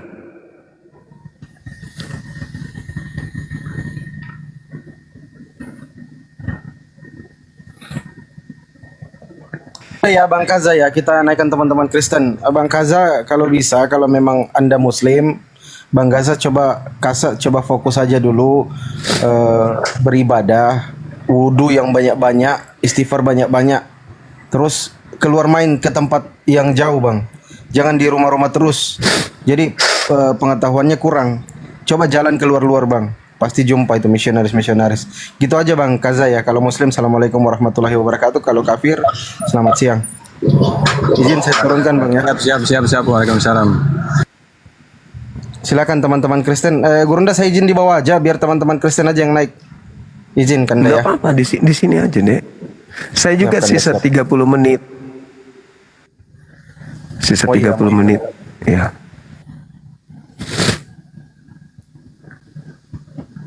Silakan kalau ada saudara Kristen yang masih mau. Saya naikkan ini ada satu lautan muda. Selamat siang Bang, lautan muda. Lautan muda, lautan muda, lautan muda kosong. Silakan dinaikkan yang lain. Kita naikkan yang isi-isi ya.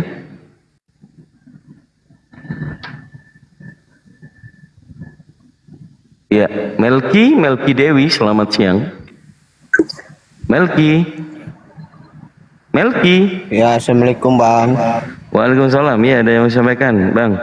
Kita lagi cari yang Kristen dulu, Bang. Yang Muslim boleh ditahan dulu. Oh, requestnya. Oh iya Bang. Ya, silakan ada yang mau sampaikan. Kalau tidak ada, silakan turun dulu di bawah. Ya, Haikal. Selamat siang, Haikal. Apa yang mau sampaikan? Haikal. Selamat siang, Haikal. Hilang. Haikal. Bang Haikal, selamat siang. Bang Haikal kosong. Hardian.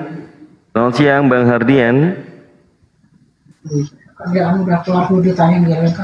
Bang Hardian ngomong sendiri, Bang Hardian.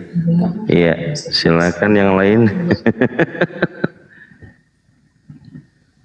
Ya, yang Kristen dulu, ya, teman-teman ya, biar jalan kita diskusinya. Ya, ada Armit.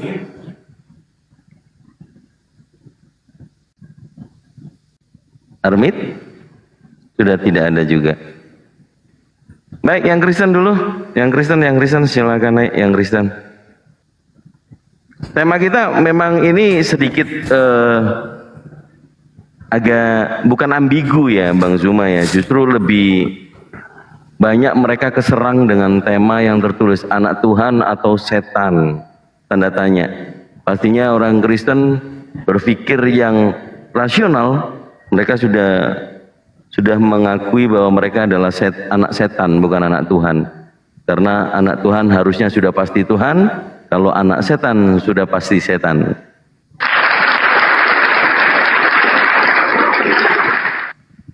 Kang Dito yang ada cuma gue masak ini di bawah. Gimana ceritanya? Aduh, kalau dia nggak tahu lah. Ya daripada nggak ada, gimana Bang Zul? Iya, silakan. Ada ini Dinda Pandi yang hadapi beliau. Siap. Pandi, naikin kamu hajar sendiri. Aduh, para gue masak. Para pejabat surga.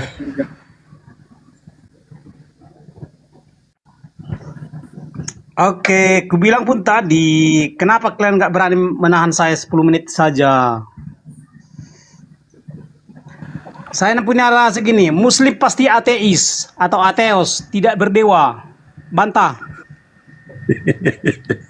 Memang betul Muslim tidak berdewa. Atau ateos, tidak berdewa. Tidak berdewa. Bantah. Muslim itu betul tidak berdewa, Bang Gumasak. Artinya Muslim ateis kan? Sepakat? Lah, itu salah Bang Gumasak. Aduh, ini kayak gini Muslim susah kali. ateis atau ateos, tidak berdewa. Astagfirullah, Bang Gumasak. Muslim mengakui banyak Allah.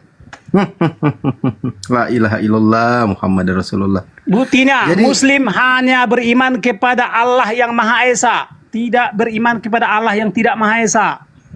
Pertanyaan, yang mana Allah yang Maha Esa? Yang mana Allah yang tidak Maha Esa? Diam dulu Bang Gumasak. Assalamualaikum Bang Zuma, ini maaf kepencet. Aku lagi nonton, taunya kepencet yang naik. Aku izin turun Bang Zuma ya. Enggak apa-apa Bang, salam kenal Bang. Pencet, maaf. Ini ada Gumasak, Abang bawa karbit nggak? Ya. Karbit. Ku bilang aku Islam. Ya. Iya. Cuma Bawa kepencet. karbit nggak? Aku Ada suka karbit? di WA Bang Andi sama Bang Andi adik Bang Zuma. Ya. Iya. Oke. Di lapangan bola Bang, lapangan bola ada 2 sisir, 1 tandan, sepatu bola juga dengan kain daster. Ya, silakan. Bagus. Oke, Bang Gumasak diam dulu kok Gumasak. Kita sapa dulu yang naik lagi ini. Beijing Madu sama Lasiman ini Kristen atau Muslim? Silakan berdua. Langsung buka mute-nya ngomong. Bang Beijing sama Bang Muslim Mas. Muslim bang, Muslim turunkan Masya saja Allah, Muslim Masya Allah. saya. Masya Allah. Assalamualaikum warahmatullahi wabarakatuh. Bang Beijing sama Bang Ya. Siman. Ya. Salam. Oke, izin saya turunkan ya biar kita naikkan teman-teman Kristen ya. Nyimak di bawah ya, di bawah ya. Makasih banyak. Siap. Makasih. Silakan teman-teman Kristen nih, ada 3 kursi nih untuk teman-teman Alit Tank. Gue masak, diam dulu kau, gue masak. Aduh bahaya ini gue masakin. Silakan teman-teman Kristen yang berkenan untuk dialog santai boleh, silakan kirim permintaan. Mana cumanya? Tunggu dulu kau. Ngomong terus juga kau ini. Masalah nih. Coba kita naikkan lagi ya yang lain ya teman-teman ya.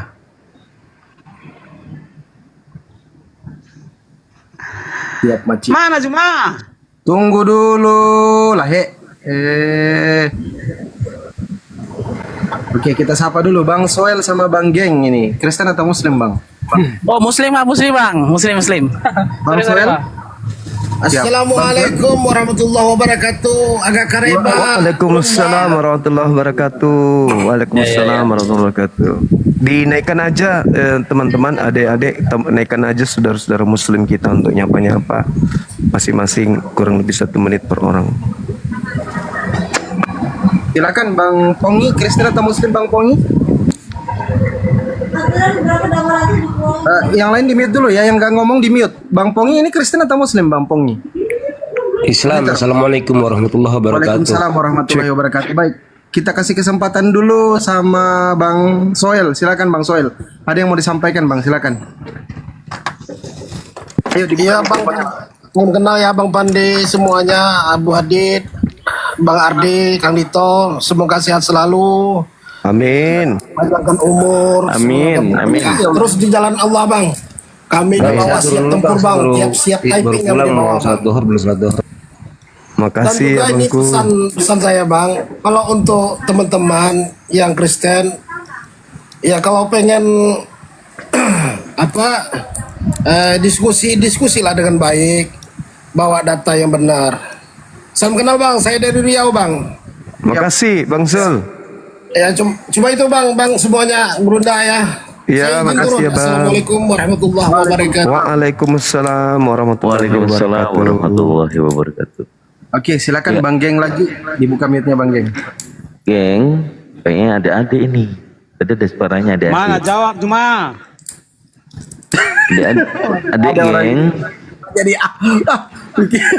masalah. Adik, Halo, selamat siang. Mas Juma, semua yang lain, assalamualaikum. Waalaikumsalam warahmatullahi Bang, wabarakatuh. salam kenal Bang, geng dari Kalimantan Bang, Kalimantan Timur. Tapi stay-nya di sini, tapi asal dari Makassar juga Bang.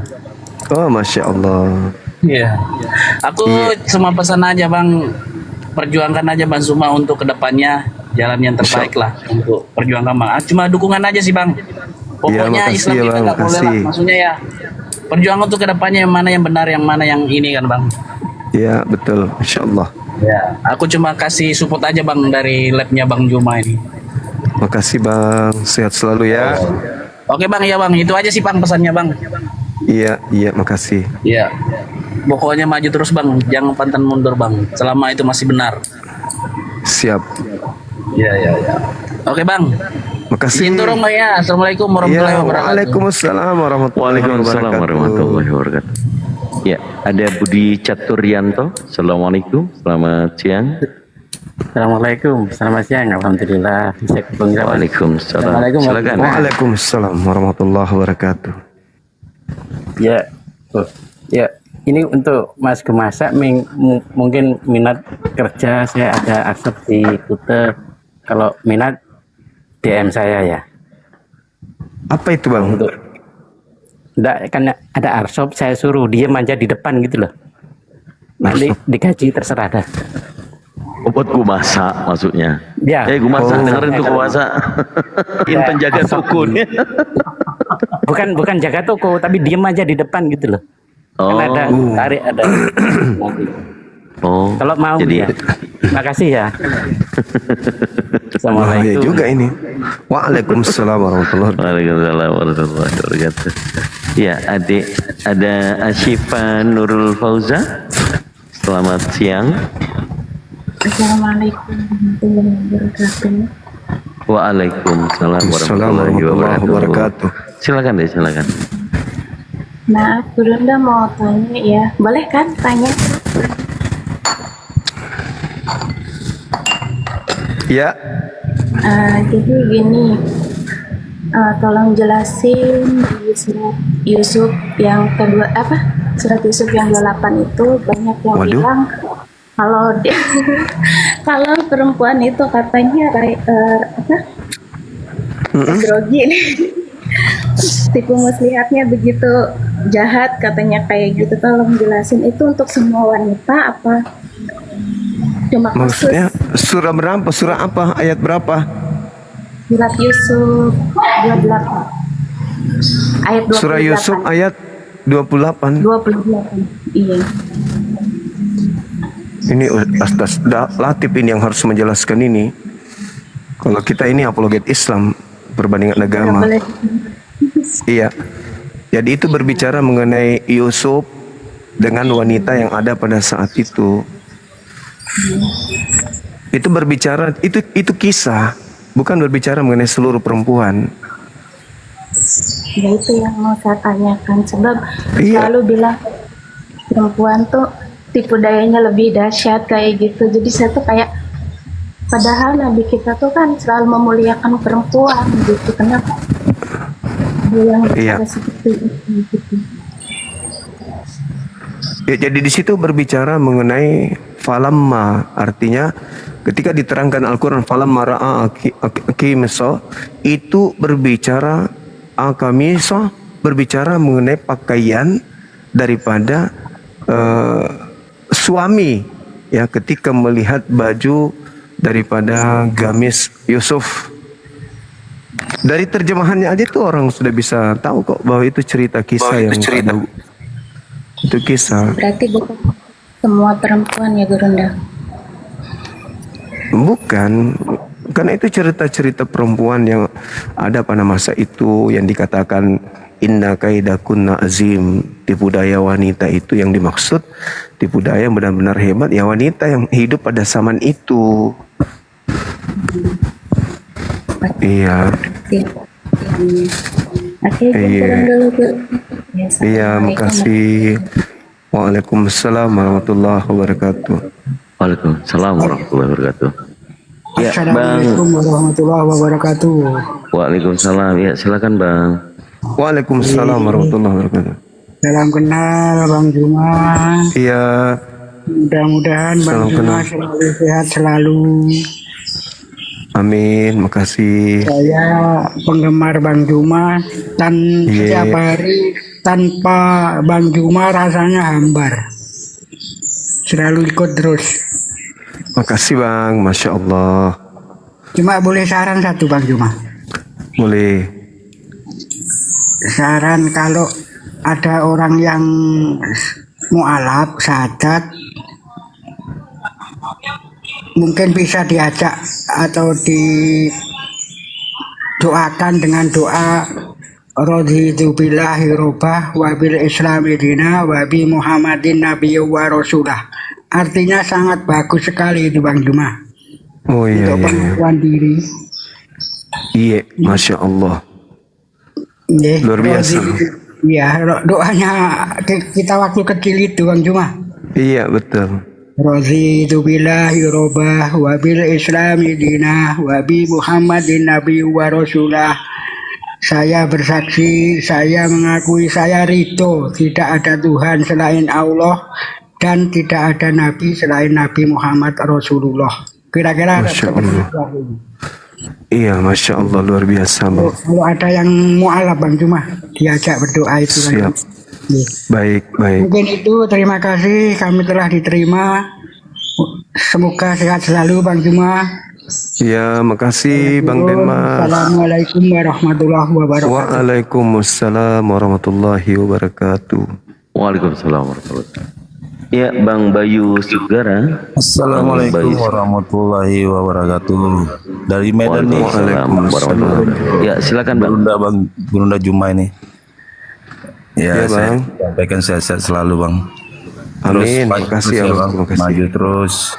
Saya mau Siap. Medan Bang, untuk yang Islam di Medan. Maju terus Bang, keluarkan ilmunya, kajiannya. Ya kan Bang. Kasih. Ya. Itu saja Kasih, Bang. Ya Bang. Baik. Selamat semuanya. Assalamualaikum warahmatullahi wabarakatuh. Waalaikumsalam warahmatullahi wabarakatuh. Waalaikumsalam warahmatullahi wabarakatuh. Ya, ada Bang Raju Edin. Selamat siang. Silakan Bang. Bang Raju. Assalamualaikum warahmatullahi wabarakatuh. Kok tiba-tiba masuk ya? Waalaikumsalam warahmatullahi wabarakatuh. Saya nggak tahu nih tiba-tiba kok masuk ke room. Kirain tadi gue masak. Tadi antum ini multi. Silakan Bang, silakan Bang. Oh multi Silakan. ya, sorry. Ya udah tetap semangat ya, menyebarkan kebaikan ya. Sehat-sehat Amin. selalu Bang Jumpa dan Apologet Islam. Iya, makasih Bang, makasih. Ya, Masya Assalamualaikum. Allah. Waalaikumsalam warahmatullahi wabarakatuh. Waalaikumsalam warahmatullahi wabarakatuh. Ya, Bang Lando. Selamat siang Bang Lando. Selamat siang. Ya, dari Ya, selamat mana siang. Bang Lando? Kristen atau Islam? Halo. Bang Lando? Ya, Bang Lando Siang. Muslim atau Kristen, Bang?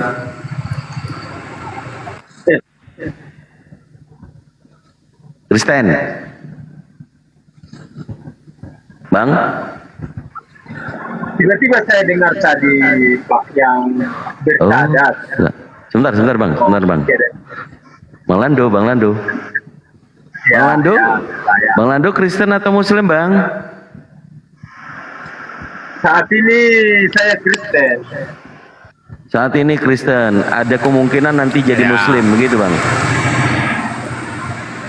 Oh, jangan begitu, Bang. Jangan begitu, katanya saat ini Kristen. Oke, silakan Bang Kita Lando. kan bicara yang saat ini. Iya, silakan. Aku tadi pas dengar, tadi yang bersyahadat. Tadi dibilang kan tiada Tuhan selain Allah, tiada Nabi selain Muhammad. Begitu, aku mau komentar, bisa kan?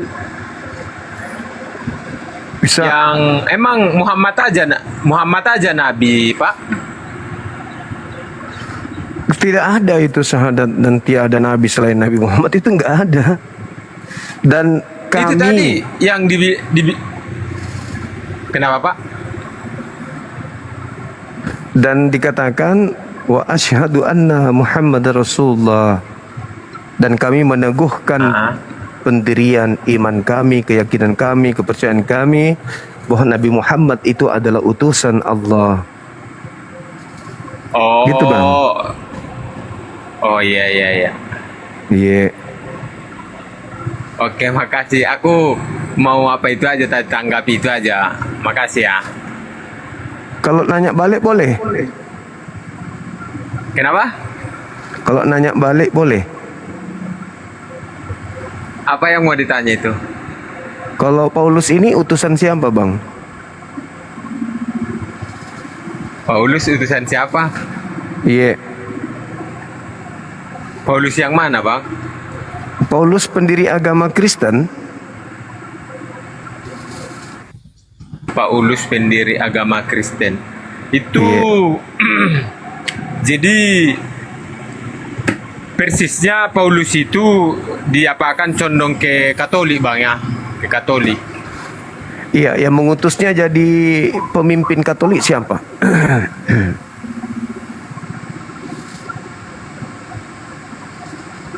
Dia utusan apa pendiri? Soalnya beda, pendiri sama pengutus itu beda, Bang. Dia sebagai pendiri mengaku diutus. Yang mengutusnya siapa? Kayaknya Abang salah paham. Kalau Paulus itu, kalau Abang bilang diutus. Loh, rasul itu artinya utusan. Abang baca di mana itu, Bang? Paulus itu mengaku utusan di semua suratnya, Galatia 1, Filipi 1, Roma 1, Efesus 1, semua mengatakan dari Rasul Paulus, utusan Kristus Tuhan kita. Oh, kalau untuk menjabarkan sampai ke situ, ya mohon maaf, memang bukan kapasitas saya, belum kapasitas saya, Bang. Iya. Oke. Iya, artinya saya awam aja ini, Bang, awam. Iya. Berarti Paulus tidak diketahui siapa yang ngutus dia ya?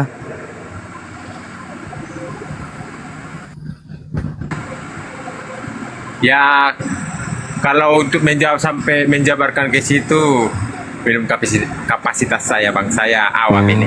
Aku kan nanggapi aja tadi. Artinya bisa sih saya kata ini, ya mohon maaf ya, baik yang Kristen, baik yang Muslim, yang penganut agama, bisa saya bilang sih saya dalam hal ini masih belajar kalau teologi ya masih menyimak. Makanya saya naik bertanya begitu, Bang. Oh iya. Baik. Iya, begitu dia, Bang. Makasih Bang Lando. Oke, makasih, Bang. Ya, Bang Lando, saya doakan mudah-mudahan segera ganti Tuhan ya. Izin turun, Bang ya. Ya. Sadis juga. Segera ganti Tuhan.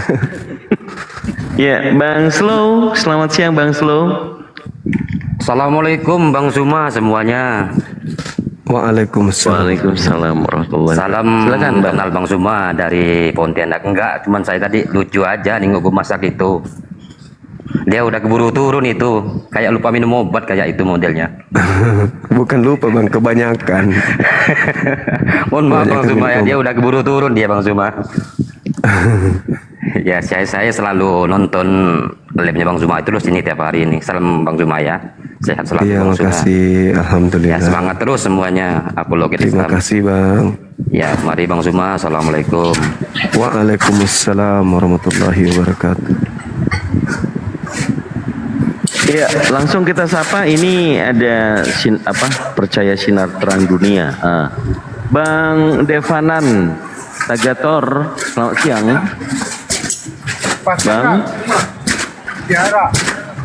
Bang. Selamat siang Bang, selamat siang. Ya, dari Kristen atau Muslim Bang? Kristen lah Bang. Oh Kristen, siap. Anak Tuhan apa anak setan? Silakan Gerunda. lanjut. Oke, temanya apa Bang? Itu temanya.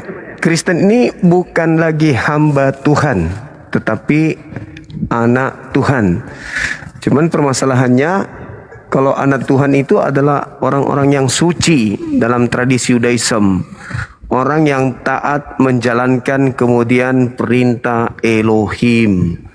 Sementara Elohim mengatakan terkutuklah orang yang tidak menjalankan hukum Taurat dengan perbuatan. Nah, sedangkan Kristen tidak mempraktikkan Taurat dengan perbuatan, kok mengaku sebagai anak Tuhan, anak Elohim. Maka muncul pertanyaan, Kristen ini anak Tuhan atau anak Elohim atau anak sibilisis gitu Bang. Coba Anda terangkan kenapa Kristen tidak lagi hamba Tuhan.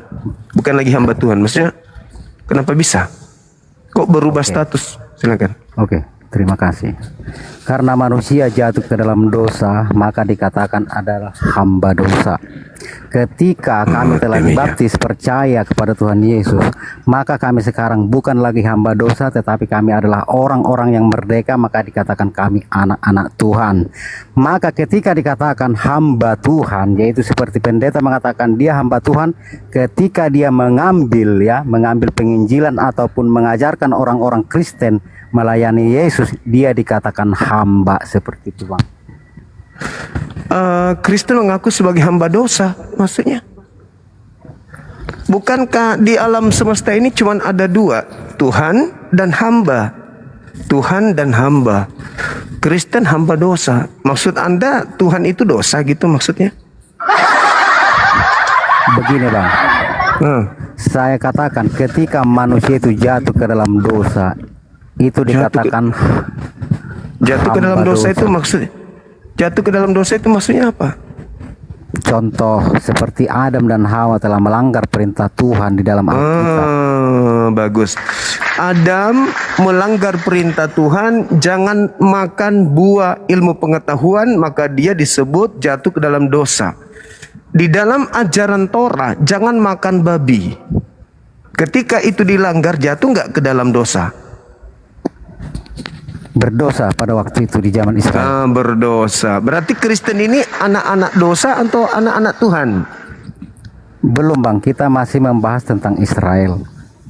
Kenapa? Gini bang, ketika perintah itu dikatakan oleh Tuhan, janganlah makan babi ataupun unta ataupun ular, itu dikhususkan kepada bangsa Israel pada waktu itu.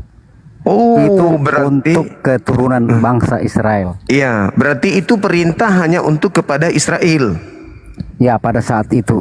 Kalau perintah jangan makan buah ilmu pengetahuan itu perintah untuk siapa? Adam dan Hawa. Adam dan Hawa. Terus kenapa Anda yang jadi kena dosa? Karena kami ini keturunan dari Adam dan Hawa. Oh gitu. Terus apa hubungannya kemudian ketika orang Kristen dikatakan di dalam kitabnya bahwa Kristen ini juga adalah keturunan Abraham? Kenapa bisa gitu? Kenapa kami dikatakan dari keturunan Abraham itu sebagai iman bang? Karena Abraham percaya kepada Tuhan, beriman kepada Tuhan, kami juga seperti itu, bukan fisik bang. Berarti hukum Taurat ini juga untuk kalian kan? Tidak, karena hukum Taurat telah digenapi bang. Maksudnya gimana? Hukum Taurat itu kan untuk Bani Israel. Sementara kalian juga adalah Bani Israel. Katanya. Sekarang permasalahannya ketika Adam yang melakukan dosa, kenapa Anda yang nanggung? Tapi giliran hukum Taurat yang untuk Bani Israel dibatalkan, Anda tidak nanggung. Gimana ceritanya ini abang ini? Oke, begini bang. Jadi hukum Taurat itu bukan satu bang. Ada namanya 10 hukum Taurat. Ada juga Taurat untuk orang-orang Israel pada waktu dipimpin Musa bang. Ya, itu perjanjian lamanya mereka. Perjanjian barunya adalah hukum Taurat yang 10 itu. Oke, kalau 10 hukum Taurat itu jari-jari Tuhan langsung menulis bang. Tetapi kalau hukum Taurat itu berlaku pada adat istiadat pada waktu itu. Contoh jangan makan babi. Ya. Nah sekarang orang-orang Yahudi yang melanggar hukum Taurat boleh nggak disebut sebagai anak Tuhan? Di zaman dulu apa zaman sekarang?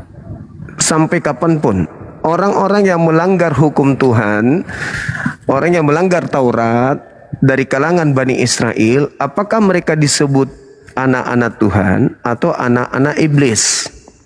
Tetap anak-anak Tuhan, karena mereka ketika orang Israel itu berbuat dosa melanggar peraturan Tuhan, mereka menebus dosa mereka itu dengan cara mempersembahkan sembelian seperti domba ataupun lembu bang. Lalu siapa yang disebut Yesus sebagai anak-anak iblis?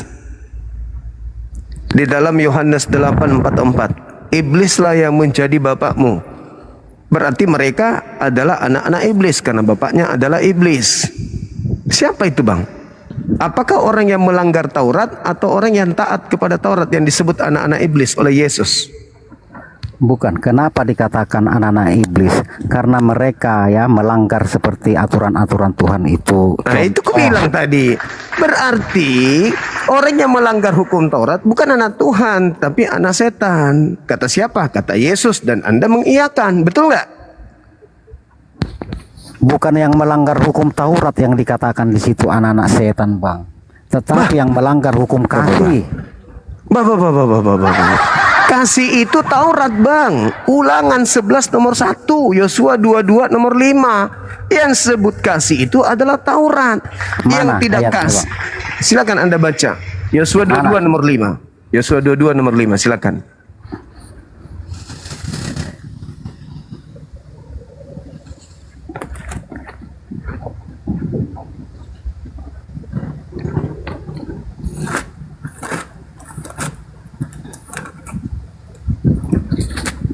Sabar Bang ya. Iya. Yosua 22 ayat 5.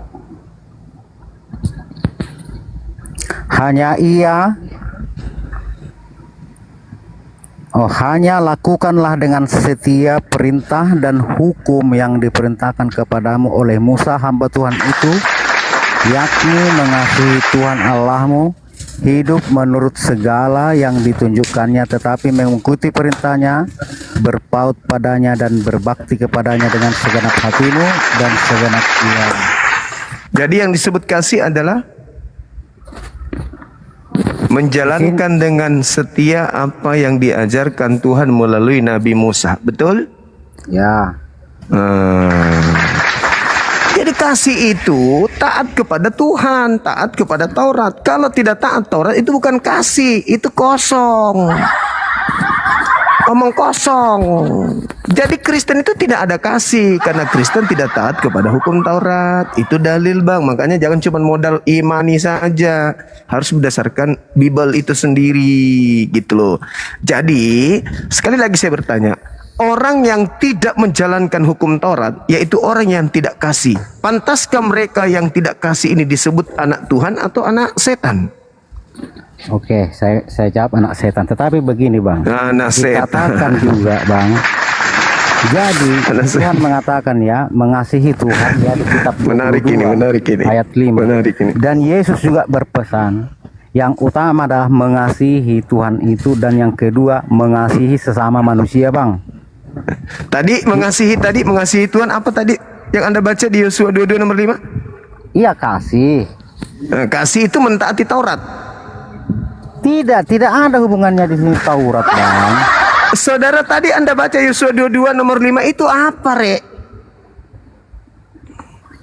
Kasih kepada Tuhan itu setia menjalankan ketetapan, ketentuan, hukum-hukum yang Tuhan torehkan melalui lisan Musa. Ulangan 11 nomor 1. Kasih itu adalah menjalankan dengan setia apa yang diperintahkan oleh Tuhan kepada Musa. Jadi Kristen apakah masih menjalankan itu? Tidak. Berarti kasih kepada Tuhan di Kristen itu nggak ada. Makanya Kristen itu dikatakan dalam Galatia 5 nomor 1, Kristen telah dibebaskan oleh Kristus dari aturan Tuhan. Sehingga Kristen ini bukan lagi hamba, tetapi Kristen ini adalah anak Tuhan. Jadi Kristen ini sesuai dengan ucapan saudara, orang yang tidak taat kepada hukum Tuhan itu adalah anak setan. Kristen tidak menjalankan hukum Tuhan, berarti Kristen adalah anak aman, anak singkong, ya anak singkong, kan gitu abangku. Kita sesuai dengan data, cuman mulut-mulut aja, ngomong-ngomong aja. Jadi orang yang tidak menjalankan hukum Tuhan itu bukan hamba Tuhan. Malaikat yang tidak menjalankan hukum Tuhan itu bukan lagi anak Tuhan.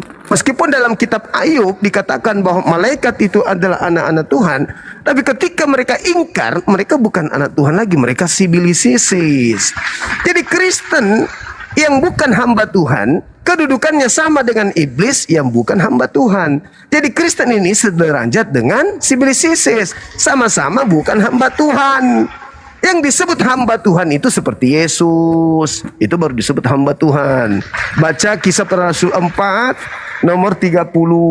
Yesus adalah hamba Tuhan yang kudus. Wah, keren kali Yesusku.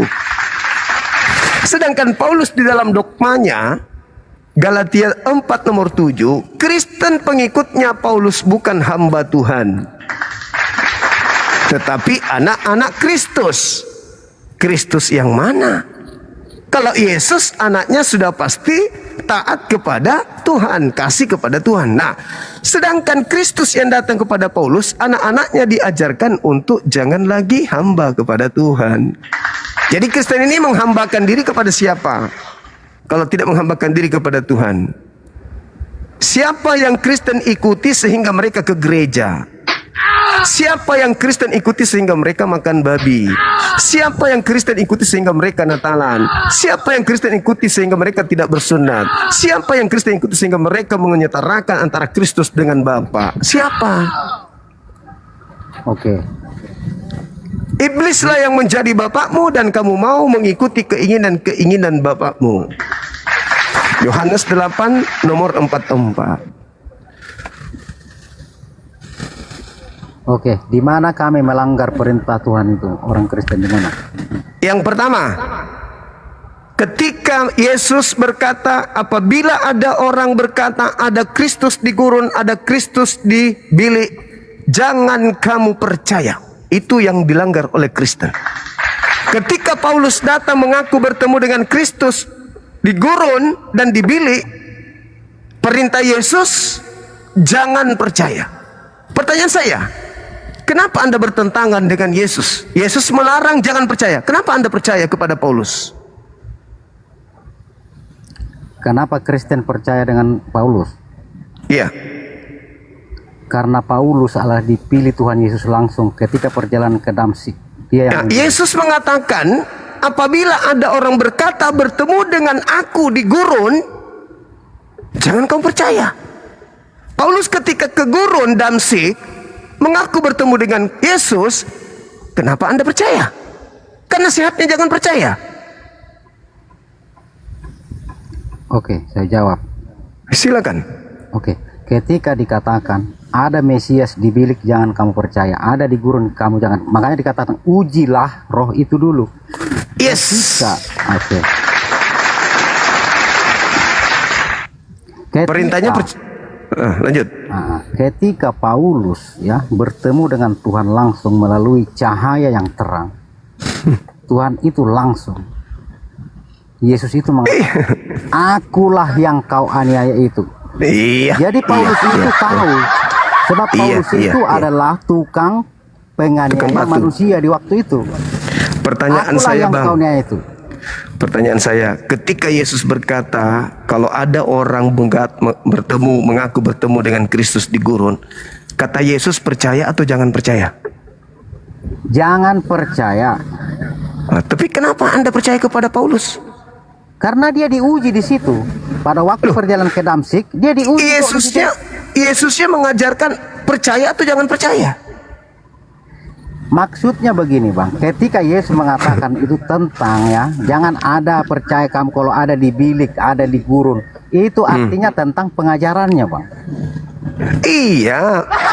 Sabar, kalau pengajarannya itu dari buahnya nanti ketahuan tuh. Itu lebih kena lagi. Sekarang perintah dasarnya dulu. Apabila ada orang, kan ini Kristen tidak ada nih. Jadi ceritanya gini, saya kasih contoh sederhana, Bang ya. Nah, jadi gini. Supaya mungkin dengan begini bisa lebih cepat terima. Ini muridnya Yesus nih, dinasehati. Apabila ada orang mengaku bertemu dengan Kristus di padang gurun, jangan kau percaya. Nah, ada orang mengaku bertemu dengan Kristus, datang kepada murid Yesus. Saya ketemu dengan gurumu di gurun loh. Nasihat Yesus kepada mereka ini apa? Percayai ini atau jangan percaya? Jangan percaya. Jangan percaya. Anda tadi di awal bertanya, apa yang menjadikan kami ini sesat? Apa yang salah dengan kami? Apa yang membedakan antara kami dengan yang asli? Itu jawabannya. Yesusnya mengatakan jangan percaya, tetapi Anda malah percaya. Itu. Makanya Anda jadi Kristen, karena Anda percaya kepada Mesias yang datang kepada Paulus. Padahal Yesusnya mengatakan, jangan kamu percaya kepada penyesat. Apabila ada orang berkata bertemu dengan Kristus di gurun, bertemu dengan Kristus di bilik, nasihat Yesus, jangan kamu percaya. Sebab Mesias palsu dan nabinya akan muncul dan melakukan banyak mujizat sekiranya mungkin menyesatkan banyak orang dan bahkan orang pilihan juga. Sederhana kan? Nasihat Yesusnya percaya atau jangan percaya? Iya, jangan percaya. Mau di situ alasannya, itu Yesus asli dong. Itu yang ini, itu adalah Yesus asli, itu adalah ini. Tidak ada urusan. Perintahnya jangan percaya. Mau dia asli, mau dia palsu, perintahnya jangan percaya. Selesai. Oke. Boleh saya jawab siapa itu Mesias palsu itu? Silakan. Termasuk abang. Abang adalah Mesias palsu itu yang menipu, yang membelokkan Injil Tuhan yang benar itu. Abanglah salah satu Mesias yang palsu itu. Oke, kita buktikan siapa yang palsu, saya atau Anda. Ya. Yesus mengatakan percaya Paulus atau jangan percaya Paulus? Tidak ada Yesus mengatakan seperti itu. Ketika Yesus mengatakan kalau ada orang mengaku bertemu aku di gurun, di bilik, kata Yesus percaya atau jangan percaya? Jangan percaya. Sekarang Anda percaya nggak ketika ada Kristus datang kepada Paulus? Percaya nggak? Percaya, karena dia mengakuinya. Berarti Anda Mesias palsu. Karena Yesus mengatakan jangan percaya. Kenapa Anda percaya? Sudah saya katakan Bang, Mesias palsu itu artinya tentang pengajaran ya. Iya. Makanya dikatakan iya. Kenapa Anda percaya? Karena Tuhan sendiri langsung mengatakan akulah yang kau niaya itu. Mesias palsunya, Mesias palsu kan sudah dikatakan kalau ada yang mengaku bertemu dengan aku, jangan kau percaya. Apa alasannya Yesus melarang percaya kepada orang yang mengaku bertemu dengan Kristus di gurun? Apa alasan Yesus? Alasan Yesus sebab karena ajaran penyesat itu akan muncul Bang, seperti bukan sebab penyesat sebab yang datang kepada orang yang mengaku bertemu Kristus itu asli atau palsu? Ya asli dong. Asli. Sementara dalilnya mengatakan Matius 24 nomor 24, sebab Kristus palsu akan datang dan melakukan mukjizat sekiranya mungkin menyesatkan orang pilihan. Nah sekarang Anda justru percaya kepada apa yang Yesus larang, jangan percaya. Malah Anda percaya. Berarti Anda adalah Mesias palsu. Oke, itu yang pertama. Yang kedua, apa yang dimaksud dengan Mesias Bang? Apa yang Anda tahu? Mesias adalah penyelamat. Mesias adalah juru selamat. Mesias itu. Mesias adalah yang diurapi, Paman. Yang diurapi. Itu jadi di dalam Kisah Para Rasul 2 nomor 11, pada hari ini telah lahir bagimu juru selamat. Orang yang diurapi Tuhan. Jadi orang yang diurapi Tuhan itu namanya Mesias. Sekarang Anda baca 2 Korintus 2 nomor 20. Siapa yang diurapi di situ? Anda atau saya? Anda atau saya? Terbalik. Saya atau Anda? Berapa? Nah, gitulah. 1 Yohanes 2 nomor 20.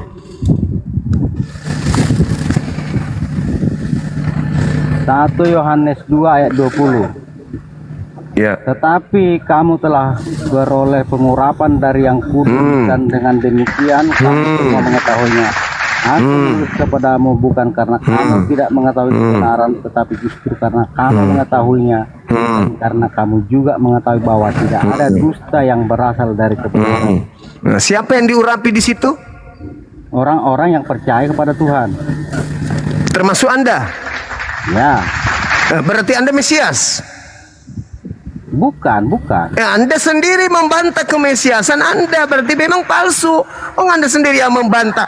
Sedangkan dalilnya, kalian semua adalah orang-orang yang diurapi. Orang yang diurapi adalah Mesias. Anda membantah.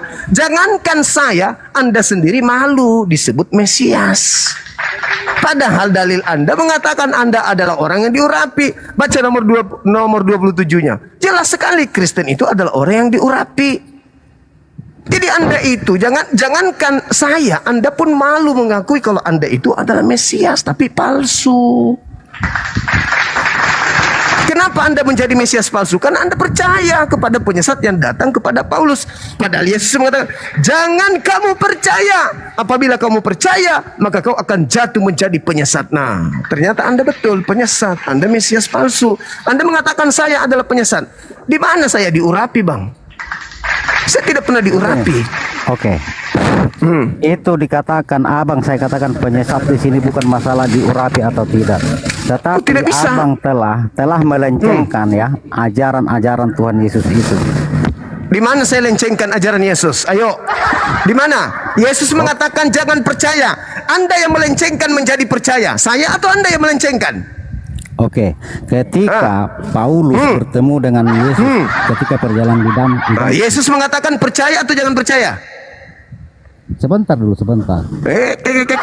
Kita berbicara mengenai siapa yang melencengkan, kan? Abang di sini yang penyesat di sini, abang penyesat. Tunggu dulu. Ketika Yesus mengatakan jangan percaya, kenapa Anda percaya? Berarti Anda melencengkan. Kok saya jadi saya yang yang melencengkan? Ayo. Sudah saya katakan Bang, ketika dikatakan ya akan muncul ya Mesias palsu, itu artinya pengajaran Bang. Mesias itu orang-orang yang diurapi tapi palsu, itulah Anda.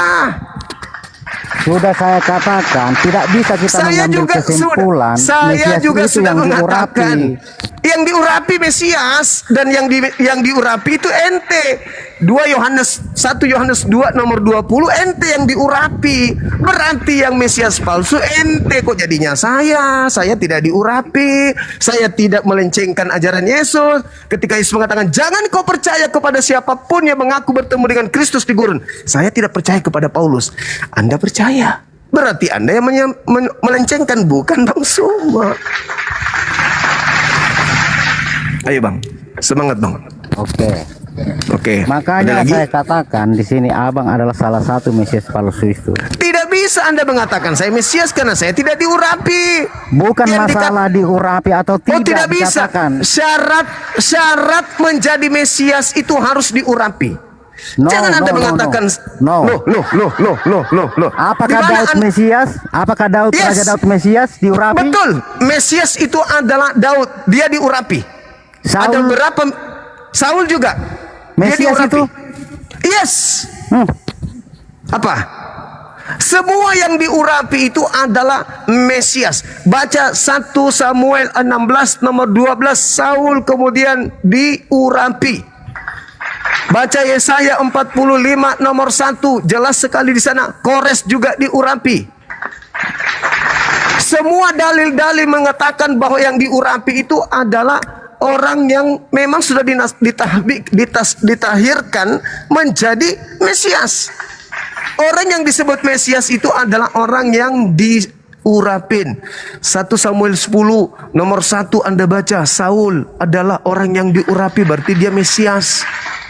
Siapapun yang diurapi dia adalah Mesias. Elisa diurapi 1 Raja-Raja 19 nomor 16, berarti dia adalah Mesias. Kristen diurapi 1 Yohanes 2 nomor 20 nomor 27, berarti Kristen adalah Mesias. Sekarang siapa yang palsu di antara Mesias ini? Kores, Henok, Elisa, Daud, Harun, Yesus, Paulus, Kristen. Anda siapa yang palsu di situ? Kami tidak diurapi, coy.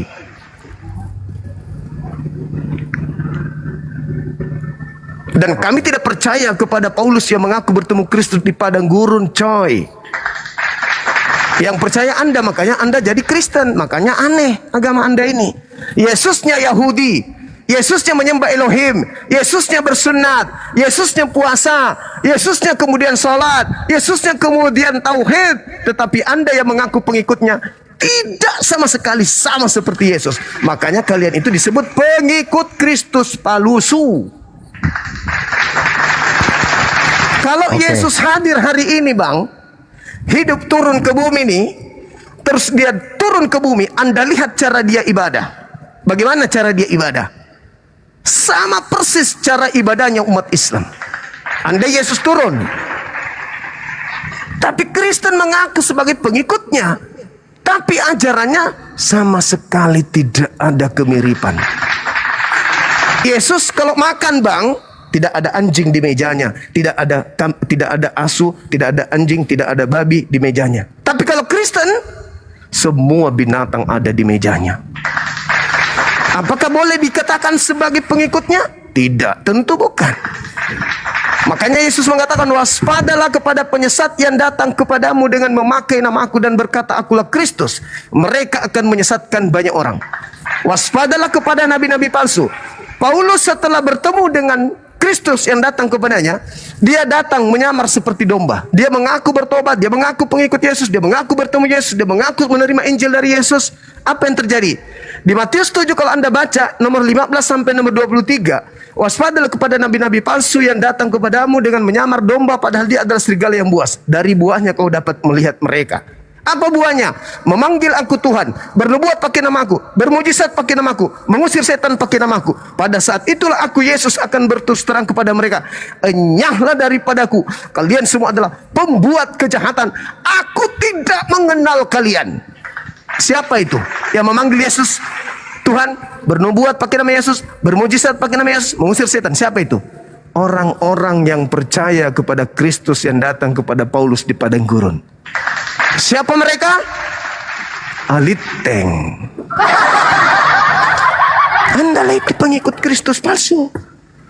Makanya di dalam surat Paulus, Bang, di dalam 1 Korintus 11 nomor 4, Paulus sendiri berkata dengan sangat jelas di sana bahwa 2 Korintus 11 nomor 4, bahwa ada Yesus palsu. Coba Anda baca 2 Korintus 11 nomor 4.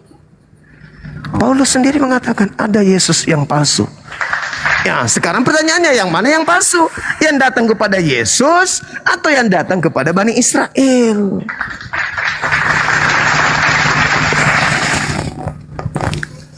Masolang generasi. 2 Korintus berapa, Bang? 2 Korintus 11 nomor 4, Saudara.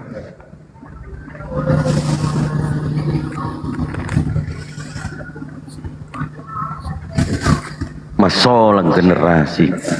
Masolang.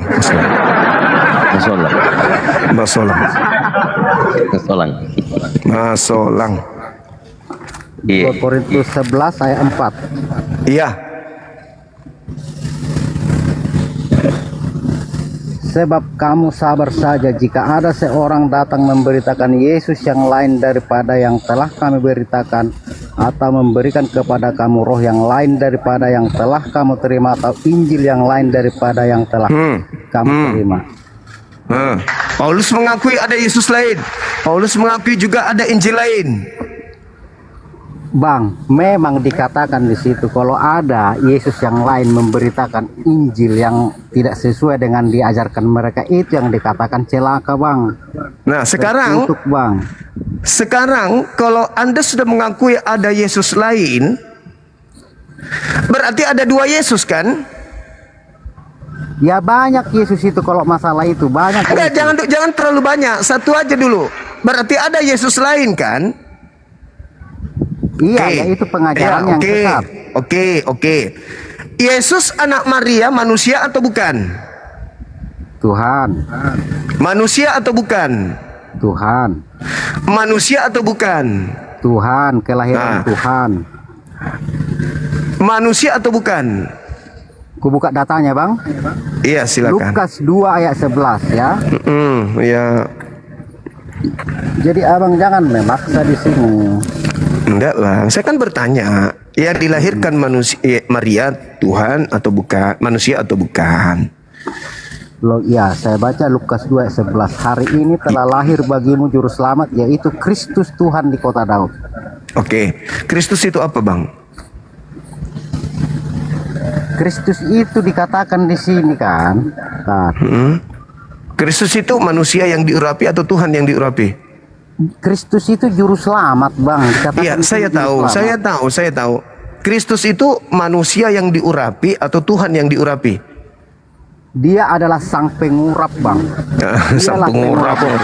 Sang pengurap penyakit kurap kapang. Dia diurapi. Kristus itu artinya manusia yang diurapi Tuhan. Jadi Lukas 2 nomor 11, Bang, pakai akal ya. Pada hari ini telah lahir bagimu juru selamat manusia yang diurapi Tuhan di kota Daud. Itu terjemahan yang sebenarnya. Abang ngada-ngada aja. Loh, Mesias itu apa rupanya? Tuhan? Sudah dikatakan. Atau manusia? Mesias adalah manusia yang diurapi. Kalian mengatakan Mesias itu yang diurapi. Kalian mengatakan toh. Iya, sekarang Mesias itu Tuhan yang diurapi atau manusia yang diurapi? Tuhan kok diurapi? Dialah sang pengurapi itu. Iya, yang diurapi ini siapa? Tuhan atau manusia? Tidak ada yang diurapi. Yang diurapi itu Raja Daud, Raja Saul. Loh, Mesias itu artinya orang yang diurapi, Cak Kangkung. Mana Kenapa ayatnya, jadi mana? Kenapa jadi gila tiba-tiba? Orang yang ditunggu, sabar. Yang ditunggu oleh orang Yahudi, Tuhan atau manusia? Juru selamat. Juru selamatnya ini Tuhan atau manusia? Tuh, Mesias coba ditunjukkan. Tuhan pula. Jadi Mesias itu, Bang, jangan memperbodoh diri. Tuh, Mesias adalah sebutan bagi seseorang. Sebutan bagi seseorang yang diurapi. Tuh, sebutan bagi seseorang diurapi. Jadi terjemahan manusia bisa menebus dosa, Bang. Manusia bisa tebus dosa manusia. Itu belakangan muncul konsepnya. Jangan Anda bawa ke situ dulu. Karena Anda membuat konsep ketemu dengan Kristus palsu, maka konsep semuanya menjadi hancur. Orang Yahudi menebus dosa itu pakai hewan, bukan pakai manusia. Jadi terjemahan Lukas 2 nomor 11 itu, pada hari ini telah lahir bagimu juru selamat manusia yang diurapi Tuhan di kota Daud. Itu terjemahan yang sesungguhnya. Nah, kita sampai di situ. Kita sampai di situ dulu. Nah, ketika kemudian Yesus ini ternyata adalah manusia yang diurapi Tuhan, dan Kristen juga adalah orang yang diurapi, maka muncul pertanyaannya, Kristen ini yang mengurapinya siapa? Sedangkan Yesus sendiri diurapi oleh Tuhan. Dia ditasbihkan, ditahirkan oleh Tuhan, dikuduskan oleh Tuhan. Sedangkan Kristen juga mengaku. Jadi ketika Anda mengatakan saya adalah Kristus palsu, saya tidak pernah diurapi. Andalah yang diurapi. Makanya Yesus mengatakan, waspadalah kepada penyesat yang datang kepadamu dengan memakai namaku. Dari buahnya kau dapat melihat mereka. Nah, untuk membedakan antara Yesus anak Maria dan Yesus yang Anda sembah, bahwa ada dua Yesus. Anak Maria itu manusia. Pada hari ini telah lahir bagimu. Yang lahir itu manusia, Bang. Apapun itu ceritanya, dia Kristus, manusia. Tuhan di kota Daud, itulah yang lahir. Kristus itu artinya orang yang diurapi Tuhan. Itu adalah teknik lembaga Bible Indonesia menipu Anda. Tuh, Kristus artinya apa? Kristus, coba baca. Kristus artinya? Kristus artinya yang diurapi. Nah, yang diurapi. Yang diurapi ini apa? Manusia. Jadi Kristus adalah manusia yang diurapi Tuhan. Bukan Tuhan diurapi, tapi Tuhan mengurapi manusia yang dipilihnya untuk menjadi raja. Nah, sekarang ternyata yang keluar dari rahimnya Maria itu adalah manusia. Manusia. Yesus yang satu adalah manusia. Di mana Yesus mengatakan dirinya manusia? Baca Matius 24 nomor 27. Sama seperti kilat memancarkan cahaya dari timur sampai ke barat, demikianlah kelak nanti kedatangan anak manusia. Yesus mengaku sebagai anak manusia. Akan nampak tanda di langit, anak manusia akan nampak di tengah-tengah langit, diiringi oleh malaikat-malaikatnya. Anak manusia. Matius 24 nomor 30. Yohanes 1 nomor 51, langit terbelah. Ini Yesus berkata, langit terbelah, malaikat naik turun untuk menyampaikan firman kepadaku sebagai anak manusia. Nah, pembedanya dengan Kristus yang Anda sembah. Baca Galatia 1 nomor 1, nomor 11, nomor 12. Apa kata Paulus? Aku menerima Injil bukan dari manusia. Bukan manusia yang mengajari aku Injil, tetapi Yesus Kristus. Berarti Yesus Kristus yang dimaksud oleh 2 Korintus 11 nomor 4 dengan Yesus Kristus yang datang kepada Maria sebagai anak kandungnya yang keluar dari rahimnya, itu adalah Yesus Kristus yang berbeda dengan Yesus Kristus yang datang kepada Paulus. Yesus Kristus yang datang kepada Paulus bukan manusia, sedangkan Yesus Kristus yang mengajarkan Injil kepada Bani Israel itu adalah anak Maria, anak manusia. Beda. Yang kalian sembah adalah Kristus yang bukan manusia yang datang kepada Paulus. Siapakah dia? Kalau bukan Yesus anak Maria, lalu siapakah dia? Kristus palsu. Alamak, kayak tidak asing mukanya. Gitu saudara. Oke, begini Bang ya, Bang Juma yang top ya. Jadi aku tidak memaksa ke penjelasan Abang di sini. Ketika Paulus bertemu dengan Tuhan Yesus, Abang mengatakan Kristus palsu, itu urusan Abang, ya kan? Nggak apa-apa. Kalau Abang berpikir seperti itu, nggak apa-apa. Tetapi Abang jangan menggiring di sini ya untuk mengapakan menyesatkan umat-umat Kristen di sini. Jangan Bang. Loh, kok saya menyesatkan Bang? Saya menjelaskan sesuai dengan dalil saudaraku. Kalau saya menyesatkan itu seperti Anda. Yesus mengatakan jangan percaya, Anda menggiring orang untuk percaya. Itu Anda menyesatkan. Kan Yesus mengatakan begini, waspadalah kepada penyesat yang datang kepadamu, di situ Bani Israel, memakai namaku dan berkata akulah Kristus. Dia akan menyesatkan banyak orang. Nah sekarang siapa yang mengaku bertemu dengan Kristus? Nabi Muhammadku tidak pernah. Cuman Paulus yang mengaku bertemu dengan Kristus. Apa kata Yesus? Jangan kau percaya. Dia akan menyesatkan banyak orang. Mana orang banyak yang disesatkan itu? Kristen. Apa buktinya bahwa Kristen yang disesatkan? Anda baca Matius 7 nomor 22-23. Pada hari terakhir nanti banyak orang akan memanggil aku Tuhan, Tuhan. Bukankah kami mengusir setan pakai namamu, bermujizat pakai namamu, mengusir setan pakai namamu? Pada saat itulah aku Yesus akan berterus terang kepada mereka yang memanggil aku Tuhan, yang bernubuat, mengusir setan, bermujizat pakai namaku. Enyahlah daripadaku.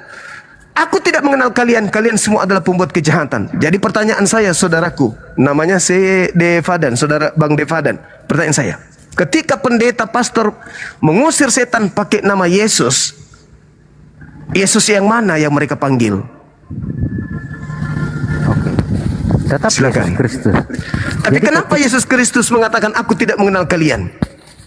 Oke, saya yakin banyak juga pendeta-pendeta ataupun orang Kristen ya yang percaya kepada Yesus. Di ayat yang Abang kutip Matius 7 ayat 21 itu akan terjadi, benar. Bukan berarti, setiap orang. Itu kan diawali data nomor 15-nya Bang. Waspadalah kepada nabi palsu yang datang kepadamu. Dari buahnya kamu dapat melihat mereka nabi palsu itu. Buahnya itu ajarannya, pengikutnya. Apa buah dari nabi palsu tersebut? Memanggil aku Tuhan, bermujizat pakai namaku, mengusir setan pakai namaku. Itu adalah buah dari nabi palsu. Maka apa yang terjadi? Batangnya yang harus ditebang. Artinya kalau batangnya ditebang, ajaran Paulus seluruhnya yang harus ditebang dan dilemparkan ke dalam api neraka. Bukan lagi pastor-pastornya. Pastor ini hanya buah. Yang batang itu Paulus. Jadi seluruhnya yang harus ditebang. Coba Anda baca dalilnya. Dapatkah pohon yang baik menghasilkan buah yang tidak baik? Atau sebaliknya, pohon yang baik menghasilkan buah yang tidak baik? Setiap pohon yang tidak baik akan menghasilkan buah yang tidak baik. Dan pohon yang tidak baik akan ditebang dan dilemparkan ke dalam api neraka. Pada hari terakhir nanti banyak orang akan berseru kepadaku, Tuhan, Tuhan, bukankah kami bernubuat, mengusir setan, bermujizat pakai namamu? Pada saat itulah aku akan berterus terang, enyahlah daripadaku. Kalian semua pembuat kejahatan, aku tidak mengenal kalian. Nah, jadi Yesus Kristus yang pendeta-pendeta panggil, yang Paulus panggil dalam nama Yesus, itu Yesus yang mana Bang? Ingat ada dua Yesus. Kalau Yesus anak Maria ternyata tidak mengenal Kristen, lalu Yesus yang mana yang kalian panggil mengobati orang, mau bermujizat, itulah Kristus palsu Bang. Lembutkan hati saudaraku, lembutkan hati untuk menerima kebenaran. Silakan. Oke, itu Minta benar saya 5 menit kata lagi ya. Oke, itu benar kata Abang. Karena ayat itu bukan tertuju kepada Islam. Itu saya akui. Itu bukan untuk orang Islam. Tetapi itu untuk Kristen. Benar. Berarti pohonnya harus ditebang. Kan dikatakan ya, bukan nabinya. Setiap, artinya tidak semua Bang. Bagus. Saya jelaskan kalau yang itu. Tidak semua orang yang memanggil aku Krios. Betul. Karena murid-murid Yesus yang asli juga memanggil Yesus itu dengan panggilan Krios. Tuhan, God atau apa? Lord. Ada dua yang memanggil Yesus itu Tuhan. Bani Israel dan Kristen. Bani Israel memanggil Yesus Tuhan, tetapi mereka melakukan kehendak Elohim. Sedangkan Kristen memanggil Yesus Tuhan, tapi tidak melakukan kehendak Elohim. Jadi siapa kemudian yang memanggil Tuhan kepada dia yang ditebang ini? Kristen, tidak mungkin Yahudi. Hanya ada dua, saudara. Benar, saya tidak menyangkal itu benar. Berarti yang manggil Tuhan Yahudi dan Kristen. Yang mana yang asli? Pengikut asli yang mana? Yahudi atau Kristen? Orang Yahudi juga sekarang ada mengikut Yesus. Ya, tapi dia mengikuti ajaran Kristen, bukan mengikuti ajaran Yesus. Ya kalau sudah dikatakan ya Kristen itu pasti mengikuti Yesus. Jadi kalau orang yang sudah ikut Yesus itu bukan Yahudi lagi, tetapi Kristen, Pak. Iya, sekarang Kristen mengikut Yesus yang mana? Sementara Yesus mengatakan, aku tidak mengenal kalian. Oke, itu masa penghakiman nanti, Bang ya. Ketika manusia itu akan dihukum, maka orang akan beralasan ketika mau dihukum, Tuhan, kami kan bernubuat demi namamu, kenapa aku dibuang? Makanya dikatakan enyahlah kamu karena mereka adalah nabi-nabi palsu, Bang. Itu benar, abang yang katakan, abang benar. Saya jelaskan. Yesus ketika datang di tengah-tengah Bani Israel, apa kata Yesus, saudara? Di Yohanes 10 nomor 27, aku mengenal pengikutku, pengikutku mengenal aku, mereka mendengarkan aku dan mengikuti aku. Mengikuti aku. Aku sunat, pengikutku sunat. Aku puasa, pengikutku puasa. Aku sujud, pengikutku sujud. Aku tidak makan babi, pengikutku tidak makan babi. Aku kemudian sabat. Oh iya dong. Iya dong. Kan dikatakan jelas seperti itu, pengikut berarti harus mengikut. Yang dikatakan pengikut nih, ini yang diikuti, ini yang pengikut. Ingin harus ikut. Kemana ini harus ikut. Kalau Anda keluar dari jalur, Anda bukan pengikut. Tapi keluar jalur Anda mengatakan pengikut, Anda pengikut palsu. Itu Bang, logika sederhananya. Jadi ketika dikatakan memanggil aku Tuhan, bernubuat pakai namaku, bermujizat pakai namaku, dan diusir oleh Yesus, berarti kalau itu Kristen menurut pengakuan saudara, dari mana Kristen ini berasal? Dari Paulus. Tebang semua ajaran Paulus, tebang, lempar ke neraka. Jadi tidak ada lagi Kristen. Ya. Paulus itu sudah masuk surga, Bang, sudah masuk Firdaus. Apanya mau ditebang? Saudara, silakan. Masalah Yesus, sunat, ya? sabar, jangan ke situ dulu. Yang datang kepada Paulus manusia atau bukan? Roh, dia berbentuk roh sudah itu. Manusia atau bukan? Roh, Bang. Kalau manusia dia nampak dia berwujud. Oke, dia bukan manusia. Galatia 5, Galatia 1 nomor 1, aku menerima Injil bukan dari manusia tapi dari Yesus Kristus. Oke, berarti kesimpulannya Yesus Kristus datang kepada Paulus bukan datang sebagai manusia. Betul? Betul. Nah, sekarang 2 Yohanes 1 nomor 7, apa isinya? Siapakah penyesat itu? Bukankah dia yang pergi ke seluruh dunia, yang tidak mengaku bahwa Yesus Kristus datang sebagai manusia? Itulah penyesat, itulah antikristus. Saya ulang, 2 Yohanes 1 nomor 7. Siapakah penyesat itu? Bukankah dia yang pergi ke seluruh dunia, yang tidak mengaku Yesus Kristus datang sebagai manusia? Tidak mengaku kalau Yesus itu datang sebagai manusia. Itulah antikristus, itulah penyesat. Dan Paulus mengatakan Yesus Kristus datang kepadaku bukan sebagai manusia. Penyesatnya siapa dong kalau gitu? Itu tidak ada bertentangan, Bang. Kami juga mengakui ya, Yesus itu anak manusia. Tetapi ya, biar manusia. abang tahu ya.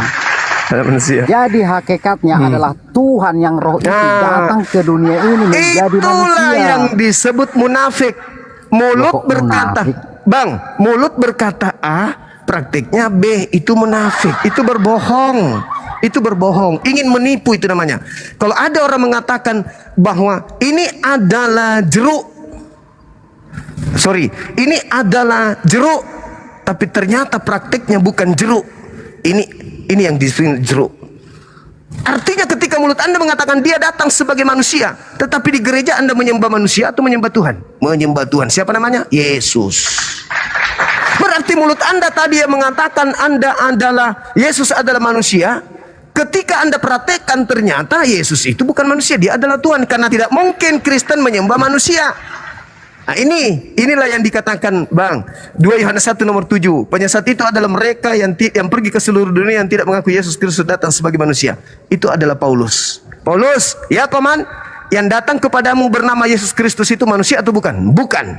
Mana dalilnya? Galatia 1 nomor 11 nomor 12. Siapakah penyesat itu? Paulus. Andalah korbannya, Anda dijerat, dalam tipu daya aku jerat engkau. Itu. Aku menjerat engkau dengan tipu daya. Ya, saya kira begitu sementara Bang, saya ibadah dulu, ada guru-guru saya di sini ya, saudara ya, thank you ya. Oke, makasih Bang. Saya kelihatannya juga pernah dulu ya jumpa dengan Anda, makasih. Silakan Dinda Dito. Siap. Saya Siap, ibadah Bang. dulu deh. Ya. Ya, kita lanjutkan saja ya Pak Devanan. Tapi menarik ini ya, kalau penyampaian saya agak sangat berbeda dengan abang saya, gurunda kita di sini. Tapi poinnya terlihat jelas loh, Bapak itu bertahan dari yang ada tertulis di dalam Bible, tapi Anda sangkal dengan dogma dan doktrin Anda. Apa yang membuat Anda kemudian seperti melihat corak kalau Yesus sudah mengatakan jangan kamu percaya, tetapi Paulus mengatakan di dalam Kisah Para Rasul pasal 9 nomor 5, ada yang mengatakan akulah Yesus yang engkau aniaya itu, justru Anda percaya Pak. Hanya karena apakah tidak disebutkan bahwa waktu perjalanan ke Damsyik, Paulus itu tidak lewat padang gurun Pak. Apakah itu? Pertanyaannya apa Bang? Pertanyaan apa? Pertanyaannya, Yesus mengatakan di Matius 24 nomor 24, perintahnya adalah camkanlah aku sudah mengatakan kepadamu terlebih dahulu. Apabila ada orang berkata ia ada di padang gurun, janganlah pergi ke sana, atau di bilik, jangan kamu percaya. Itu nasihat Yesus kepada murid-murid, bahwa kalau ada yang datang memberitahukan kepada murid-murid, kalau ada datang Paulus kepada murid-murid, murid-murid, aku melihat Yesus pada saat aku perjalanan ke Damsyik, posisinya di padang gurun, itu Yesus menampakkan kepadaku dan berkata, akulah yang kau aniaya itu. Akulah Yesus yang kau aniaya itu. Apakah murid-murid akan setuju? Apakah murid-murid akan percaya? Tentu jawabannya murid-murid tidak akan percaya Pak. Karena Yesus sudah mengatakan terlebih dahulu kepada murid-murid, jangan kamu percaya kalau ada orang berkata orang itu melihat ia ada di padang gurun. Oke Bang. Ya silakan. Gini, ada teman abang ini komentarnya gini, Bang Devanan ini sengaja bertahan numpang pansos, jadi mau terkenal, jadi aku turun Bang ya. Oh, jangan hiraukan yang di bawah kalau enggak, turun aja Bang. Aku dibilang pansos Bang. Oke Bang, nanti aku naik lagi Bang ya. Terima kasih kalian baik-baik semua di sini Bang. Siap, siap Abangku. Siap. Ya kita hanya diskusi, jangan kapok Pak. Izin saya follow, nanti naik lagi ya Pak ya. Iya ya, oke. Jadi aku tidak numpang panson, enggak enak typing itu. Oke Bang ya. Iya, nggak apa-apa ya, nggak apa. Tapi kalau memang mau lanjut diskusi, jangan dihiraukan yang di bawah, Bang Devanan. Karena kita ada di atas nih sekarang. Insya Allah.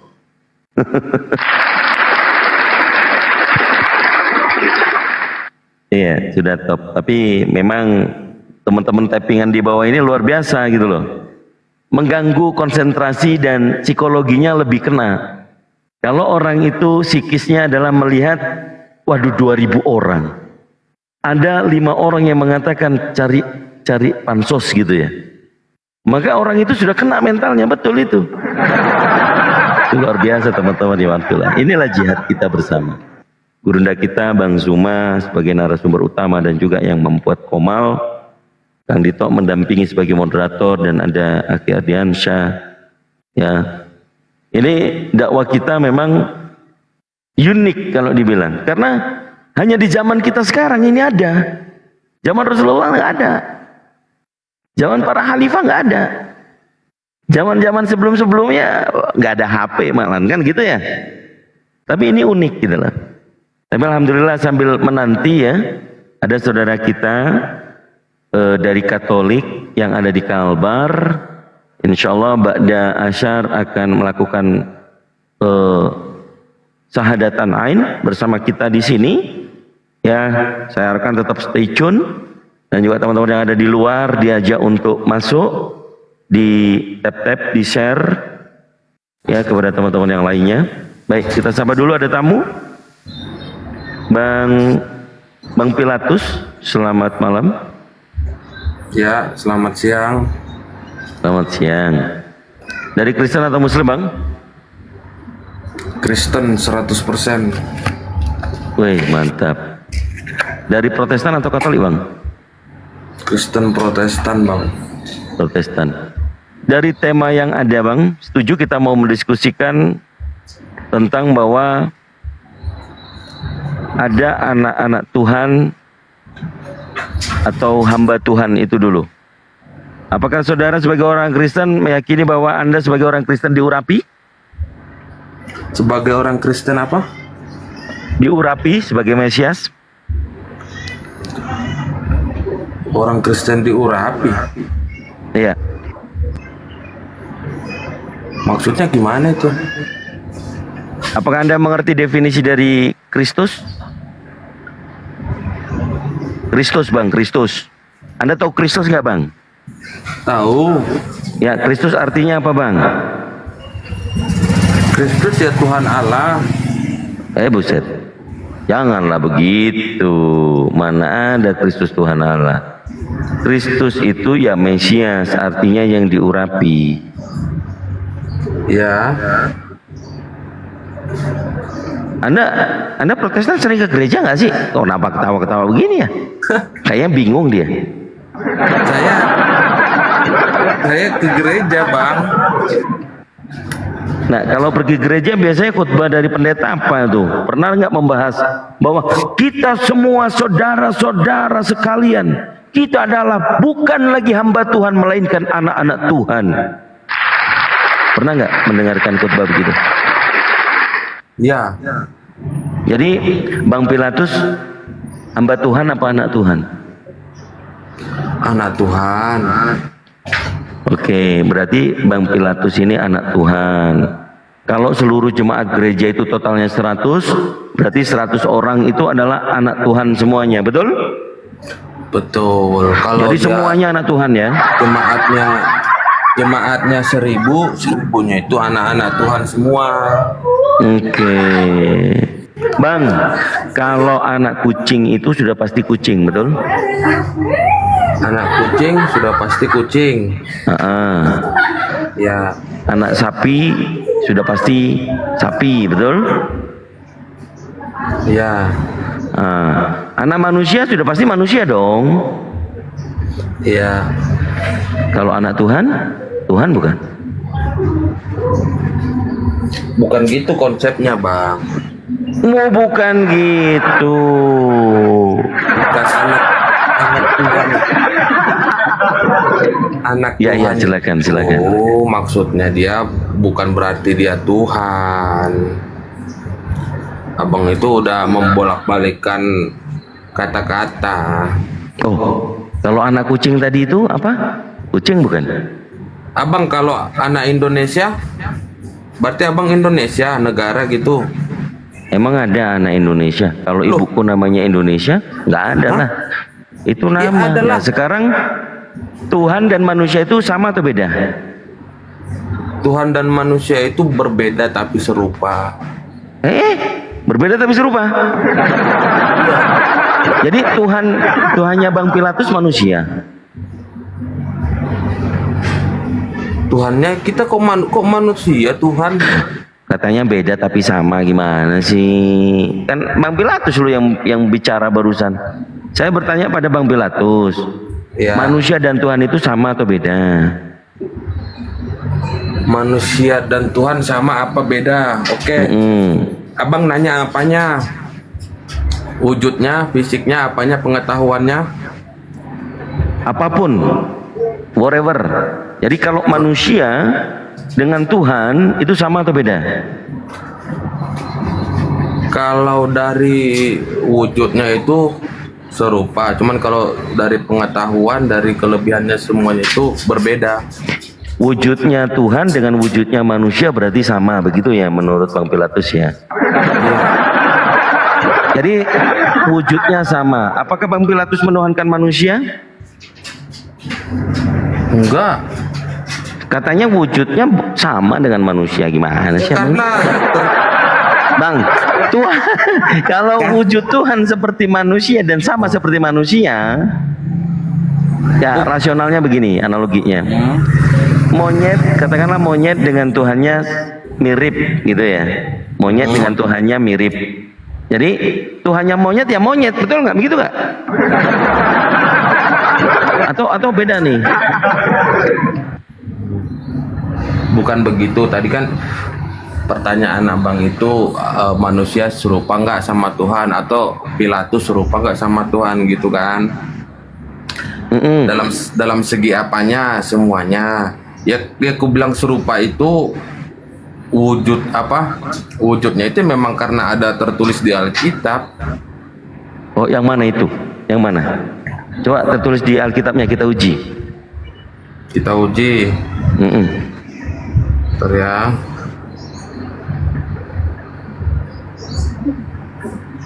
Tuhanku adalah Tuhan anakku. menciptakan.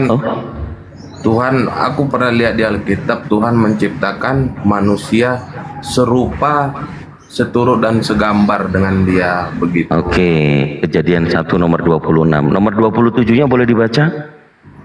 Kejadian 1:27. Tadi kan Kejadian 1 nomor 26 yang tadi dibacanya. Nomor 27-nya apa yang terjadi? Pegang baik-baik ya. Kejadian 1 nomor 27, kalau takut bacanya saya yang baca. Maka Elohim menciptakan manusia itu menurut gambarnya. Menurut gambar Elohim, diciptakannya dia laki-laki dan perempuan. Laki-laki dan perempuan. Jadi Tuhannya itu laki-laki atau perempuan? Apa? Laki-laki atau perempuan? Yang serupa itu, yang Tuhan serupa itu dengan manusia, laki-laki atau yang perempuan? Bukan, yang perempuan. Bukan gitu. Jadi gimana?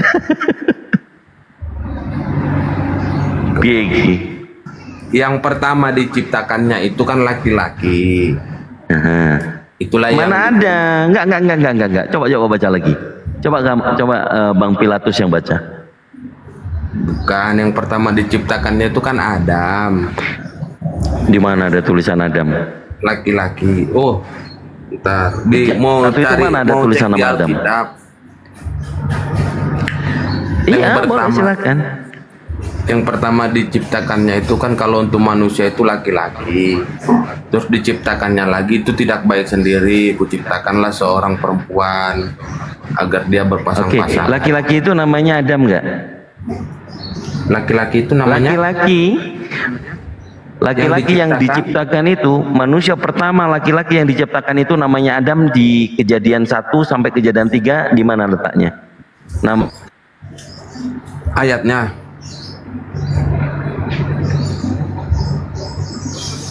Halo?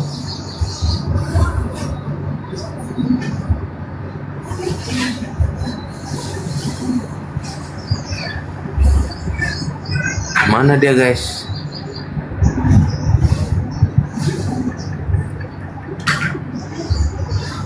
Mencret dia, mencret. Apa ini punya aku ini? Cek. Oke, Bang. Ya. Saya bisa kasih challenge sama Bang karena ini udah lari dari konteks topik kita ya. Dari Kejadian pasal 1 sampai pasal 3 tentang penciptaan dan turunnya manusia dari surga. Kejadian pasal 1 sampai Kejadian pasal 3, kalau ada nama Adam, saya transfer Anda 20 juta sekarang. Abang yang nggak ada nama Adamnya, abang ini, abang kasih ayatnya.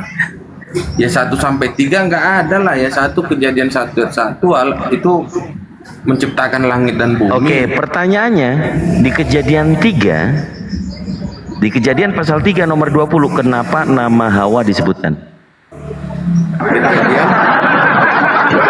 Kejadian pasal 3 nomor 20 itu nama Hawa disebutkan. Manusia itu memberikan nama perempuan itu Hawa. Ayo. Kenapa laki-laki yang manusia laki-laki tidak ada namanya Adam? Ayo. Otentik nggak tuh Bible?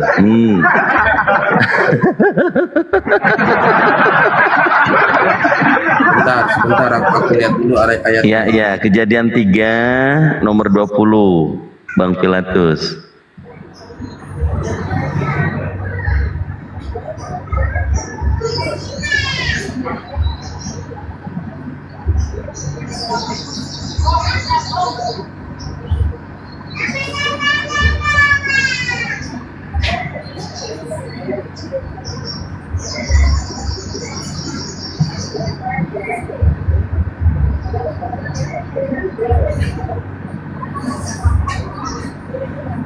Waduh, bahaya ini teman-teman. Nama Hawanya ada, kejadian 3 nomor 20. Nama Adamnya tidak ketemu teman-teman, dari kejadian 3 itu tidak ada. Terus jangan-jangan Hawa ini bukan sama Adam lagi. Nah itu gimana itu? Waduh.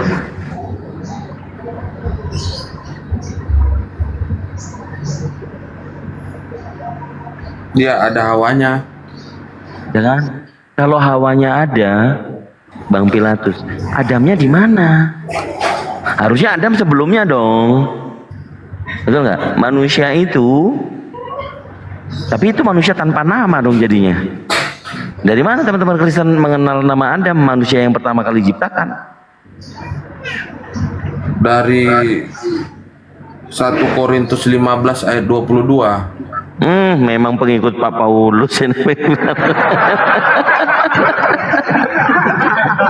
Dari mana Paulus mengetahui bahwa manusia pertama diciptakan namanya Adam, sementara di Kejadian tidak ada namanya Adam di penciptaan manusia?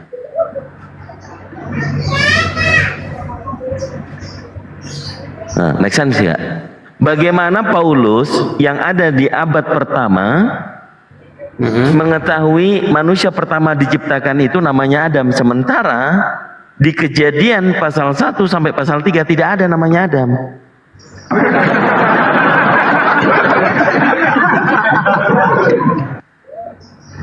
Jadi sama juga seperti teman-teman Kristen. Yang penting manusia pertama namanya Adam. Karena di Al-Quran kalian ada namanya Adam kan? Nah itu jadinya kan memang menjawab kebenaran. Hanya di Al-Quran yang menamakan namanya Adam, manusia pertama kali yang diciptakan. Jadi ini gimana ini? Di 1 Korintus 15 ayat 22. Iya, itu tulisannya siapa? Paulus bukan? Ya. Nah iya, dari mana Paulus tahu itu manusia pertama namanya Adam? Ya kalau abang mau nanya gitu, udah nanya berapa ribu tahun lalu.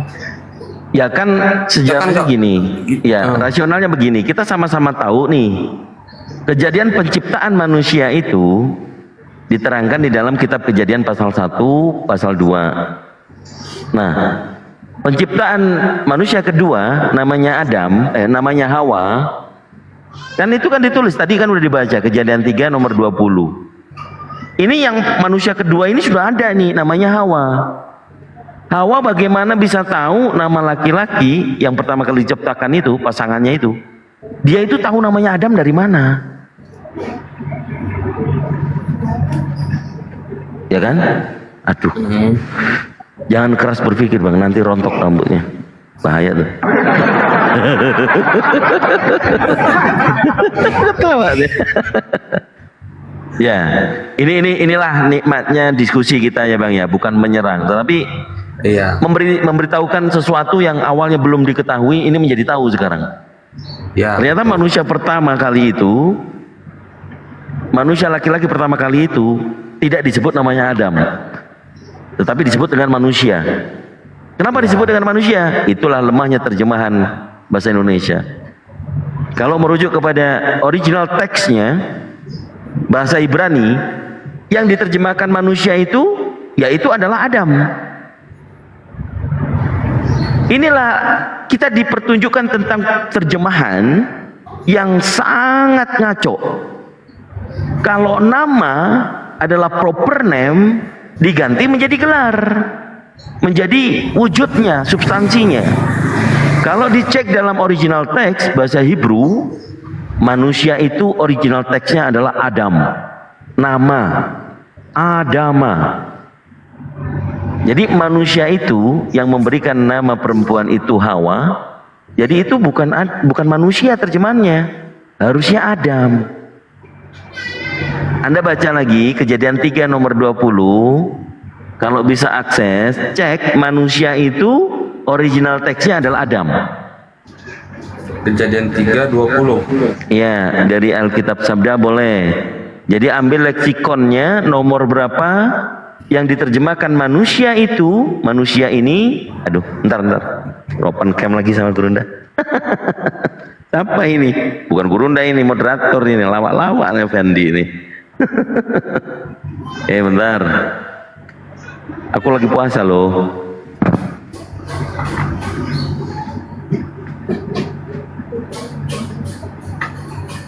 Ya, gimana? Ya, manusia itu memberi nama Hawa kepada istrinya sebab dialah yang menjadi ibu semua yang hidup. Ya, manusia itu original teksnya adalah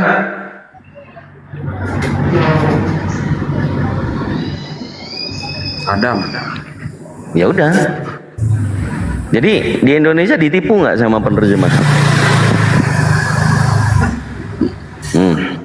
Coba tadi kalau nggak saya kasih tahu, kira-kira bakalan nemu nggak nama Adam? Karena ini adalah kitabnya orang Yahudi, Bang Pilatus. Orang Yahudi tidak menerjemahkan, tetapi menganggap tanah itu original teksnya. Kemudian mereka akan tafsirkan dengan Talmud, dengan C.B. Alfi. Jadi peruntukan kitab suci itu yang dibacakan seperti dilantunkan seperti Al-Quran. Bismillahirrahmanirrahim. Itu kan dibacakan. Original teksnya tulisannya Arab, karena memang Al-Quran berbahasa Arab. Terjemahannya itu alat untuk fungsi memaknainya. Tapi kalau abang sekarang pegang yang terjemahan ini, tanya sama teman-teman Kristen yang lain. Aku dapat ilmu dari Apologet Islam Indonesia, namanya Kang Dito. Coba aku tanya samamu ya, kamu bisa nemu nggak Kejadian 1 sampai Kejadian 3? Nemu nggak namanya Adam? Kan gitu? Nggak akan nemu kalau nggak pakai original teks. Berarti maksud abang, berarti di awal penciptaan itu manusia, berarti manusia, cuman manusia dalam bahasa Ibrani itu Adam gitu. Kita bahas tentang proper name dan generic name. Proper name-nya adalah Adam. Betul? Nama ini proper name kan? Nama yang harusnya cuma nama memang. Tetapi dari makna penafsiran, bukan penafsiran, literasi tentang translasi. Ini yang Adam ini disebutkan oleh orang aslinya, diterjemahkan karena terjemahannya manusia. Dari mana manusia ini diambil, diserap? Terjemahan manusia ini kalau original teksnya adalah Adam.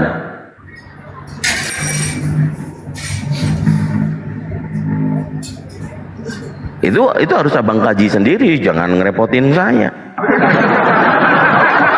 Jadi proper name dan generic name, begitupun juga dengan asma Allah.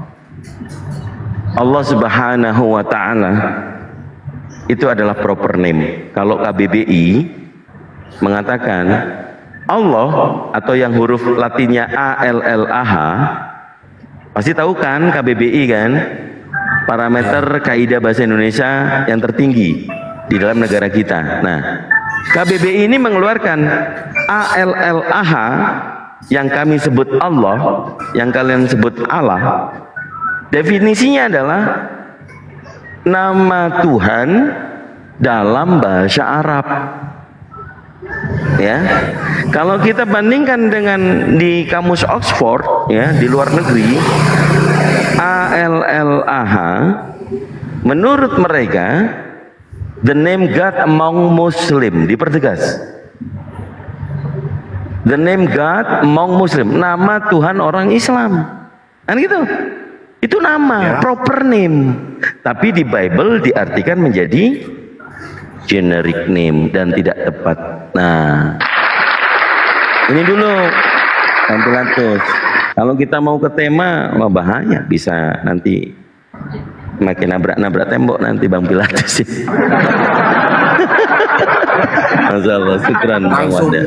Langsung ke inti aja, intinya maksudnya anak Tuhan, orang anak setan itu gimana itu? Oke, makanya pahami dulu. Orang-orang Kristen kalau memang tidak belajar tentang sola scriptura, semuanya kembali ke dalam Bible, maka doktrin itu akan hilang dengan sendirinya.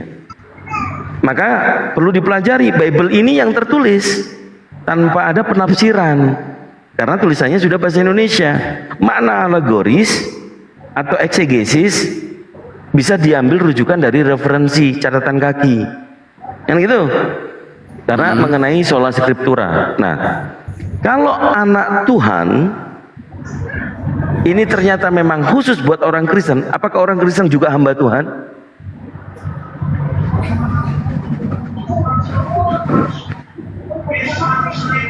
Orang Kristen hamba Tuhan, ada nggak yang hamba Tuhan? Orang Kristen ada nggak yang hamba Tuhan? Ya memang hamba Tuhan. Oke, hamba Tuhan dengan anak Tuhan,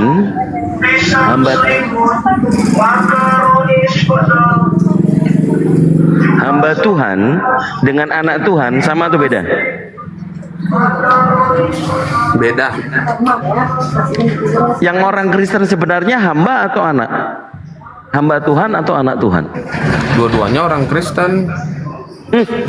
Cuman hamba Tuhan itu lebih ke seperti kayak pendeta atau gembala. Oke, coba baca Galatia 4 nomor 7. Galatia 4 nomor 7.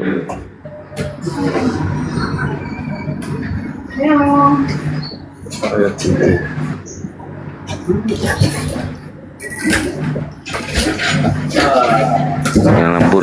Kamu bukan lagi hamba, melainkan anak.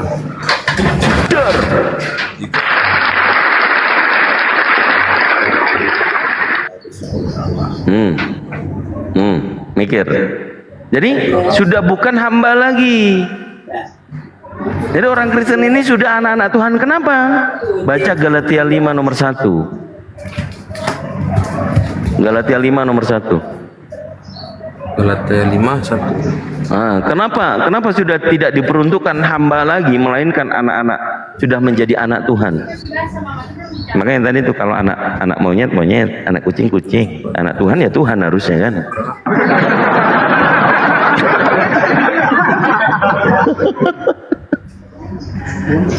Dan jangan mau lagi dikenakan kuk perhambaan. Nah, kenapa sih tidak dikenain kuk perhambaan?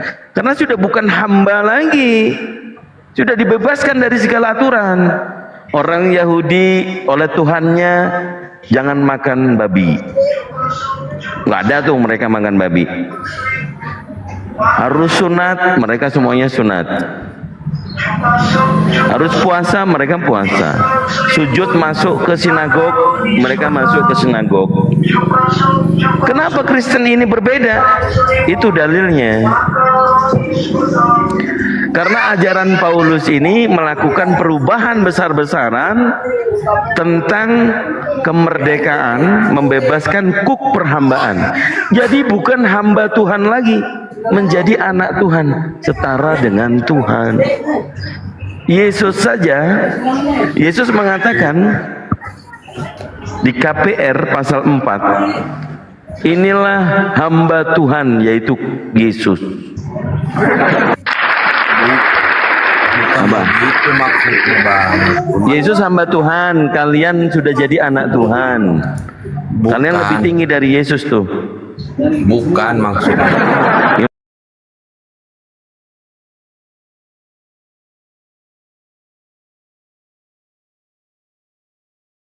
Untuk bersama-sama kita. Jadi menurut kita tidak ada masalah untuk kita menyembah Yesus sebagai Tuhan karena kita percaya karena dia boleh melakukan mukjizat karena izinnya Allah yaitu Bapanya di surga.